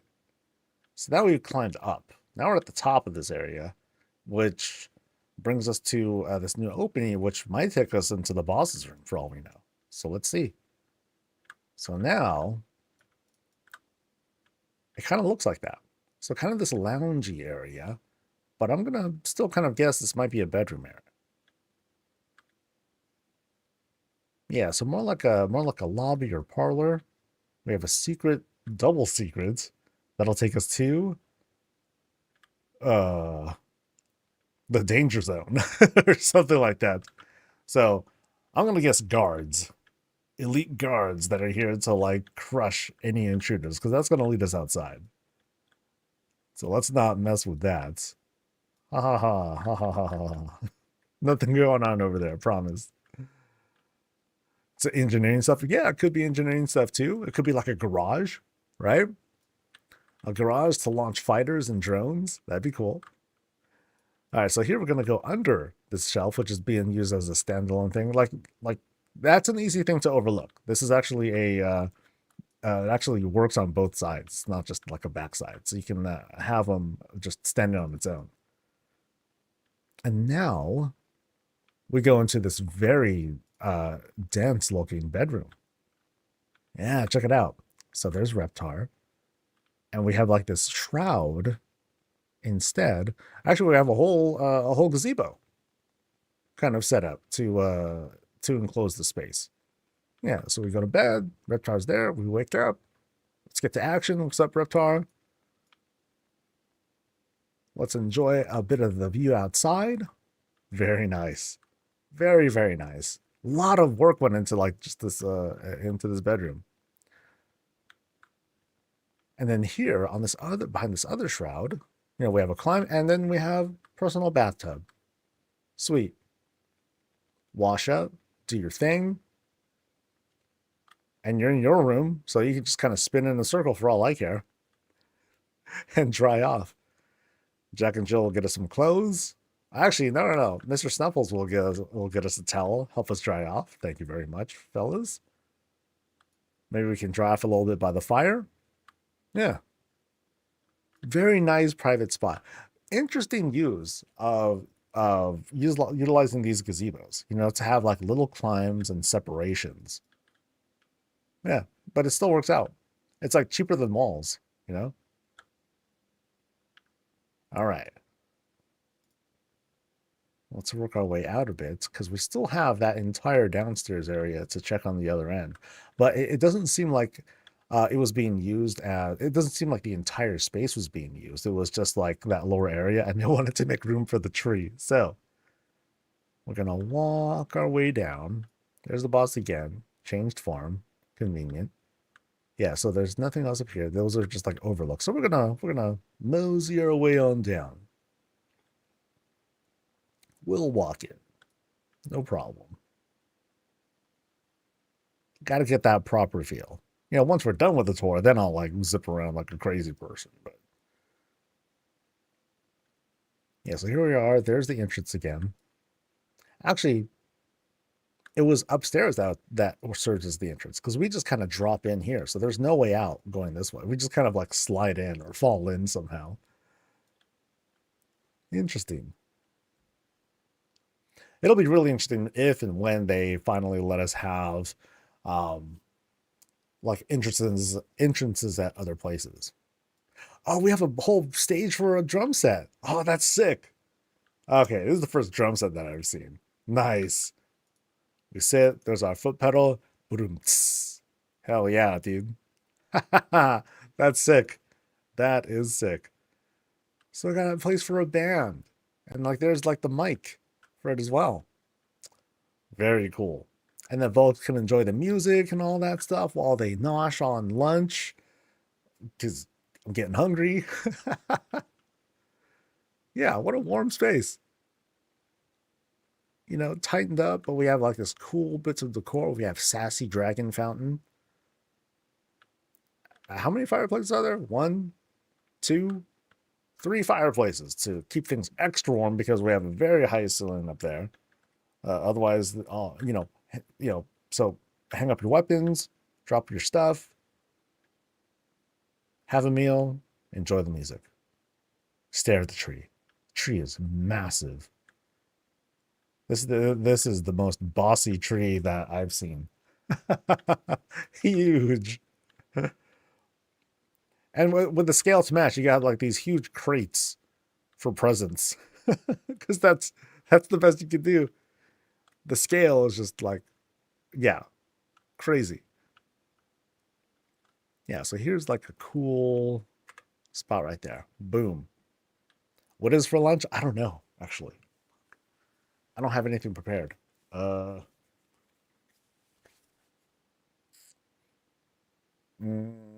have like those sous vide eggs, but those take a while to prep. Actually, that's like 10 minutes in the air fryer. Anyway, Did I miss anything? Because we see all sorts of little celebrations here.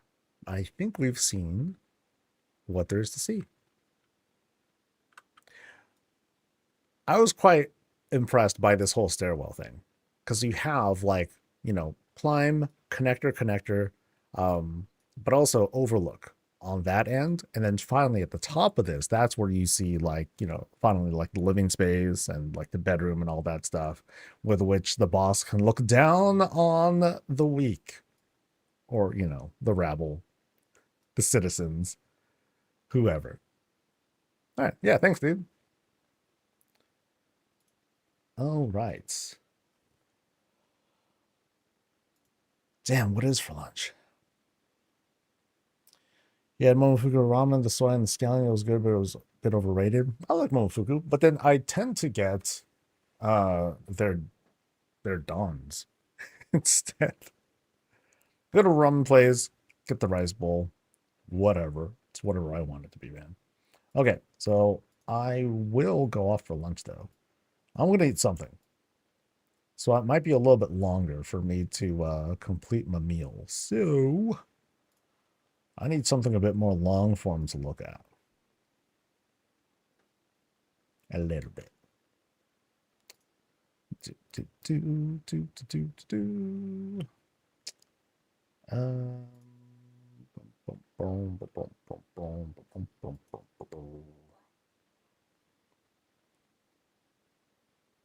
Let's see. What is on the main WoW channel? Is there anything going on there? Features. Okay, lots of short videos. Nope, that's not what I see. Okay, so.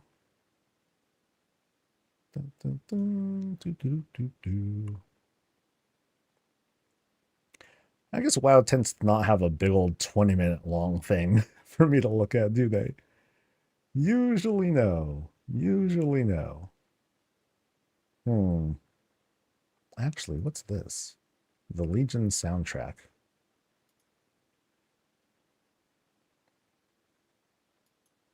You know what? This works. Shoot. I'll just put on some music.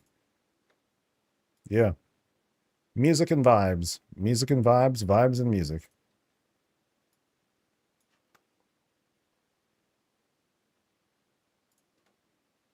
All right.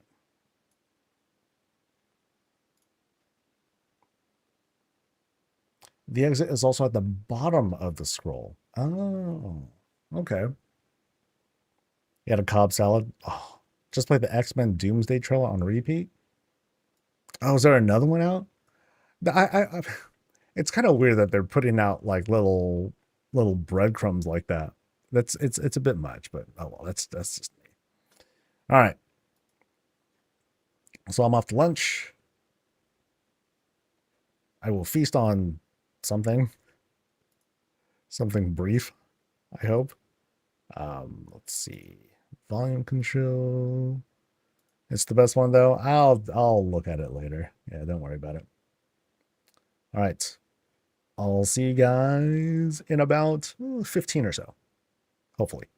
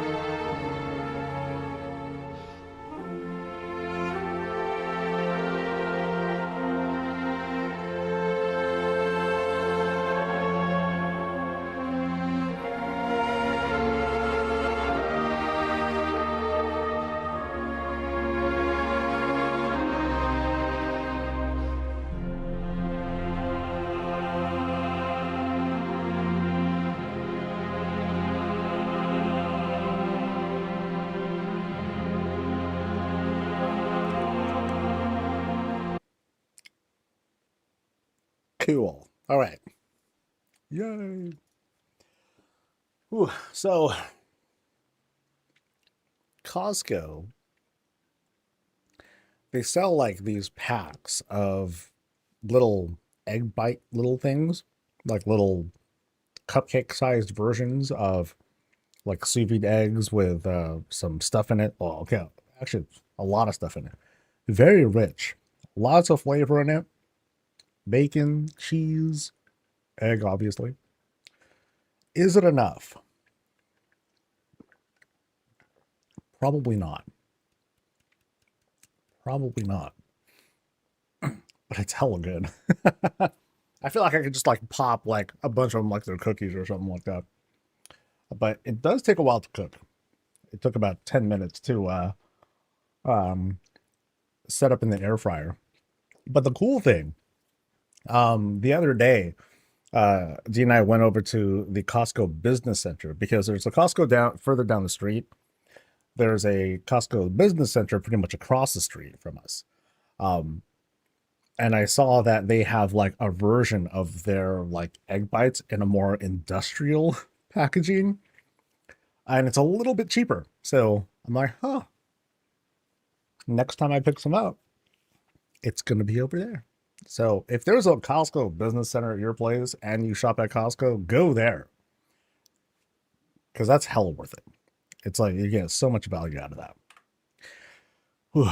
So I'll probably need a moment before I like get back into it, just so I can like come down from lunch, get myself back ready, ready back, whatever. Let's see, one. So where's my stopping point for today? Where's the thing? Where's my list? List. Okay, so crap. So I started with Windswept. Okay, so we started there. No, not Windswept. We start with Moonbear. Okay, so 1, 2, 3, 4, 5, 6, 7, 8, 9. So we did 11 so far. So we have 9 more to go. So 1, 2, 3, 4, 5. Okay, 1, 2, 3, 4, 5, 6, 7, 8, 9. So we're going to go down the list all the way down to Void Poet. So she will be the one. She will be the last tour of the day. And then I'm going to see everyone else who's on the list, which is only like 5 people. But then there are other folks that I should have queued up. I'll officially put them onto the queue for tomorrow. So, and meanwhile, thank you very much to Crystal for subscribing. Appreciate that. Yay. And I think we're about ready to go. Let me just give myself another moment to digest as we stage the next one. Here we go. Draconis at 44. Angel Grove. Was that intentional? Is that a Power Rangers reference, I think?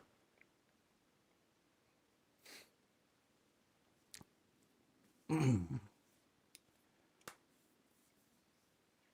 gonna get to, yeah, your house is like a little bit down the list, so I'll see yours in like just a few.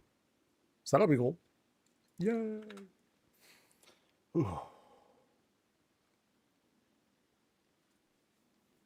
So I was looking at the news, which was a terrible idea to do. Yeah, news is happening, and news is waiting for me as soon as I get off of here. But in the meantime, I'm here, or I'm there. You know what I mean? We got houses to look at, we got cool vibes, chill things to look at. We continue the temporary escape from reality, all right?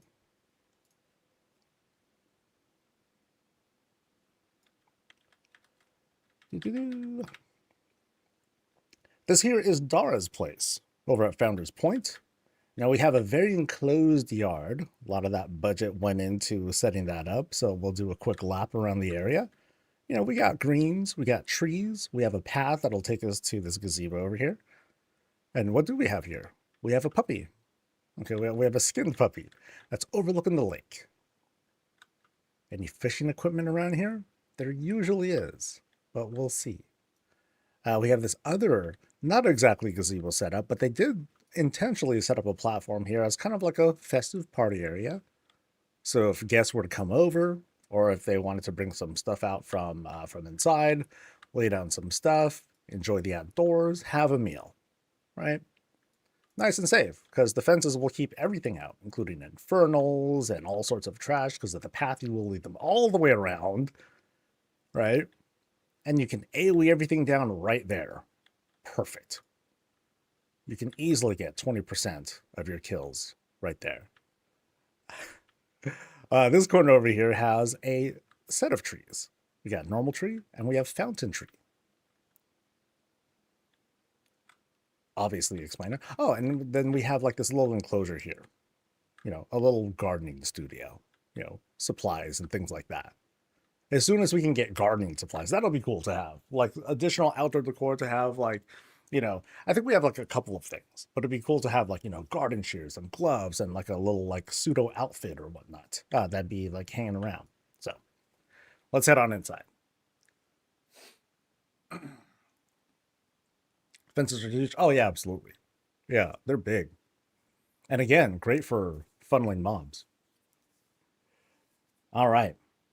So as soon as we go in, it almost feels like we're being greeted by the hosts of the house.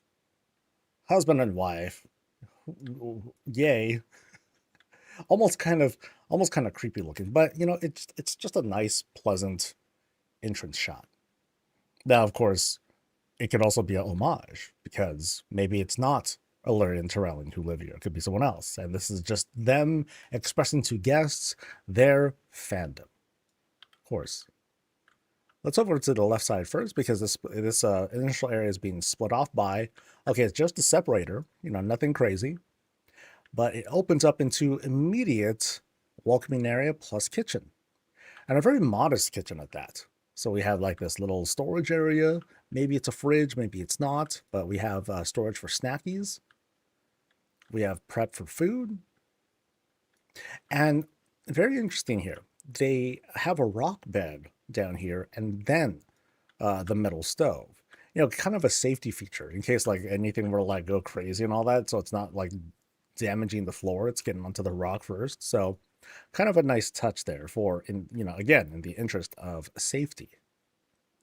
So this room, you know, and then large corner pantry area right over there. And then all the food that was made is enjoyed right over here. Cool. So nothing too crazy on the decor, just some solid spots to fill up walls. And that's cool. So let's move on to this next room over here. And now things kind of open up even more into this, well, sort of laboratory, sort of study kind of area. Yeah, there's some studying and experiments going on because we got that clicking. That always means some sort of shenanigans are happening here. And we do have like some, you know, old artifacts, collections that were obtained over time, but also places to just kind of like chill and read over a nice little lamp or candle. Yeah, some more books and stuff, including a giant one dedicated to, you know, just the death. No big deal. Just another day in Warcraft. And all these shelves are like properly filled. I wonder how much books are these days. I haven't really looked around. All right. So we'll go into that large room in a bit. Let's see what's going on here. Because we have this like fire pit being set up right here in the middle. Interesting. So it's kind of a crafting area, actually. Yeah. So we got tanning right over here. Stuff is being ground up. Stuff is being forged. Have a little snack. Get back to work. Whatever weapons that are being made might be over here. We do some practicing. Yeah. You know, just some cool stuff. Yeah. That can kind of work out. Like at first I thought it was going to be like kind of a conference sort of area where you have like in the middle, you have that fire going, and then uh, towards the back, you have a table set up. Oh, this looks like a work area to me. Anything back here? No. All right. So we'll leave this area, which is warming up real fast. And we'll head into this area here. So, basically a living room, right? Complete with Christmas tree. Because it's still Christmas somewhere. That's not how it works, but oh well. Still Christmas somewhere. And, okay, that's an interesting box that's being set up. So, I'm looking at this box here. And you notice that it has, it's kind of dyed in a certain way, but, it's meant to look festive, meant to suit the train. And we saw this throughout the holiday season, where we see it round out the tree, and it just works out perfectly.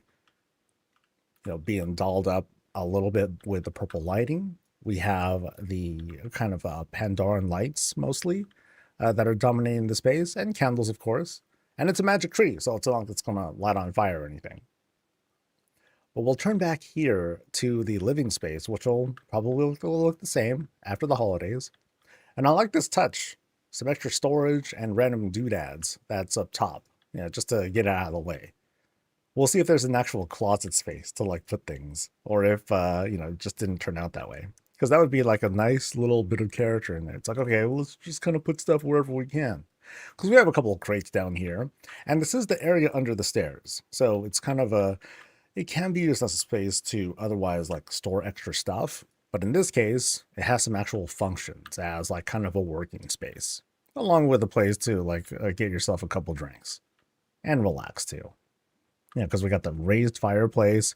We have the wood that's just kind of like scattered about. Yo, keep it clean, man. But some fire's going, and they know it's going to be, we're going to be throwing more in. So, why not just leave it there? It's no big deal. I think I saw what there is to see in these other rooms, right? That was the work area. That was the kitchen area. Let's go upstairs. So we have these modest lights that'll guide us up, along with a kite. Oh, I'm sorry, not a kite. We have another lantern, a floating lantern that's over there. Quick hello to Anixia as we climb. And as we get to the top here, we have this, we have this to kind of line up and add a little bit of flavor to the top of these stairs, and a little bit more. Place to hang stuff in case we need to. If we want to look outside and otherwise sit and relax a little bit while we wait for cooldowns, while we wait for someone to summon us to raid. Now let's go inside the bedroom, I presume.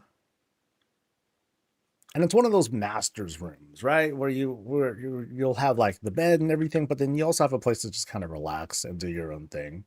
So it's kind of like this whole standalone place. And here we also have a bathroom set up as well. Nice. Bathroom is set up. No place for the doo-doo, but that's okay. We'll see we'll see if there's anything behind here. Nope, these are actual shelves. Very cool. And they created this this kind of special space. They took these shelves. They didn't want them to just stand on their own. They added a little bit more with the pillars here on the side to, just give a little bit more.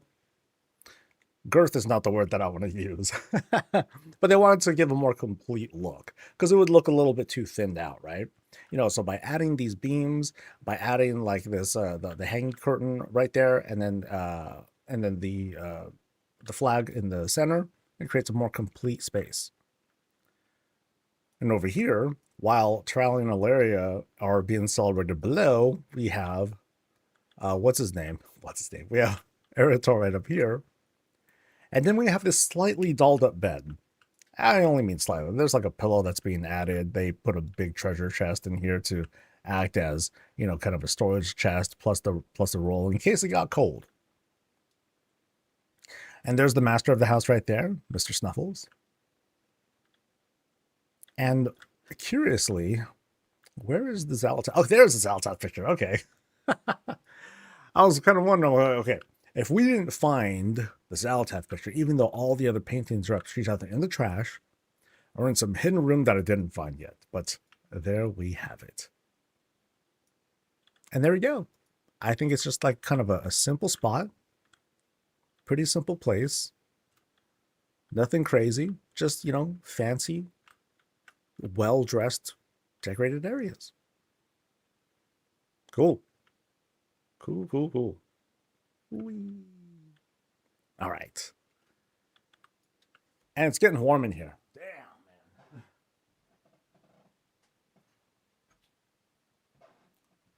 And like always, it's going to get cold in like a minute. Watch, watch, watch, watch, watch, watch. All right. Now we're heading to Tesrat's place. I think. Yes. Let's go.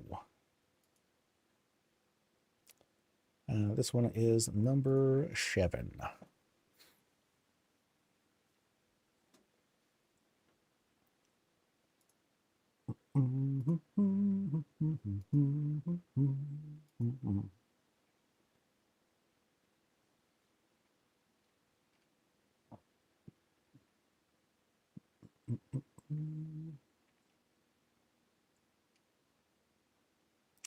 Okay, here's some actual news. Burning Crusade Classic Anniversary Edition launches February 5th in less than a month. Congrats to them. Yay. Feels like deja vu all over again. Crazy. All right. Uh-oh. I gotta turn text on. All right. So this is Tesrat Gaming's place, and he has a little bit of a welcome message. There is a place like no place on earth, a land full of wonder, mystery, and danger. Some say to survive it, you need to be as mad as a hatter, which, luckily, I am. Hey there. Oh, he got the full-on, I forgot the name of that set, but the shoulders are just wild and crazy. But then he dolled it up a bit with the hat and everything. All right. So let's take a look at what's going on here. So as soon as we teleport in, you know, we're greeted by the boss of the house, of course. Some clothes are hanging. We have a place to get refreshments before we go on into whatever adventure is happening inside. It's a bit closed off to keep out the wind. Appreciate that. And then we have some piping. Okay, we have some madness going on in here. Okay, so let's forget about the whole house being like transparent under there. We have some piping that leads into like this crazy treehouse vibe that we're pulling off with this house. Interesting. So let's take a look. So we're going to be climbing up, going up the trees, which are just massive, by the way. And as we complete the climb, you know, a bit of an observation area, plus gazebo for more of that. And then we'll head inside. Actually, let's go a little bit higher. Yeah, just huge trees are coming out through the mid. So I have a feeling we're going to see some quite a bit of extra green on the inside. Or it's going to be an arcade or a fell dungeon. Nope, it's going to be a grown-in house. Yeah, because right when we walk in, you know, we see kind of evidence of what had happened outside. Yep, it's definitely occurring inside as well. We also happen to get dropped in here, so I don't see any obvious way out. It just happens to be the way we came in. So there are 2 Alice in Wonderland references in this room. Now that's fascinating because I have very little to no memory of Alice in Wonderland. So I'm just going to go in blind and see what's good. So we're going to explore this entire hallway first. We'll see where it happens to lead us, but lots of little details have been added here. You know, I love how the trees happen to blend in and then help to create like the lines of the walls, and it seems to kind of be built around it, and that works out really well, really well. So we have secret stuff going on over there. We'll check that out later. Door over there. Scrolls of who knows what are happening right on the side there. And then now, oh, okay, so we suddenly transition into like this big old stairwell room along with a area to climb. So we have the walls that are being built right on the side, and they'll lead us upstairs. So we'll go upstairs later. We're going to explore the rooms first. And here's a really interesting touch. They have like these new kinds of windows they set up. So you have like your planks, and then you have two windows. It's being dressed by a Belmeth doorway, and then we can see stuff outside. That's hella cool. We have a little something else to kind of dress that up, because otherwise, that kind of looks a little empty, but we have the same thing to produce the similar effect there. And then on the side here, we have this grand waterfall. Very nice. This really cool fountain, huge climb up with the trees. Oh, this looks great. Oh yeah, so we're not climbing up anything. It's just this really cool setup. This is the first time I've seen this bear. Chat, you gotta help me out here. Where does this bear come from? Because I'm so surprised that I haven't seen like more of these. I'm expecting to see these like kind of like busting out of windows, or like, you would see them right outside and someone's like trying to come after you. That's crazy. Yeah, that's really. Oh, it's a toy? Oh, that's cheating, dude. It's a toy. Oh. All right. Now this is a cool shelf. Well, canoe turned shelf. Yeah, that's neat. Nice little homage to the tribal folk. Yeah, I was definitely fooled by that. All right, so let's go in here, and door got smaller. Oh, okay, I know this reference. Is it going to get smaller again? It's going to get smaller again. Oh, it's smaller. That's adorable. So that is the actual layout. Now I like this effect. That's cool. That's very neat. I was kind of expecting to suddenly like go into like this like miniaturized room where I barely fit, but then there would be like so many problems with that if I happened to be like the wrong size character. Oh, that would be crazy. So we have this double door, and oh, here we go. Here's like the little tiny person house. So now we go inside, and what's in there? Nothing. Nothing is in there. But we do have a mystery right through there. Very interesting. Okay, so now we're going to do that climb in a bit. I just want to make sure that I've seen everything that I want to see here. Oh, I just noticed that they added a little dock for another canoe. Nice. So it kind of makes this look as if, if we kind of alter our perspective, we just look at this shot. It's like, oh, this is a very big spot. This is like a large structure that this canoe's maneuvering its way around. Yeah. But it's not. All right. So let me double check that I've taken a look at what is on this floor here. And then we will make the climb. Let's go.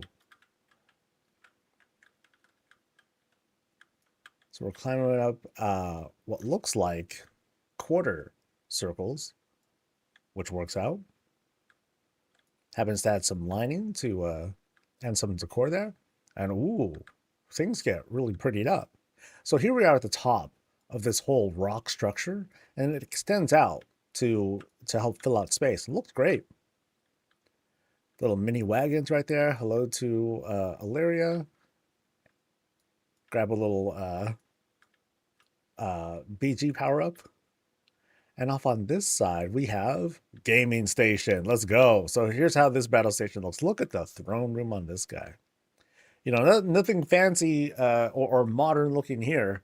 We just got like a grand old chair.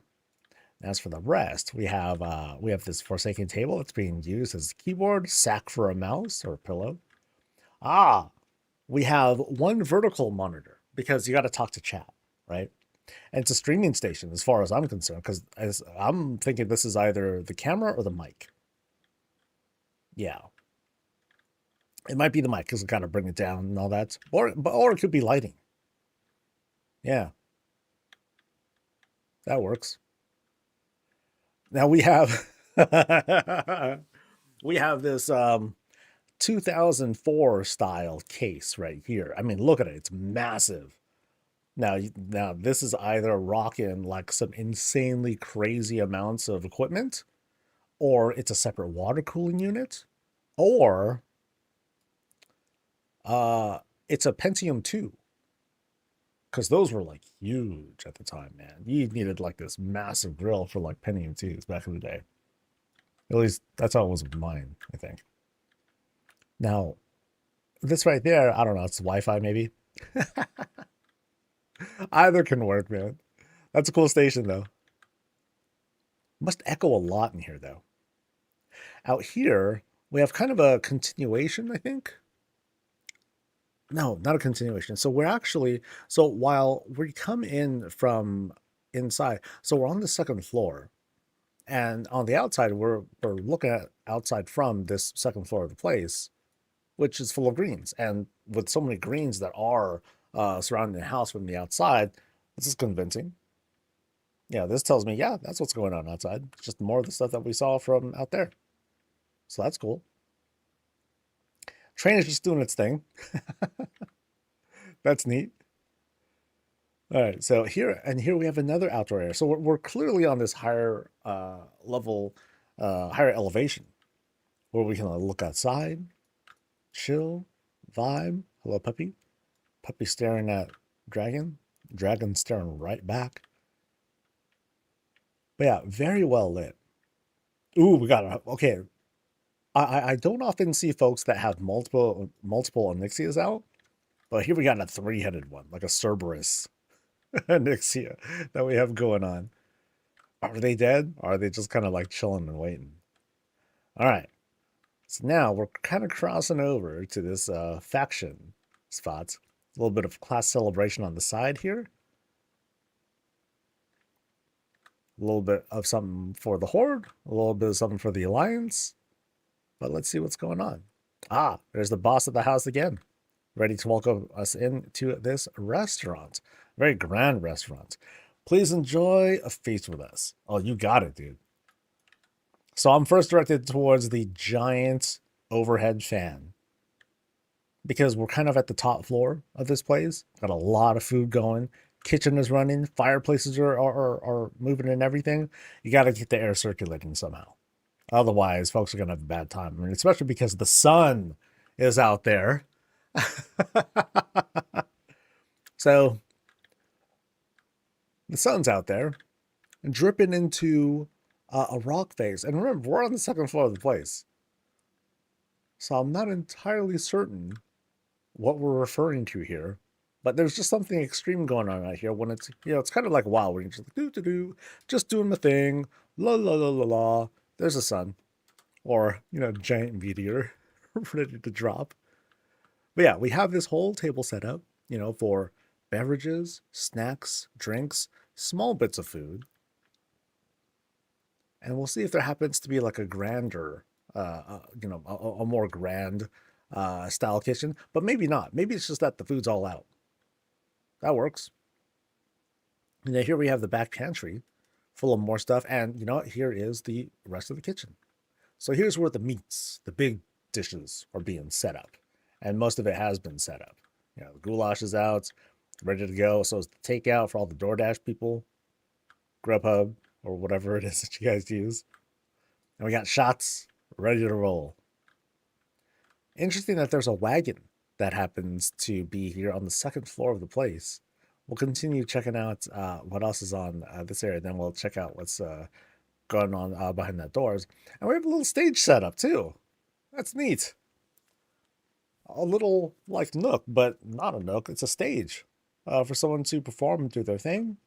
Probably music. That's very cool. So let's check out the backstage real quick. Just a simple setup.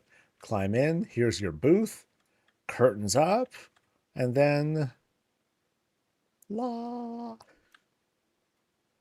Clap, clap, clap, clap, clap, clap, clap, clap, clap. And here's the boss again, chilling in his canoe, ready to travel somewhere. Not sure where. That's all right. But yeah, everyone's eating good over here. They're eating good. They're keeping cool. And hopefully they are totally oblivious to the danger outside. Now back here, Here's what I'm guessing is the bathroom. Just a guess. You know, because here we have like the kind of like this back area. Employees go back here, right? And typically, you know, you have this cordon off area. It's got to be, yep, a public bathroom even. Ah, very nice, including a bath. That's interesting. I don't know if I would trust my trust a restaurant that has a public bath in a two-stall bathroom. Oh my God, there's someone back there. Holy crap.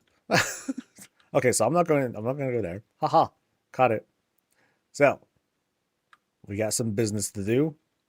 Okay, now this is one of the more correct. I'm sorry, one of the more. Um, sorry, I shouldn't be feeling like that. That's hella rude. Uh, Proportionally correct stalls that we've seen.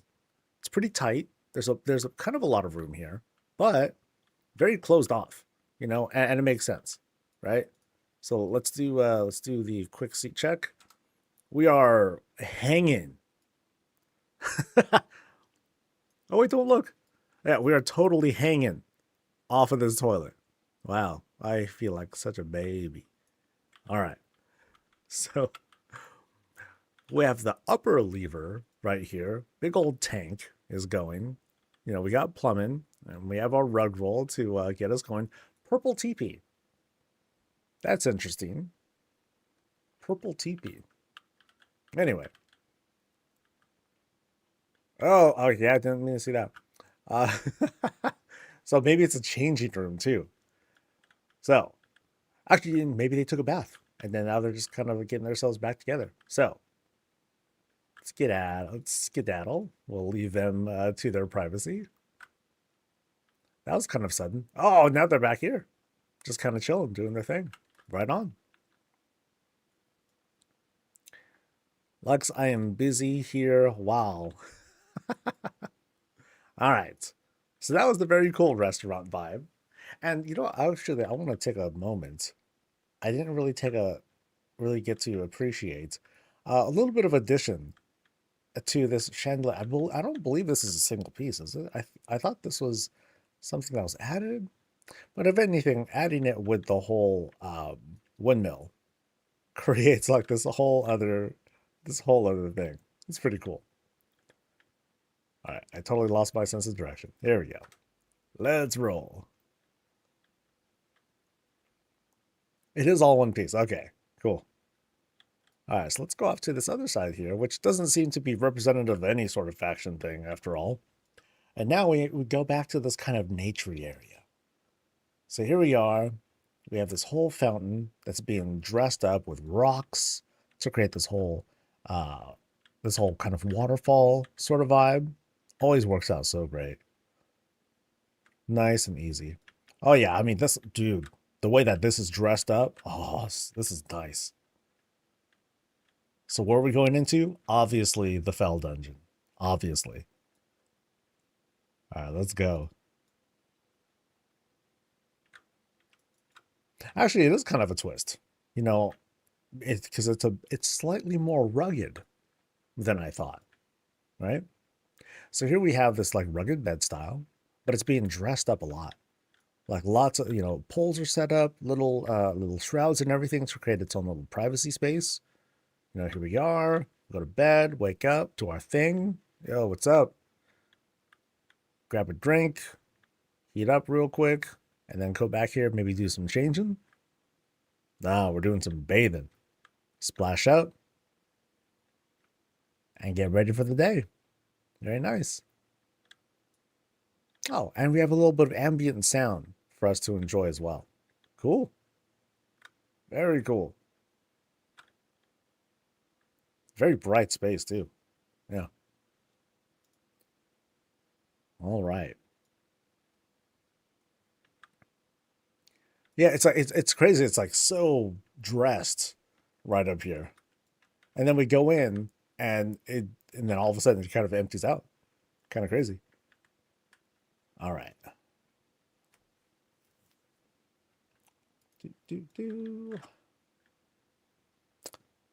I think I saw everything.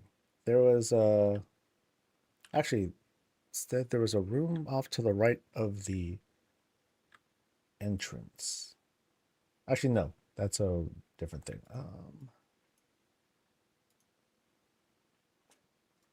Yep, I think we saw the stuff, right? Run out of budget? Did you run out of budget here? Yep, interior is maxed out. Yep. I mean, there's so many little details that went into this. You know, some of it's kind of random, like, oh, train stuff, woohoo. And it's just huge too. You know, lots of extra detail made sure to create like a convincing area all throughout. This is fun. This is a really fun place. Da-da-da. Oh, stop be rude. All right. Yeah, thanks for having us visit. I'm gonna close up here too. Oh, other side. Whoop. All right. So where to next on our adventure?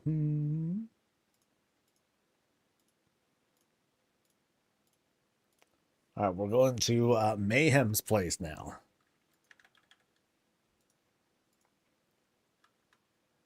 Over in the pasture. And then, so they have two places. One is called the pasture. The one is called Glue Factory. All right, thanks again, Tesrat. Well, we're going to the pasture in this case.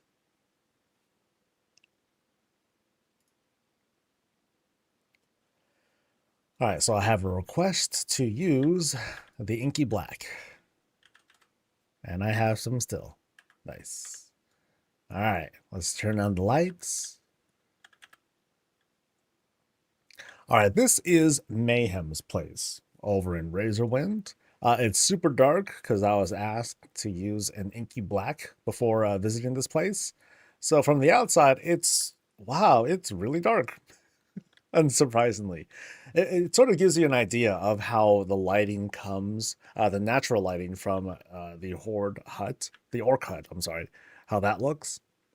But let's take a look at what's around here real quick. So we have like this cool little fountain vibe, thanks to the sassy dragon. You know, we have people looking out, and thankfully the sky is clear now, so we can definitely see if there's any danger on the way. I like the way that this glow happens here too. But yeah, you can see like the intent that they had here by using the inky black. Now you have like this kind of outdoor area for like friends and guildmates and raid members and whatnot, to talk about raid strats or to talk smack about who topped meters and who did not. And it's hard to see what else is around here. Sorry. I think we're good. We're good. Because otherwise the orc house, it's a little dolled up. We have some green on the side there. We have Anixia's head that's chilling there too. But let's head on inside, and hopefully it'll be a little bit more well lit.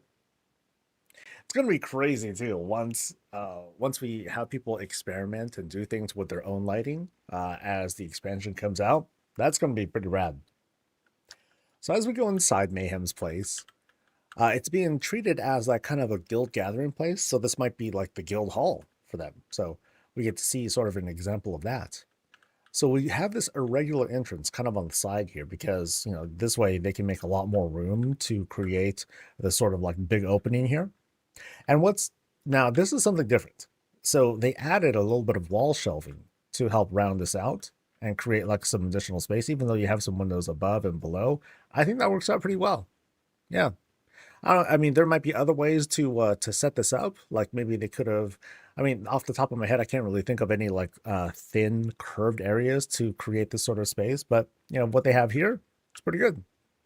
So the guild comes in, they hang up their weapons, they do the thing, they tuck in all their stuff, and then they come on inside to this kind of open area here. Very cool. All right, so let's just explore this area first. We can kind of see like something's going on behind those curtains there. But we have this captured fell sort of thing to prevent radiation from leaking out, if we want to consider it like that. Here we have this drawn out nook for reading and relaxing, mostly relaxing because it's pretty dark in here actually. The fountain has its own sort of lighting thanks to the filigree light that was added here. Nice touch. And they also turned this into a flower bed as well. So I'm going to go into this semi-hidden room that's being flanked by Diablo stuff, by Mr. Snuffles and Reptar. And we go into, this kind of well-lit, sort of a bathroomy area, but more like a sauna and bath. Yeah, less of a bathroom. So we can chill here, do our thing. Like, look at the glows here. It looks really nice. I like that. It's very, very inviting. You know, we can come in, sit, do our thing. Maybe that's a drain, I'm not sure. But we have this cool waterfall effect happening here. Nice. You know, it's being dressed up a little bit more with the trees. Maybe they're fake trees, maybe they're not. But it helps to add to the character of this particular spot. And then this room itself happens to be an octagonal room. So then you have like the round shape up here to help add a little bit more character to this top here. Otherwise, it would have just been like kind of like this flat or straight structure. So yeah, this looks really, really good. I like that. Neat. All right, so we'll exit out of here, and then we'll check out. Actually, we'll go this way. This part seems a little bit more empty, but then we'll eventually make that climb too. So here it is. So here is the like the guild meeting area, the conference hall, right? So whoever has the floor is going to be up here, you know, spouting off, mouthing off their goodness, talking about plans for, of course, Gilneas. Everyone's got plans for Gilneas. The boss happens to sit here. Maybe the co-boss, co-GM happens to sit there, or it could be the other way around. Maybe the GM is here in the center, and then you have like an officer or a raid leader or something like that who's sitting at either end. You know, kind of a different representation. So we have like the green fire on the side, we have the red fire, regular looking fire on the other end. So maybe this is like reserved seating for someone who is like a warlock or a demon hunter or something like that. And this is a shaman or basically anyone else who deals with a regular fire, right? Yeah, cool. And I think there's like there's like balcony stuff up there too. So we'll actually go ahead and make the climb. Let's see what's going on. Now, they requested the inky black, which is cool, but it also sort of exposes the fact that it's pretty hard to see in here. You know, there is some lighting. You know, we have little glows here, and you can also tell like what it is that is illuminating things and just how wide of a radius is it hitting. So let me try to angle this a little bit. So you can kind of see here, you have like this floating light, and then it lights up like this kind of corner area and then some. Now, this street lamp, it's a more subtle light, obviously, but it seems, not sure entirely, but it seems to cover a larger area. Now, it might be because it's also sized to be bigger as well, but you can kind of see like the difference of where the lighting has an effect and how much it actually lights things up. So you have that, but you see it's still really dim. You just know that it has this this kind of lavender hue on top of it. It's still really cool, right? The couch is 1010. I've seen a lot of this style, so there might have been some sort of video that that pointed this out, and a lot of folks wanted to pick up on it, where you just have your beams and then a bunch of pillows on top of it, and then you have another beam in the back that's leaned back a bit. Sometimes people will create some, they'll place something here to obscure the clipping or to obscure the illusion, and then you just line up with more pillows. A lot of time people will also add like stools here so people can actually sit on them. So, you know, that works. Now, as we cross over into the conference area. And up top here, we have, well, kind of these perches, interestingly enough, for, I don't know, assassination. But yeah, basically an upper gallery for people to just kind of sit and hang out. or to drop through, or to otherwise nap and just kind of hang out, while the GM and the officers and whatnot, they're kind of doing their thing. That's cool. Yeah, so keep an eye out for how the lighting is working here. You see where it works and what it's trying to illuminate. Some places obviously are more effective than others.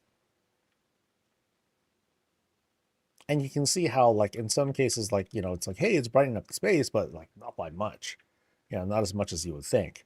So there aren't a whole lot of torch level lights where you have like one light and then it just happens to be like so intense that it brightens up like half the room. You don't really have anything like that. But you do have, some fairly significant lights. So here we got a Christmas tree. Yay. And as you can see, like the goblin string lights, they don't actually offer a whole lot of normal lighting effects at all. It's really like things like the sconce here that add significant lights. It's just that these offer like a sort of like glow. They're just purposefully limited and they don't seem to like really interact with other objects. There's no light physics that happen from the goblin lights. So those are the things to look out for when you're considering, okay, what kind of lighting situation do you want to create for yourself? Or do you just want to have like this facade of light? So here we have like these chandeliers that actually do produce light, and it's fairly significant. You can easily see like the shape of where it's trying to point. And it does a bit to point above it as well. Otherwise, you got a good spread of food, eh? Food. And radioactive liquid. That's why it's still glowing, but it's not illuminating anything else. It's kind of a buffet style thing they have set up here, actually, now that I'm really taking a good look at it. Right? We have lots of plates set up. Just grab stuff, nosh, eat. People over here are cooking. Maybe they're guildmates. Probably they're guildmates.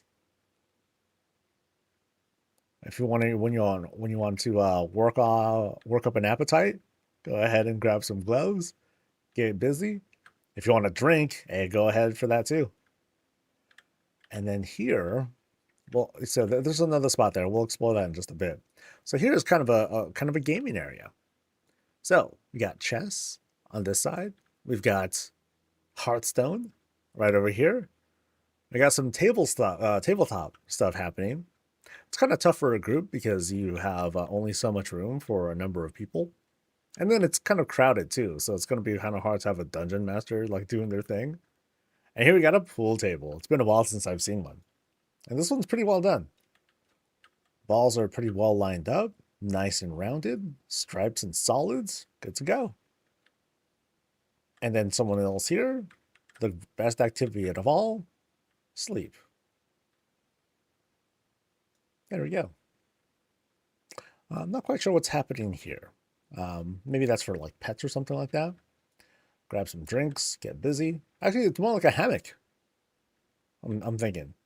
So just kind of hang here. A chain hammock. That is crazy uncomfortable, I bet. But hey, that works. It's all good. All right, so let's go into that other room. All right, so what is behind this shroud? We have a kind of vanity area, which means we might be close to a bathroom, right? Because double vanity.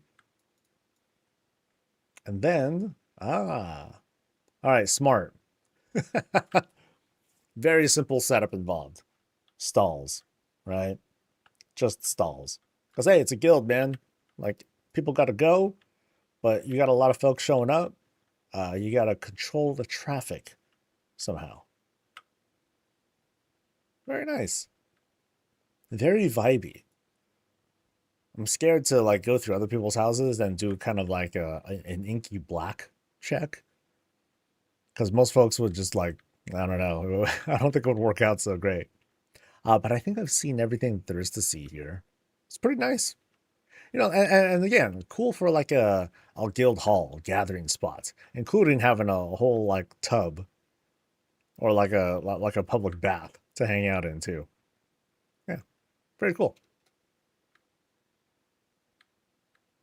Might want to take off inky black. Doesn't show that dark on my end. Maybe. I don't know. So when I turn this off, yeah. So nice and vibrant in here. I should at least double check and see if I missed any details too. Like doors. All right. I think we're good. Yeah. Oh, I missed Jack and Jill. Oh, it says FU. Nice. At least that's. I think. I think it's supposed to be a different guild's name, but oh well. I don't know the name, so I'll just go with that. Alrighty. Interior looks way better. Nice. It's going to be cool when so the upcoming light control that we'll be able to get when we hit level 6 for our house, it's not going to be as dark as inky black, but um I think it's going to be pretty cool. I think it'll be neat. Like that's a little bit too dark, and having it be too dark, it threatens to ask designers to like create like lots of lighting spaces, which is cool, but it threatens to ask for a lot of extra budget, and maybe that's not too necessary. Just my opinion though. All right, we're going to Tiny Bubbles place. Tiny Bubbles over at 38. Frank and Unity? Sure. How about fun in Unity? Yay. Any word on when we get lights outside yet? No. Not that I know of.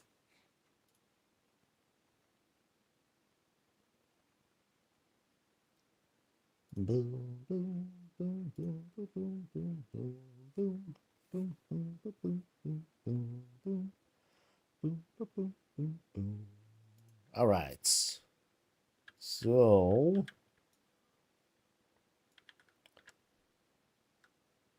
this is Tiny Bubbles' place.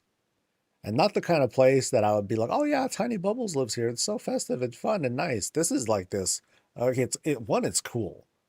I love the coloring on here. But it's also kind of intimidating looking. Like this looks like kind of a citadel of death. But let's see what's going on. So as soon as we walk over, we see what is trying to be a complete piece. We walk through the void gazebo kind of thing. There's the front door and everything being flanked by these trellises. And out here, we have something at least a little bit more festive looking. We can enjoy some beverages, enjoy some reading, stare at the tiny fountain, show whatever you like, say hello to the frog if you really, really want to. But then the whole thing is like kind of like, it's as if it's been skinned by a tent, but there's no tent. Instead, they have like other things going on. What they have instead are these rugs that are just kind of clipping to create a new sort of shape that make the actual clipping acceptable. So that works. We have some Moonwell looking pools out there to act as kind of windows to the outside if that's what they're trying to go for. And then up top, they just slammed a big old rock on top of the orc roof, and they reskinned the roof with void stuff. So, I mean, that works. Yeah.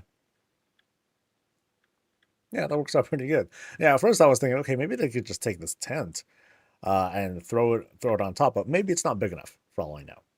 So all sorts of decision making might have happened here. But let's go on inside and see what's good. Yeah, even this door has like a whole lot going for it. Rug. I don't think that's a table. I'm not quite sure what that texture is actually. And then rug roll for a handle.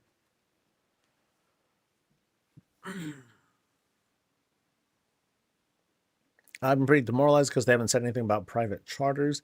Yeah, I'm kind of curious about that too.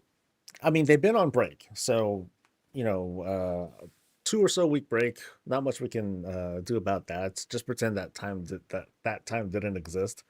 But still, Housing has been out for at least a couple of weeks now, or it's been out for a month, but it's been out for a couple weeks before Blizzard went on break. So we're just kind of waiting to see what they have to say about stuff. You know, they're just getting back into the office this week, and we'll see what happens. I tried the lighting thing on the beta, and the unnatural dark makes the shadows deeper, but it's not as dark as the inky black. Midnight Setting is interesting because it looks darker to me in that it gives all shadows a dark purple. Yeah, so it's not like lights are off. It does certain things to the lighting that I think are interesting. Now, I haven't had a chance to go in there and, you know, level up the housing so I can like try it out myself, but I did find it interesting when I saw samples of it being used, because it's not like inky black. Like it does like some pretty weird stuff. That doesn't totally make sense to me. 100%.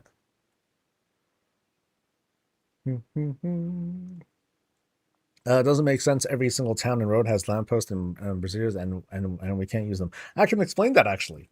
Yay! I can explain something. So when it comes to like lighting and things like that we see all around the world, those are already budgeted in when Blizzard is doing their world building. So what they can do, they can set up the entire world map and have everything like preset already. So they have full control over what's going to be visible around the world when it comes to like those sorts of lighting effects. Now, when it comes to housing, things are a little bit different. Now, what they can and probably should do is develop some sort of tech that lets them control like how lighting is loaded up as we travel around the neighborhood, and we like see all these sorts of, and we see all sorts of different things in a way that it doesn't end up like crashing the servers, which is what's currently happening, or at least what had happened during testing. That's why, you know, they disabled all the lighting effects to what they are right now. The problem is that we can't control what players are going to do. The only thing that they can do right now is just disable all the lighting. That's their effort at controlling what players can do. The next best thing, or the next worst thing, I'd say, would be to limit the number of lighting that's allowed for players to have. So, like, for example, we have 250 for a housing budget.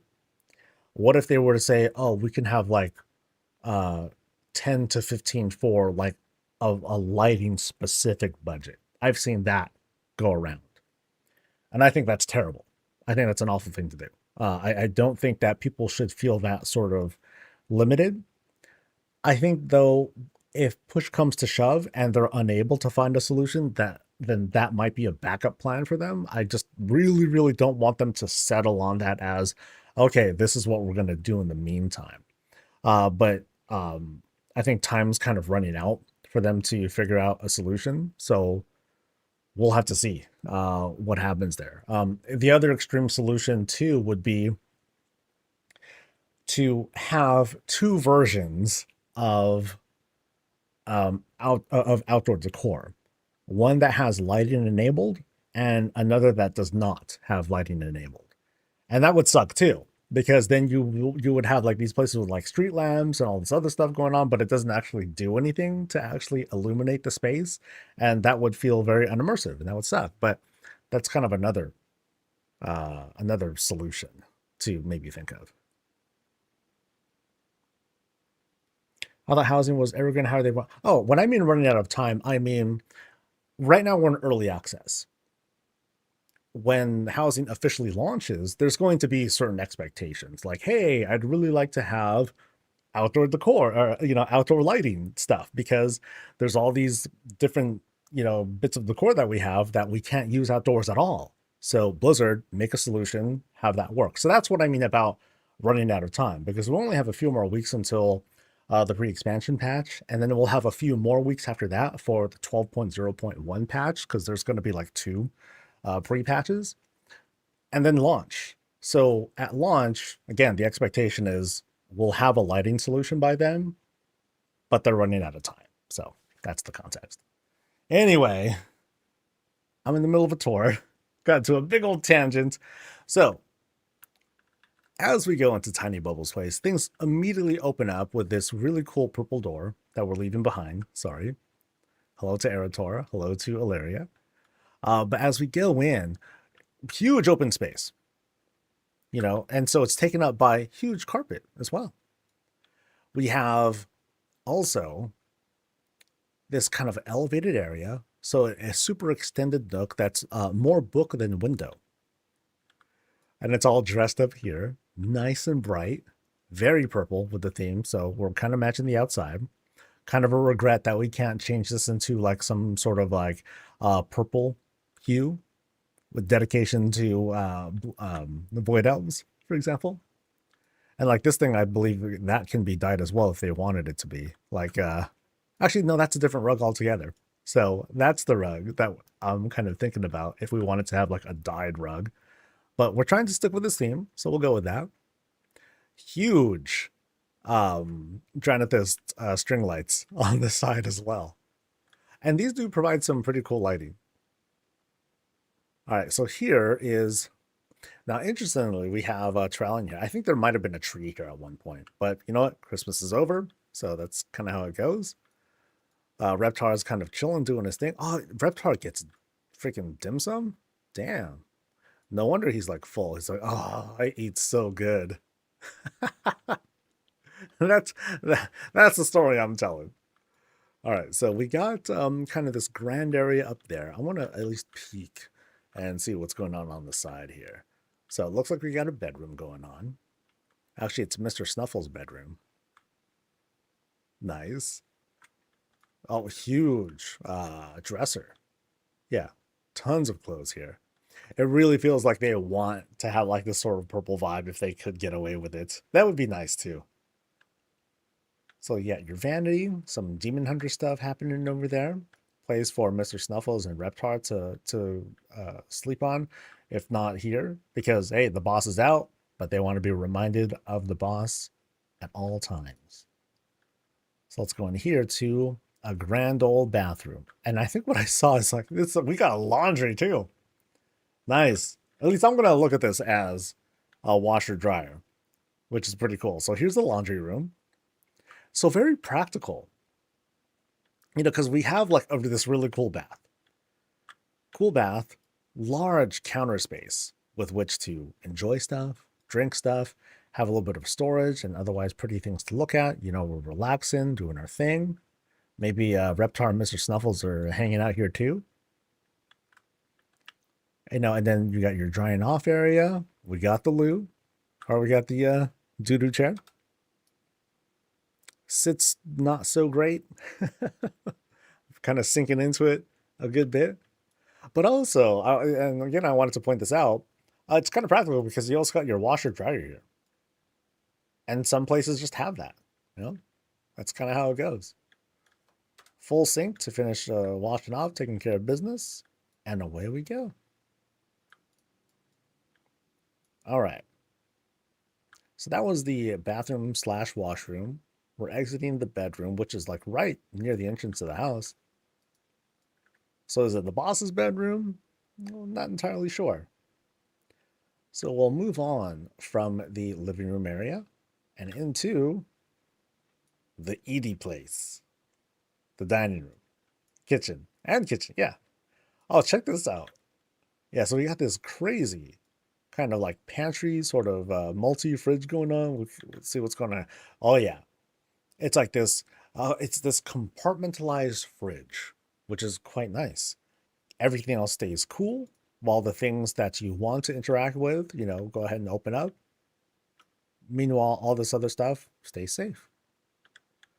Now I feel like this is very tall. So we have this, we have this very tall Caldorite table and everything seems to be like a little bit supersized here.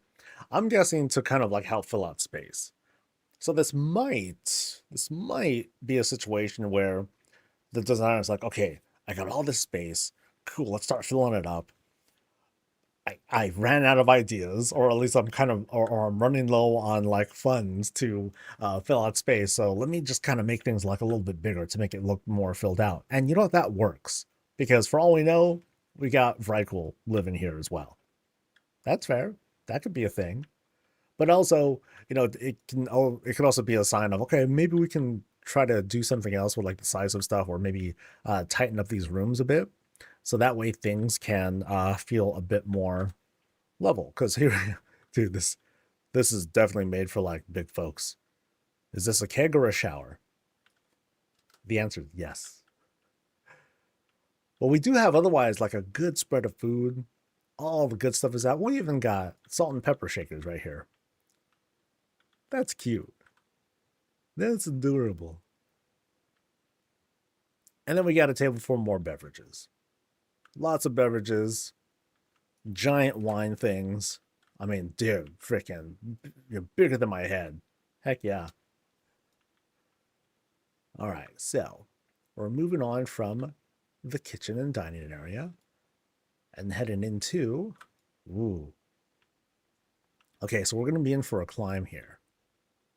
Yeah, we got a little Diablo dedication right over here. Nice. So some class celebration is happening here. Death Knights, Paladins, Demon Hunters, Monks.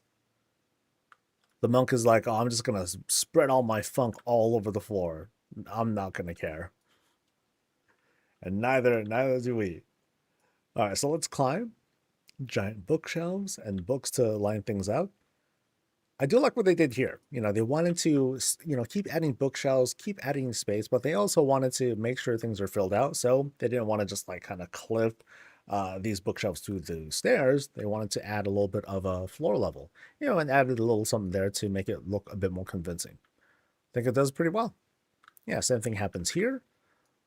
Pillar there, a little something to add, a little bit more character. And as we get to the top of this area, it doesn't look like there's, okay, maybe there is more room. I'm not sure. But we do get to the top. We have more books, more experiments happening. Yeah, cool stuff. And then we get to this kind of curious area here. So, I mean, there are books flying over there, and that doesn't quite lead anywhere. But then we also have this sort of like jumpy area here that sort of leads higher and higher. And I'm kind of curious to see if I can get to that other side. So let's see. So there's that. And then we get to the wall here. Okay. And then, oh boy. Oop. So I get there. And now I'm top here. And then, oh, that almost screwed me up. And then boom. And whee. All right. So now I made it to, what's this? That is okay, that's just the candle. I think we're just climbing around here. And we made it to the rocket. Yay! We made it to the rocket. That's what's most important, right? I think so. All right. Gee, was that something? Someone say something? The books have chairs built in to jump across too. Oh, do they? Oh, okay. Yeah, so I can kind of see what's going on there. Oh no! Oh, loser. Oh, let's try this again. Just real quick. I'm not quite sure where I'm trying to get to though. Oh, okay, that was just too much velocity. I failed to put on the brakes. Okay, so try this again. So I can see the chair thing there, but can I land on it? Oh, look at that. God, I'm good. Now, oh, that seems like a dangerous jump because that's a really short jump too. So should I like do a walk jump? Nope. All right, I'm going to give this one more try. I'm determined. If I fail it, then I fail it, right? So, boom. Blop. Okay, it's just at the spot in the corner. I'm not good at jumping, so I place chairs into every book. Oh, that's cool. So I did make it there. Nice. Because I just walked along. I just went along the bookshelf. Oh, I'm sorry, the top of the bookshelves there. Yeah. So I feel a little badass. That's cool. Did I see everything? Because I went down this, I went up the stairwell, saw the Diablo stuff. Yeah, there's no secrets to be had there. There's the kitchen on this side. And unless there's something behind that crazy fridge looking thing, I think that would sit there. Over here, we have the ginormous fireplace. Nothing behind there. And then here is where I went into the bedroom. So bedroom was over here. This was the washer, the bath and washer dryer. Yeah, cool. Cool place. Yeah, it's just a matter of, filling up space because there's like so much potential. So many different things that could be added. It's like, oh, let's add a whole room here. And that's possible. And that can be, and I know for me, that's really overwhelming. Like, I remember when I first started, I'm like, okay, I'm going to make my house and I'm going to start with a largest room that I can get. And I did. And I tried to fill it out and I failed because it just wasn't working out. Like, I didn't like how I wasn't filling out space the way that I wanted to. And like, that didn't work out. But maybe you have plans. And it's just a question of, okay, well, I'll just wait for midnight to come out because then there's going to be all sorts of new stuff to collect and everything. And that's going to be cool. But yes, thank you. Thank you for letting us visit. So now we're heading to CPR's place. That's an interesting one. CPR. All right, so 46. Oh God, they're on 46 in both plots. Oh, no, we're going to Sunnyvale Trailer Park.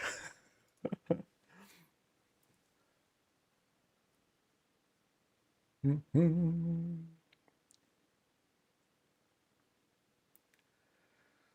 on the fence, so I leave my Christmas tree up for Soul's visit. Do I tear it down now? Whatever you like. Whatever you like. I'm not on the troll list, but I tore mine down because I was tired of looking at it. Oh, rough. Hey, if you like your tree, that's fine. My dad, so 1 year after Christmas was done and over with, we typically toss the tree and all that. My dad planted it. He replanted the Christmas tree in the front yard of all places. So everyone can see my place had like a Christmas tree just chilling there in the middle. And it survived. It survived. It kept going. And I think um, we left it alone for 1 year. But then we pulled it out the following year, and then that was finally it. So we recycled the tree, which is kind of cool of my dad. Thanks, Dad. All right. This is CPR's place over at Razorwind. I actually had to take a moment to kind of figure that out. And this is because this is like the favorite plot over in Razorwind Shores. So we're first greeted, the house is over there, but then, it's kind of a long path. It's all kind of paved up, which is cool. But we're going to go off path and we're going to check out this little greenhouse spot here. It's raining right now, so it's kind of redundant, but we got stuff growing and that's kind of cool. Got a fountain going on the side. We have this very dolled up trellis. Oh, I'm sorry, a gazebo. Ooh, very ventiered or hoarded out. I'll go with ventier. That's a good vibe. But yeah, table set up, overlooking the lake right below.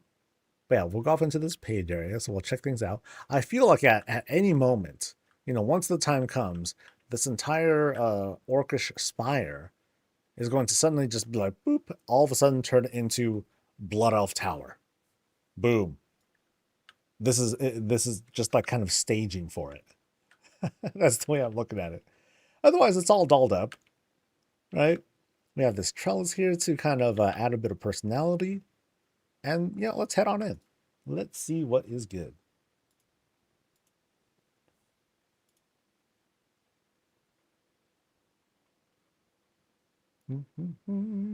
All right. So it is open. Do I want to open the door? Let's do it. Quite the entrance. So, boop. It is a lever. Nice. I'll pull the lever and we'll see where that takes me. No, just kidding. Okay, so. I mean, it is a lever, right? Yeah, of course it is. Of course it is. It can't be anything else. All right, let's go to the left first. To Pandaren Central. And dude, check out the dyes here. The coloring is like disciplined is the word that I'll use here. Yeah. Okay, check this out. So we have like some simple horizon setup. Sun is huge right now. Huge, huge, huge. Totally brighten up the spot. And it shows. You know, we have everything like super, super like glowing pretty much. Very nice. And you can tell the contrast here because it's like darker on this side where the sun's not reaching.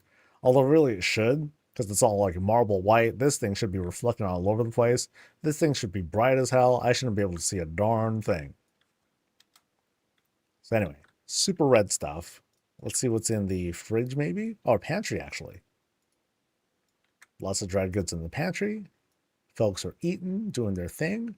Very modest kitchen setup.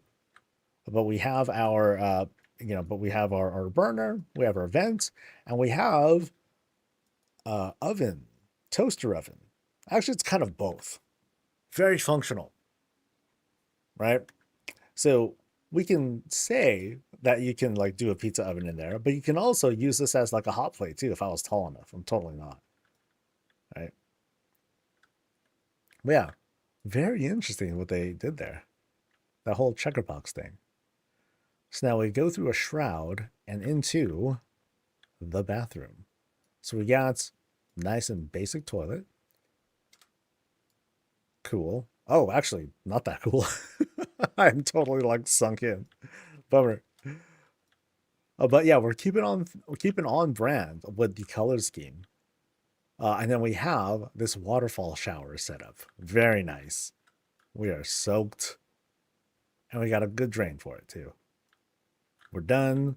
We will use these drapes to dry off. Sure, why not? Actually, we'll use those right here. Because if anything, you'd want to wash up here, get all the dirt off, and then you go in here for the soak. That's how it usually goes. All right. So that works. Then wash up and head out.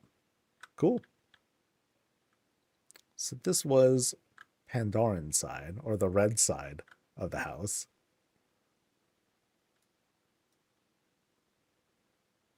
And now we cross over to the other side? Blue side?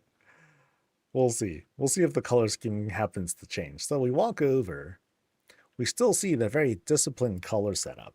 And so we're in this kind of like circular room. And this bookshelf stands like it's a monolith to something else. Like it's a teleport to another dimension of sorts.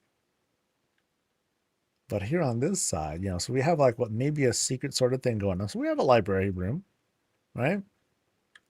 We have a library with all sorts of like little secret shelves that I'm pretty sure don't really like lead anywhere. There's, just kind of blank spaces. Hanging shelves as well from the Zandalari, which is quite cool. So we have two not so secret rooms. So let's go here first. And now, okay, this is extending out quite a bit. So now we have these other like very strong contrasts of colors, but it's super bright in here too. We have the black, so we have like the black color stuff here. We have the green on this side. Flower beds, water on the side too. Yeah, very dulled up. And now we enter this kind of restaurant vibe. So check in, have a seat. And what do we have? Takeout. Obviously. What else will we have? Bulgogi. Yeah, also obviously. Yeah, so like I say often, whenever it's Pandaran time, it's definitely Pandaran time. It's like balls out. Everything's gonna be on display here. And it always works out so well. Here we have like the whole night, the whole blood elf background, but it just matches with the whole red and everything. And then up top here, greens all over the place. Getting into the food and everything, but probably not. Oh, and I really like how these trees, they extend out and they add to it a little bit. Yeah, that's neat. Very cool. Yeah, let's back out a bit. So that's one door. And then we're back in the library. Because after a bunch of reading, of course, what happens? You get hungry, obviously. So now we enter this sort of fountainy room as its center. So this is kind of like a park, not park area. That's how I'm looking at this. You know, very bright, very echoey from the feel of it, but also a place to just kind of like vibe, rest, do your thing. Maybe have like a bunch of people gathering here in prep for whenever you have tables available over at the restaurant. Then you let everyone in. That's cool. Right through here, though, things kind of close up, become a lot more intimate because we enter this all of a sudden stairwell room, and also we see what might be the boss's bed. Yeah, so here we are.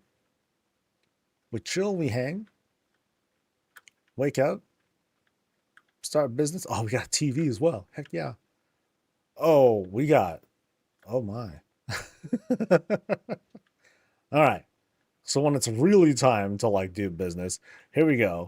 We jack in, right? And then we watch TV maybe. That could be what's going on. What's up to some folks? We got what's up to Sapphire? What's up to Mysticora? Hey, it's all we're taking a look at this very interesting house. We're just checking out this TV as we're strapped into this rack, and who knows who else is in here with us, doling out punishment or something like that. But yeah, crazy TV cabinet we got going on. Let's climb. Let's see what's going on up here now. So, above the bedroom is this really cool aquarium looking thing. Heck yeah. All right, so what kind of treasure do we got in here? What do we have to doll this up? We have trees, we got lobster, smoking lobster. Of course, we got treasure chest, sunken boat. No ship yet. Poor Torin that was thrown down here. Yeah, very cute. And you got like two little fishies. Two little green fishies. But yeah, really bright space that's being set up. I mean, it's the best way to distract from the whole illusion and everything. That and the fact that this like sits low. You know, it sits low. You have these large rounded tables to help carve out the space. Nice. How did they do the water? So the way they would typically do the water is that you'll have something like the moon well. I forgot what they're called exactly, but those moon wells that produce those sorts of effects. And then these are these like kind of prison cells. I don't know the names of stuff of that stuff, unfortunately. But there's two of them here, and that helps to produce that sort of water effect. Yeah. And then there's a light book. Cool. Now, right through this shroud, we have a clipped fountain. No, actually, no. That's a filigree. That's the top of a different fountain. Interesting.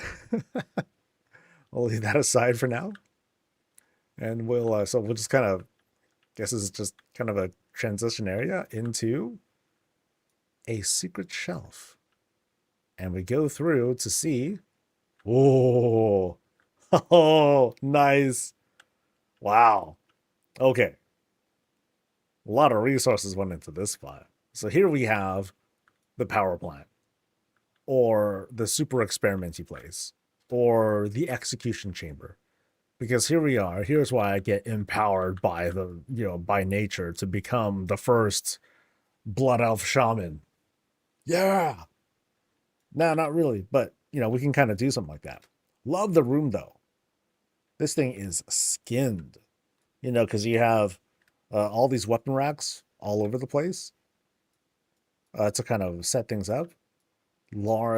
Tons of large machinery, piping to set this up. Very cool. Very, very cool. Giant shots. In this case, they are probably like batteries or void batteries or what have you.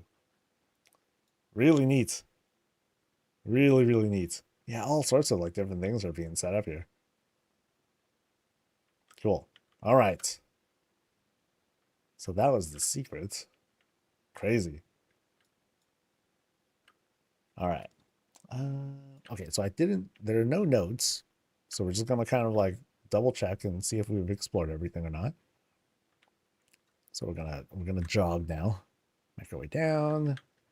And then we go back through here. We re-enter like this kind of like transition-y room. That was the bedroom was somewhere around here. No, actually we just came from the bedroom. So now we're back in the library area. We go back here and now we're at the entrance again. So cool. Now we go across again, just kind of as a double check. And I think we've seen everything. Sweet. Very sweet. Yay. Okay, moving on. What do we got? Ravul is next.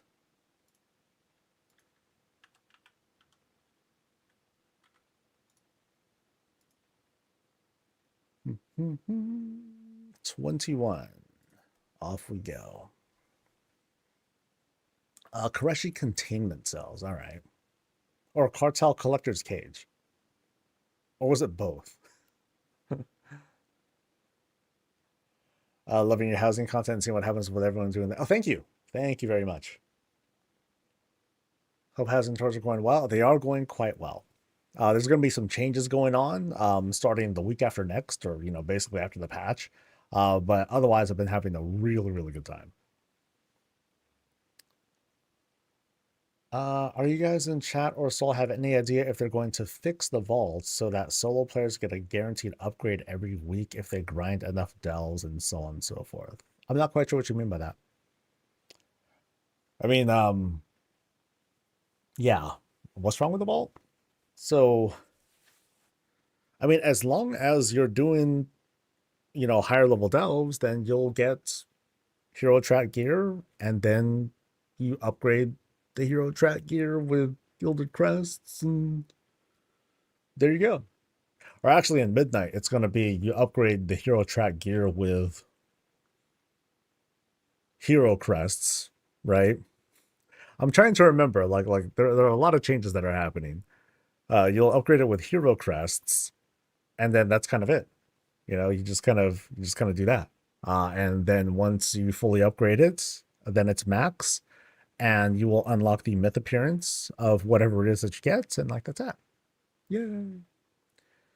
You tend to get duplicate low. Oh yeah, that's just a thing. Yeah, sorry. That's yeah. Your best way of avoiding that is to put a lot of focus on crafting stuff, so that way you can just make the stuff that you want. Because there are so many ways of getting gear these days that you can't help but run into duplicates of stuff. So, yeah, kind of a bummer, but that's just how that goes.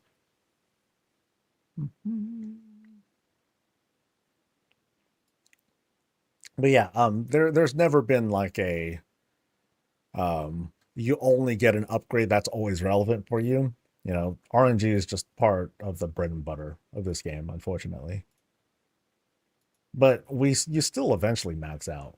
It's very difficult to not, at the very least, reach max item level for whatever it is that you're going for, because there's so many routes to take for it. Anyway, housing stuff. All right, this is Ravul's place over in Founder's Point, and it's kind of buried. It's somewhere in there. All right, somewhere among under the trees and buried under rock. Okay, this is very helpful. A little bit of fence work to help us along into Narnia, something like that. But apparently, it's kind of a hideout. Because like here we go. Here we have like one Koreshi cannon that's pointed towards possible danger, right? It's got good coverage. It's pretty defensible, but there's only one way in, one way out. So if they get close enough, then they're kind of screwed. If they line of sight this, like that gun's not going to reach, and then whoever's here, well, they'll be able to infiltrate. Let's head on inside and see what they're trying to defend.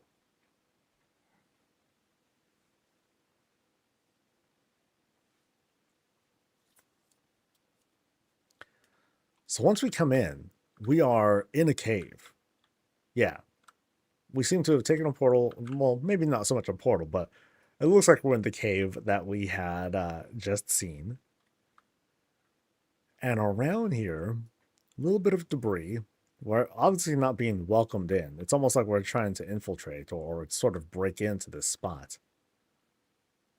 But someone or something was like just kind of holed up here, waiting for something. You know? But it's a cool cave. Here, let me just backtrack a little bit. Like, check it out. You know, flat stones all over the place, with some rounded stones to help add a little bit more texture to the spot. You know, it's not hard, but it can be hard to create like a very convincing cave scene. And you can see, like, you just need to find a way to make these cleverly clipped together, and that's kind of all it takes. And then sometimes there might be like some little like odd, you know, like for example, like this rock sits kind of odd, but at the same time, who cares? You know, it still kind of works. The only time where a cave really wouldn't make any sense is when there's like actual floating rocks, but then you can explain that away with magic, and otherwise the cave would just collapse anyway and everyone would die. So let's move on from cave spot and see if how this transitions into, oh, whoa. Okay, so yeah, cave there, but then all of a sudden, boop, boop. Okay, so this suddenly turned pink. You know, because we have like, you know, the lavender ahead of us. We have the red all around us. But then throughout the spot, we have all this sort of, you know, lavender lighting to help pink up the place. So that's why you have like this sort of haze going on. It kind of feels like we're suddenly like, we sort of like transported onto a spaceship or something like that. Like we're in Tempest Keep, which is kind of cool. But we also have like these walls, these blood of rugs that are being skinned over these walls to create something else. So we're going to go through this secret, not so secret spot into another fierce transition into a more proper blood elf dwelling. Oh, and here, check it out. We have the moon. I'm pretty sure that's the moon. And it's shining super, super bright. But that's cool. We have this kind of like this setup outside. Sets up a background of what's going on outside. I like that. And I think there's like a fountain somewhere back there. Basically, you can kind of see like this animation going as if it's like water flowing down. So it's making it seem like it's either windy or it's rainy or something like that. That works pretty well. Otherwise, here, it's just kind of a warm and comforting spot compared to the previous two rooms that we were at. So, big contrast here. Yeah, a place to sleep and everything. And then over here, now it's a doormat, which kind of tells me this is like the door outside. And nope. Surprise! Salad. Actually, let me see what's going on. Can we walk through this at all? No.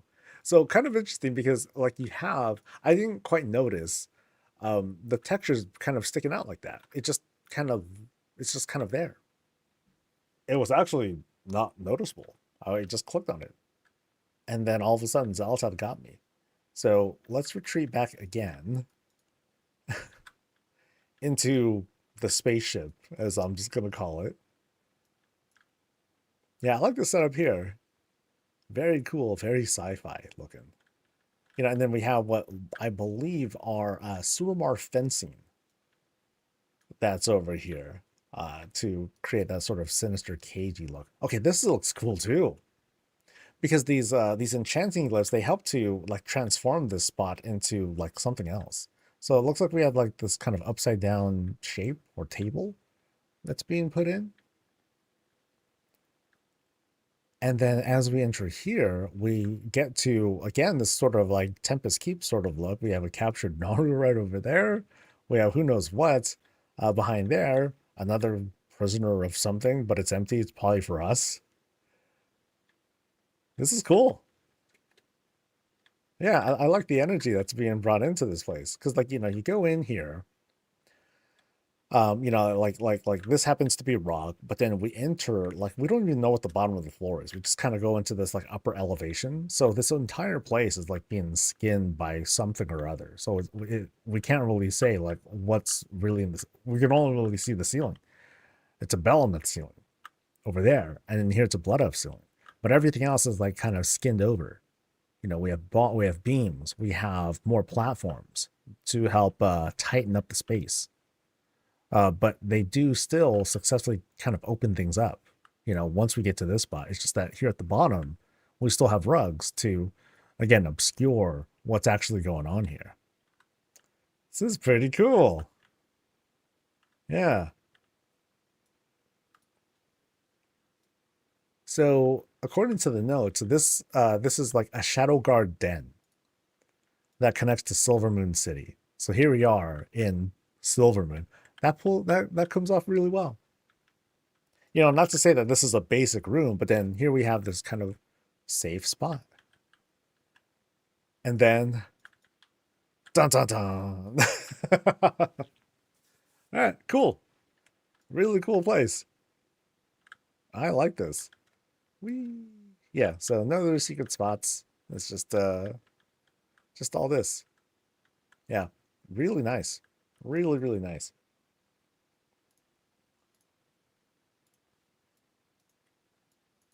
Now we're going to B's house. Whose house? B's house.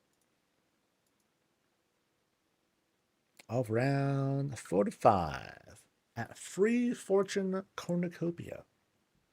Interesting name. According to the notes, there are 4 hidden unicorn toys in the house. So does that mean like Jack and Jill, or like they count as one thing? Or is it like Jack is one and then Jill is the other? Something like that. I'm going to guess it's like Jack and Jill come as like one set. All right. This is the domain of bees, and we're seeing what looks like Onyxia's spine. Actually, no. Well, it is, but it isn't the spine, because here we have like, it's actually like the dragon. It's just kind of upside down, but it kind of has that look of it being, you know, if I just kind of look at it from the right angle, it looks like it's Onyxia's spine, which is just devastatingly gory and cool. Too bad you can't really obscure that, but maybe there's a way to like do it differently. So we're going to be doing a climb over here at Razorwind Shores. Climb up the cactus. There's a well over there. I don't know how they managed to get anything out of that well, but hey, they got it somehow. Boop, boop. And we made it. So we got a little bit of dressing on the side.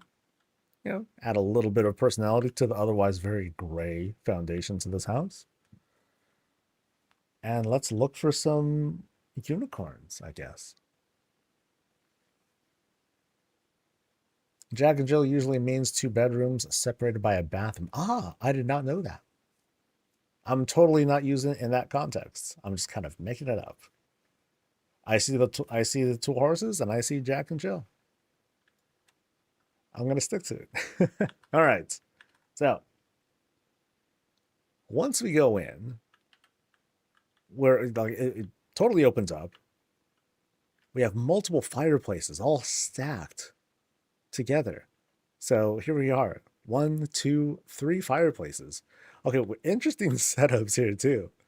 Because here we have like a door that leads out.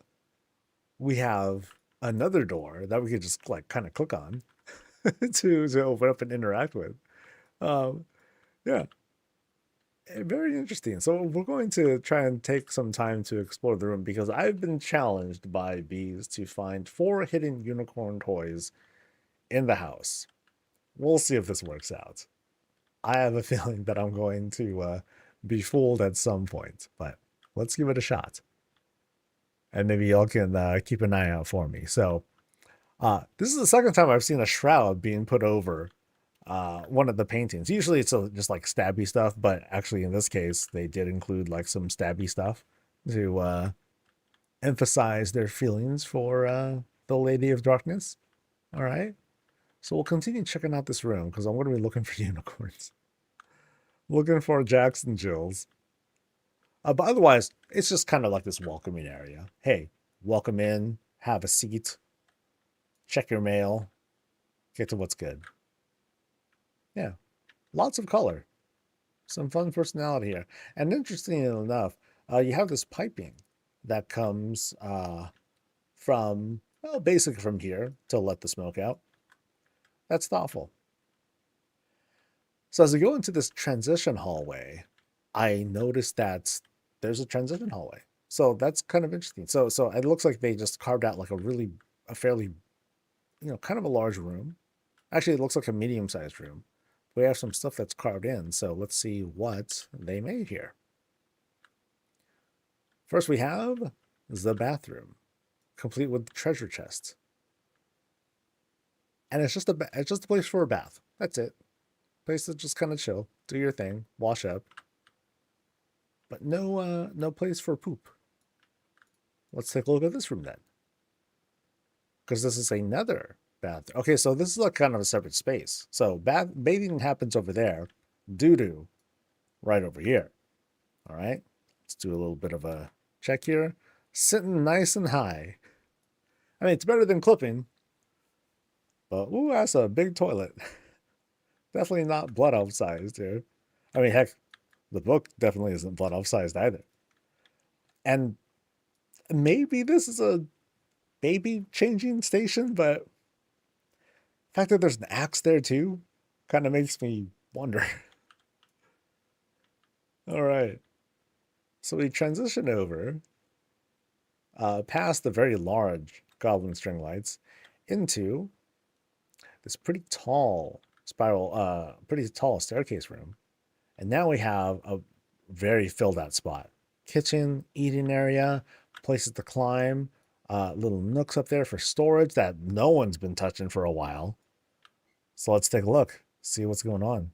So we have like this kind of pantry and wash area. Got a big stove for pizzas, big fridge, plus freezer. Stuff for dry goods and all that. Stuff for wet goods. That's a goop. Trash can maybe? Maybe not, because it's so close to the actual food. Food spread is great. I'm getting hungry all over again. It was only lunch just a little while ago, but oh well. And then here we have this nice little nook that was carved out. So in this case, I'm seeing a couple things here. So I'm seeing what looks like a bench that was phased through. So one bench, two benches right over here instead of like say stools. But then we have the beam that's covering it. Sometimes I'll see things like a table with like a rug over it. That helps to create a little bit of personality. But here I'm seeing it in the form of the flamingo that's just chilling out there. Hey, buddy. So we get a bit of a peek outside. And hey, that's pretty convincing regardless. Here's one Jack and Jill that's been chilling over there, getting some sun. Very nice. We move over to what looks like kind of another food storage area. We got some goulash and some other chicken and other stuff chilling there. Some little knickknacks on the side to round out the kitchen. And I think we will climb. Actually, no. We'll go through the transition area because we might be circling around. So we're going around through here. We have a sack of random stuff. We have another Jack and Jill that's that happens to be hanging over there. So I guess I found two. I believe this is a chair that is being instead used as just a wall decoration. Hey, that works. There's no law against that. Yeah. And this is interesting. They just have stacks of books set up. Yeah. So they can afford stacks of books, but not shelves. Hey, them shelves are pretty expensive, resource intensive, tariffs, and so on and so forth. All right, so let's go ahead and climb. Oh, and I'm quite amazed that despite the gaps here, notice here, like I'm still able to do the full climb. Very generous, very, very generous. So I'm gonna do a quick horse check here. Yep, no horses here. Just checking. But it is accessible, right? So we can check out what's going on there. Oh, and then on top here we have more feasting. So this is like the VIP spot. That's how I'm looking at this. VIP spot, they get the bestest food. And then here we have this very curious formation. Oh, check it. You see down there, we have the stove. I'm sorry, we have the fireplace. It just kind of extends all the way up. That's cool. I mean, pipes would work too, but pipes cost resonant crystals. And, you know, maybe they don't have enough resonant crystals. Oh, check this out. They took a I forgot what this is called exactly, but they just took a lamppost, flipped it upside down, boom, there you go. Like here's your hanging spot, or here is your chandelier, instead of like a traditional one. Because I've noticed that these are pretty bright. These particular chandeliers, these particular candlesticks are quite bright. Candlebrock, thank you very much, chat. Yeah, I noticed that these are bright by comparison, and so that's why I'm seeing like some use of like not the same one, but similar stuff being used to light up the space. And I think that's intentional because it's just really good at it. All right, so across the way, can't really get there, but we do have a prisoner over on that side. A little bit of a Demon Hunter homage on the other. Otherwise, I can't really get across, so it's just a nice, pleasant thing to look at. And that's cool. That's pretty neat. Whee! All right, so now we're back down here again, and we're going through so we went through the transition area. We're back here again, and now we're going to the next spot with another ginormous Christmas tree. Damn. Ooh, it's like it's trying to escape out of here. So this is like a normal staircase. Oh, I'm sorry, stairwell. And then obviously filling up some of the space is the tree. And then right through this shroud is a bedroom. A place to hide. If the tree wasn't enough to obscure you, which is like right here, you can kind of like walk through the spot and be like, haha, its own natural shroud. Okay, they made their way out. And because of the size of it, you could use all sorts of stuff to dress it up. You got windows, you got lanterns, you got like Manuel looking things, yeah, more lanterns, all sorts of stuff. And it's really, really bright. Very brightly lit. Right here on the side, we have all these mini fight things. You know, tiny war chief throne, tiny bed. You know, just like it's kind of like settings, little blocks to like put together something fun. All right, we're gonna go up. Kind of a macabre. Not really. It's just flowers coming out of a coffin planter sort of thing. And then up ahead we have out of order. Not really. We just kind of walk through. Haha. See, you can't keep me out. So here's like kind of a secret study spot. Some really bright lanterns over there. I'm sorry, they are street lamps. We have a computer setup. No chair, standing desk. In fact, haha. They thought of me. I'm just kidding. Yeah, we have a standing desk. We have this tower setup, which is kind of interesting. They use the jewel crafting stuff as part of the tower casing. And I believe this is just like kind of a box that they skinned with some other stuff to make a sort of different shape. Here's the power button. Hey, that works. Did I see Jack and Jill under the sofa? I did not. I did not. I might have missed it. I'll try to take a quick glance if I can. But yeah, flat screen that's mounted. Very good. Got some food. stuff to read, enemies to incinerate. I like how this works out with it being sunk in the way it is. We got void and fell stuff happening down here, but also like there's naturey stuff that's creating that effect too. Yeah. Oh, I do see Jack. There they are. So that's Jack and Jill number 3 that you found. Thank you for yeah, good eye catching that. I can't help but feel like I probably lost one under all this extra stuff. Because if I win, what if I find them all? Do I get a prize? Hey, I'd hate to think if they were like in here. If they were in this tree, no way. Look in the coffin. Nothing in that coffin. Nothing in this one. And that one is closed. That one has what feel okay, it's not a horse head. It was like a little bird head that's over there. Yeah, so nothing there. I'm not gonna sweat too much if I don't find it. Unless there's like $1,000,000 on the line, that I'll be like, yo, chat, let's find this spot. All right. Well, let me double check. I think I did run into a dead end here. So like there wasn't anything past this. So I went through here through the kind of secret, not so secret spots. Anything in the furnace? Nope. Nothing in the furnace. There's a curious Tesla coil just kind of, oops, sorry. Curious Tesla coil just kind of chilling there. But maybe that's the Wi-Fi signal. You know, that works. So I think we can backtrack now. We saw the mini-fied things. We saw like these.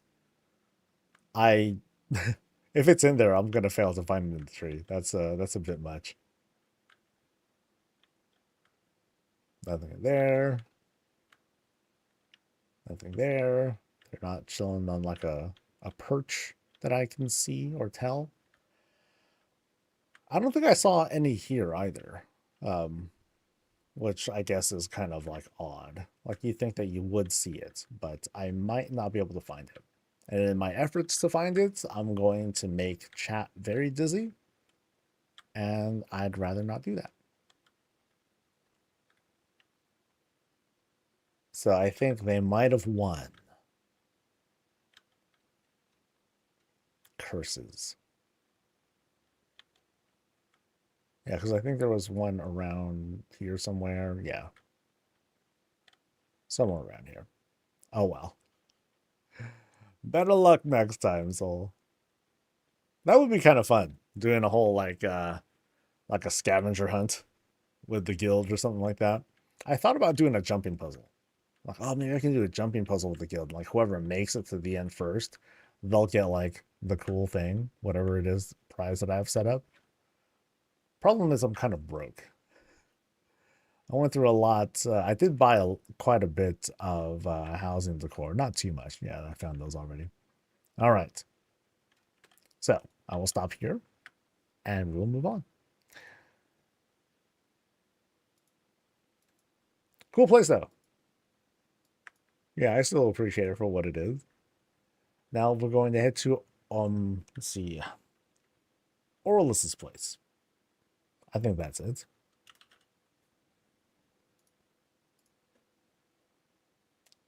They're over at 29 Serenity. Cool. What about under the stairs right there? No, curses. I know, are they like actually between the stairs? That would be insidious. Okay, I don't see them there.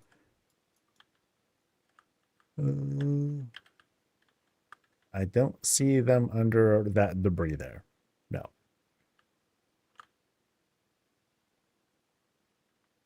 Oh well, bummer. I tried. Let's go. Be funny if it was like right here, just like around something. Whoops.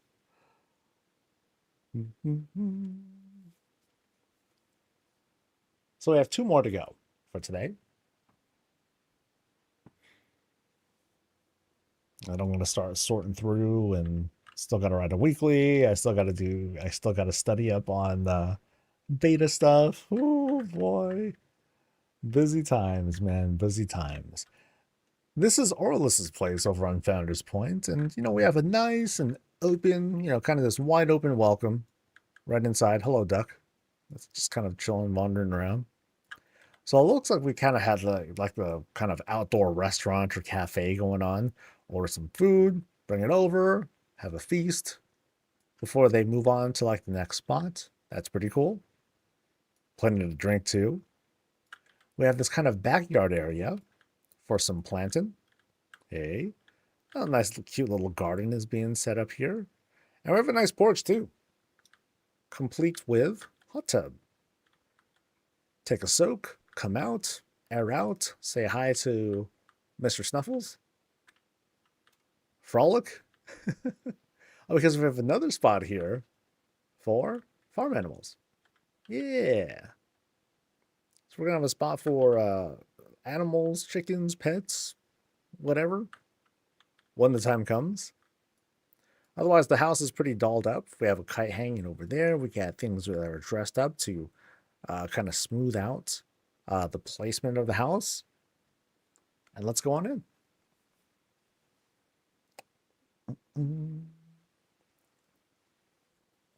All right. So as we go in, we lay down some of our gear and equipment, and we eat like right away. Boom, sit down, cool, let's feast. Got plenty to have. There's stew or goulash, plenty to drink as well. And around this spot here, so we're immediately going into this up. Oh, wow. There's actually this kind of like upper loft over there too. And we have a door here. We have this. Okay, lots of details are added into just this one room. So let's take some time to appreciate what's going on here. So first off is this corner kitchen. Corner kitchen complete with pantry stuff around the side. Food that's been prepped and ready to go. We have a calorie table that takes up plenty of space to help fill things out. And then we have this table used as an island sink. Wash stuff off and everything. And otherwise, stuff that's ready to go. It's plated and, there it is. Very cool. And then you have some additional stuff that's being added to these. So here's a filled out calorie table. Here's an empty one. But then they filled it out with more stuff. So you got market benches or market tables, I believe. And then you have some stuff on the bottom for storage. Tiny poisons. Because when you want to kill someone with just the subtle touch, right? Nice and easy. Yeah. A little bit of branding over there. Check it out. Big mug, little mug. So you can kind of hint that, hey, it's a place that is cool for kids. Or if this is like a personal house, just a private house, residence, one small cup for the kid. Now let's go into this side here real quick. And we have just a closet. That's it. Just a closet. All good. Just notice now some of the greenery up top. And we have, okay, this is really cool. You have additional greenery that's hanging off of this trellis that was like set up and extended out. Because it had to come from somewhere. They could have just made a beam if they wanted to. But then they decided to use that. That way you have like something for the vines to grow around. That works out. Going off to this corner here, we have a little bit of gaming stuff going on, bit of entertainment. You sit, you play, you got something to read. And then the privacy screen, it's not really hiding anything. It's just there to kind of fill out space, but it's also just very bright and adds a lot of color to the space. It's not adding light. It's actually the lantern that's over there providing it. And overlooking it, a dead earthen. Heck yeah. Is it gruesome? I don't know. Maybe it's just kind of like for decorative, just for decoration. That's it. And then we have the fireplace to kind of heat things up. Not even so much to Not even so much for us to hang out on, but just to help keep the place warm. Now, interestingly, we have this roll, which is part of something else that feels like it's being like kind of phased through. But this roll just helps to create, oh, okay, we just, maybe we do lay stuff out. It's just that right now it's rolled up, and that's kind of cool. Here under that little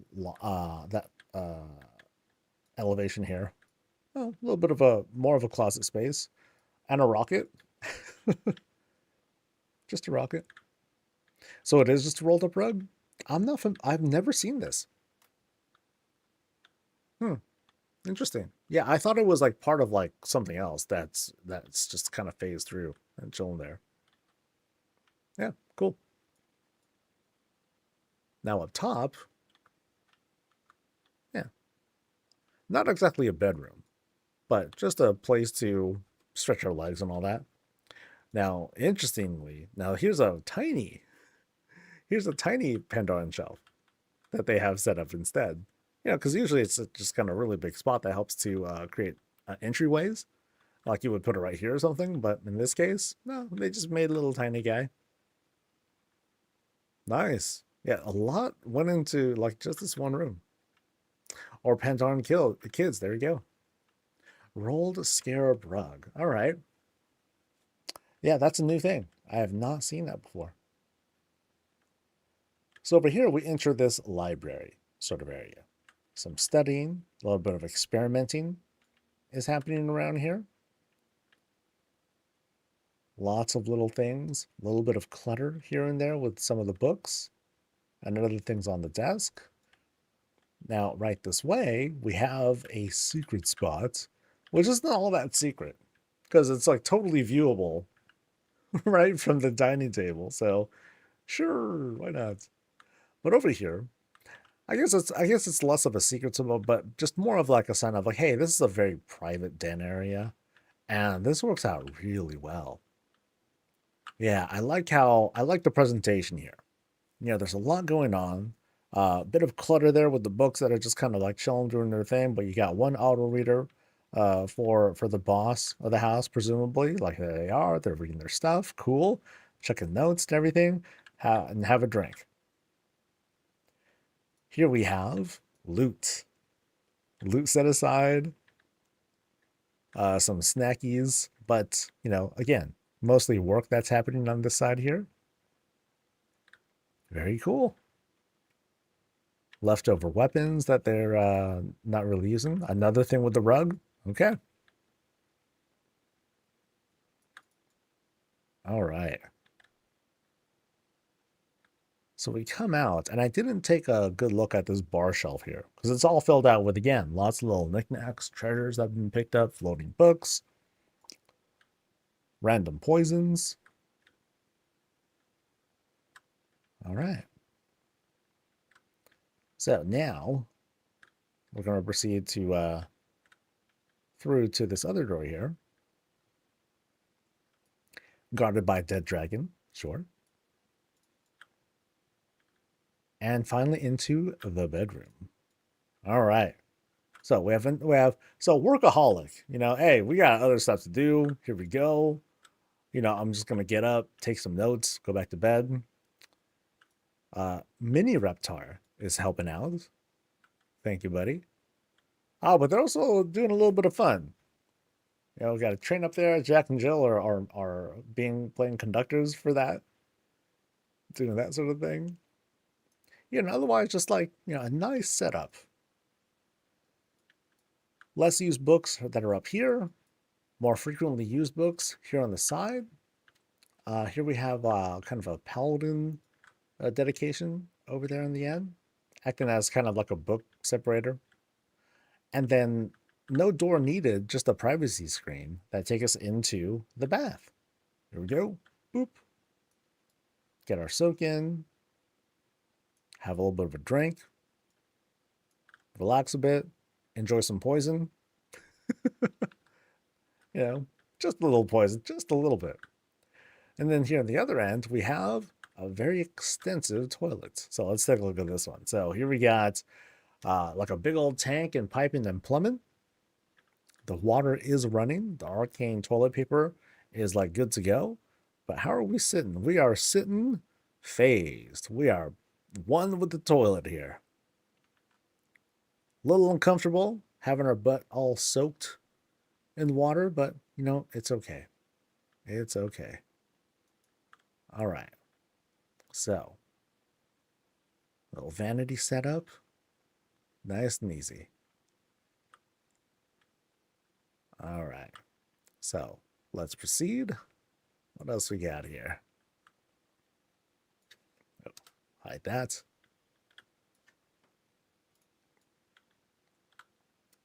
I think we might have seen everything there's to see.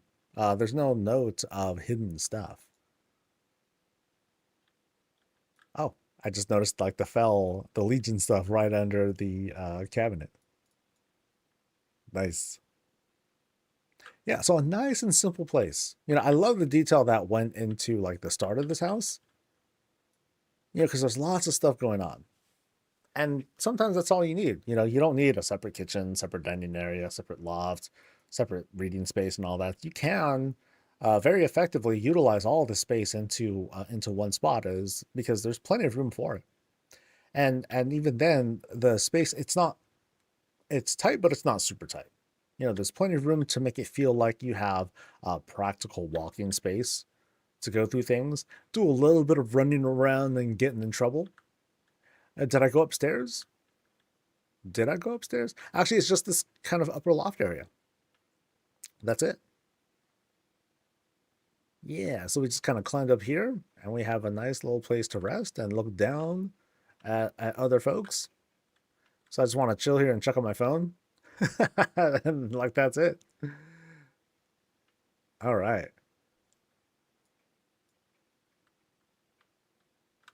Cool. Yeah, nice simple spot. I mean, from the looks of it, the way that they list this, they're a level 5 house, but it's only taking up less than 1,000 in the budget. It kind of shows, but there's no complicated setups here. It's just like tasteful stuff that's put in, mostly low budget stuff that just adds up, but there's no like crazy architecture or whatnot going on that suggests like anything weird. And it goes to show like some of my favorite places do happen to be pretty limited on the more complicated builds. As long as there's, I tend to be like just about, or maybe even more impressed with just a really good layout.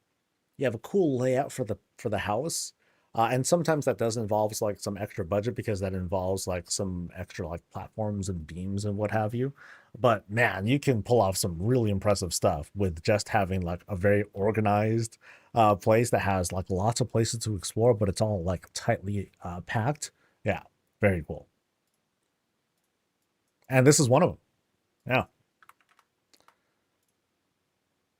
All right, we got one more. We're going to Void Poet. Over at 29. Nope, not at 29. 24. Let's go. And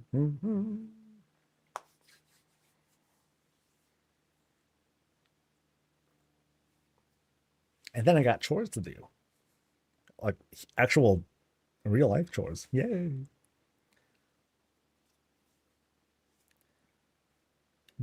All right, back to Razorwind we go. All right, this is Razorwind Shores. We are checking out Void Poet's place, and we got like some animals that are threatening to like take over the spot. Not really, but kind of interesting that out here we have a forge set up, some treasure that's been buried. Huh. What kind of story is happening here? No idea, because they're just we have folks that are just kind of chilling, sitting around a treasure chest that's waiting to be opened, and they're just kind of debating, what do we do about it? Do we open it up? But what if there's like dangerous stuff inside? We'll just throw it in the forge. But what if we want to keep it? I don't know. So they just kept kind of talking about it, and maybe they forgot about it, and they went to bed because clearly maybe they were like inebriated. They just kind of left things like tossed aside, or maybe something dangerous happened, and they were never heard from again. Whatever the case, though, over here at Void's place, the whole place has been skinned and buried, kind of, sort of. Oh, there's more treasure chests. Oh, dude. Okay, so what's going on here? What sort of story can we tell here? Because little details are added to the spot. It's greened up a little bit. We have some shrouds over here to cover up something, a little fire water right over there. We even have the boss of the house that's like waiting for shenanigans. Maybe they're the last survivor, and I'm next. I've just been kind of lured in, so we'll see. Yeah, otherwise it's cool. It's fenced off. Yeah, and they're living here. It's not just a hideaway. It's not that kind of story. Yeah, so they're living here at least, or maybe they took over the place. They're off doing whatever they feel like. We'll climb up this platform, pass by the boss. Hello, and yeah, I guess we're going through this door here. What's going on?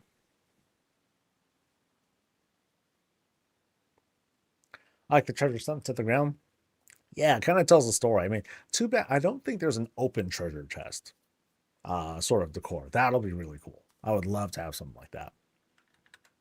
All right. So as soon as we go in, we're closed off.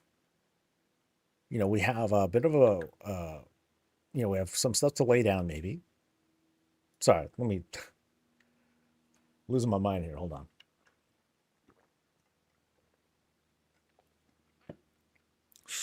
I've got one more to go, man. Let's do this. So as soon as we go in, we got to kind of transition into the actual space. It's all closed off here. And we enter. Whoa. Okay, this is very high. This was like a kind of a pirate den. But at the center of this whole thing is this massively long staircase. So we're going up at least 2 levels. So we have first story, second story, third story. Yeah, we have a third story up there. I'm pretty sure. Crazy, dude.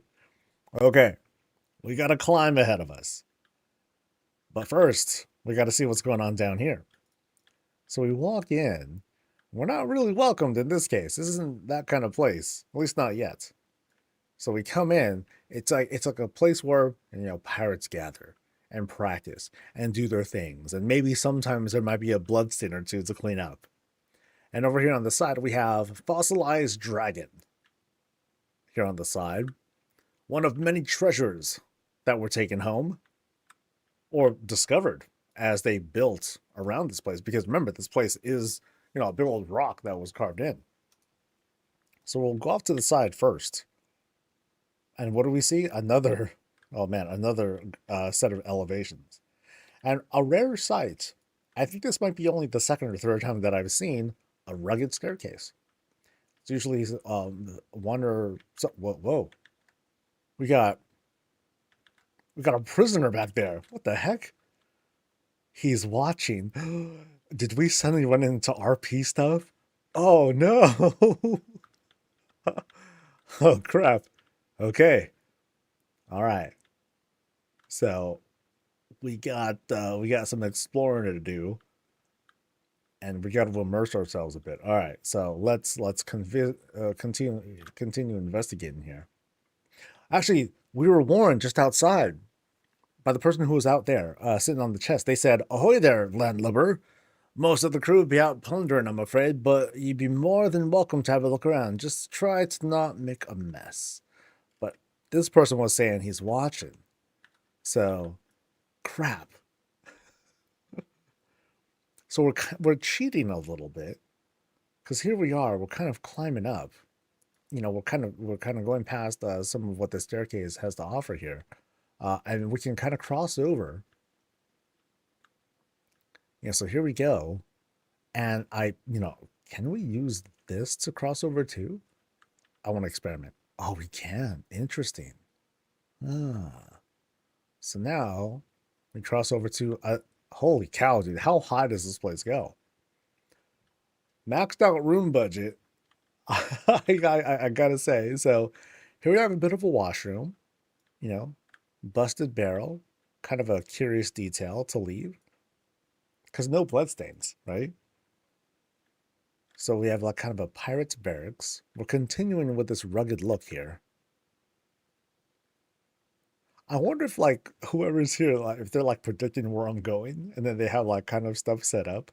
I hope my behavior is predictable enough that they kind of have an idea of where I'll probably go. So yeah, they were here, you know, the other pirates, they were kind of doing their thing. So we're gonna keep climbing up and up and up and up. So here we have like just barrels lying around. Cool.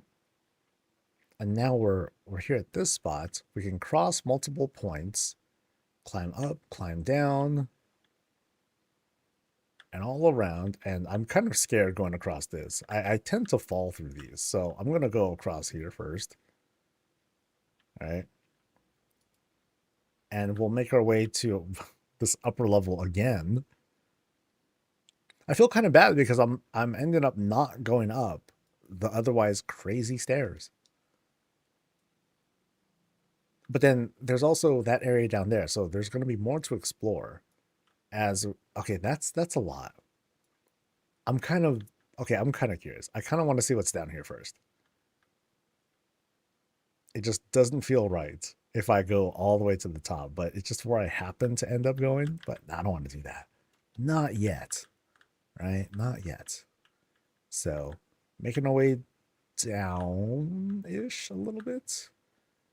Oh boy, I forgot where I came from. Actually, it was. Wait, are there stairs here? No, there aren't. You don't climb up here. It only goes that far. Okay, so I guess I'll drop down. Boop. So here's this spot, and we'll see what's going on this upper floor here. Okay, so just to make sure I'm jogging my memory jogger. So I started here, went through here, went up this level, stopped here, went across, got higher, went here, and then went across. And then I was like, wait a minute, I don't want to go to the top. I want to go this in this direction. But there's also a door there.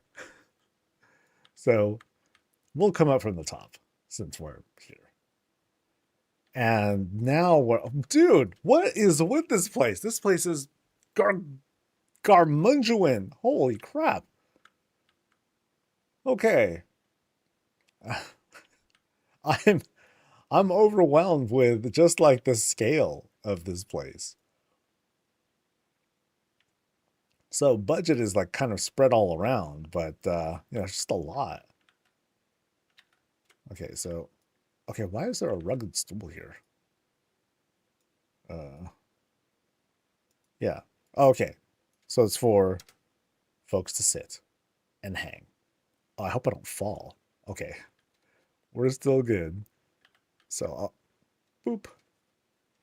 Go here. Yeah. Oh, this is cool. So there's like all sorts of places for like the pirates to like sit and chill and like observe what's going on here. Yeah. So now we're down here. So yeah, we're suddenly making our way down, and then down the ramp. The are sitting across the wall? Oh crap. Okay, so I am clearly not keeping an eye out.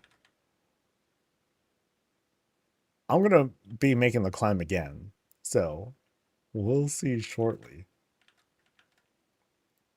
And then look, yeah, someone's emote watching me. Oh boy. Okay, I'll leave the UI on. Sorry if it kind of busts some of the immersion here. And then here's like a secret shelf or a secret door here. What's going on in here? We got treasure. Mwahaha. So treasure that I'd otherwise steal if I could. And then I think there might be another thing here because this is a stairwell room. And back here we have dun dun dun. Ooh. So we somehow wandered over into this other place. I'm lost. I'm quite lost now. Okay, so now, oh, dude, I found all the booty. Yeah. Ho, ho. Somehow I just wandered into this super secret pirate cave and I got all the good stuff. Oh, I just want to loot all the things, but I can't. And we're going up. Oh, what? Okay, these are a bunch of Pentarn walls, I think. Yeah, you're not gonna find straight walls like this like anywhere else really. So I think these are Pentarn walls that we're climbing. But we're climbing up again. Oh, dude. Oh man, dude, he's going old god talk. Shit. Really creepy. Don't turn around. I'm just exploring. He's still talking. I'm gonna slowly back up. He's still talking. I have no idea what he's saying. Probably we know he's like FaceTiming his mom or something. Who's an old god? You're not even this place lobby. Yeah, I am, dude. Shoot. How do I get out of here? No, no, that's the way back up. So I am lost. I lost my sense of layout. So let's kind of make our way out. Not out, but let me, get rid of evidence that I was there. And we'll just kind of like, innocently climb and explore as we have been. La la la. La la la. Yeah, close that stuff. Okay, so now we're gonna make our way back up again. This time we're gonna go to the top because I think we've seen everything else. Oh, cool, pirate banner, nice, very nice. All right, so we go up the ridiculous stairs, and now we're gonna climb this spot here. Now we're gonna finally see what's up top because I think I've seen everything else, and hopefully I can climb this. Yes, I can. Very nice. All right, and then we're gonna go. Okay, I'm gonna again be paranoid and just kind of go across. Dude, I think he was still talking. Dude was still talking to his old god mom. Maybe it's mom. All right, we're finally going to see what's up top. And what do we have? Go around the corner. I mean, it's got to be peaceful. It's not the underground stuff. Okay, cool. Cool. A little bit of treasure. This is the boss's bed, doing our thing. Very nice. Yeah, a lot of these stool setups, a lot of these places to like sit and like do their thing. I love the detail that goes into like having all these small places to go into. But it's kind of funny. Like here's the boss's launch point, right? It's like, oh man, intruders! You just jump down and then get into action right away. So I think I've seen everything, and I'm still alive. So everything's cool, right? I think everything's cool. Yeah, that old god stuff, that like quickly freaks me out. So going down. All right, back at the barracks place. We're going to go across and make our way down slowly.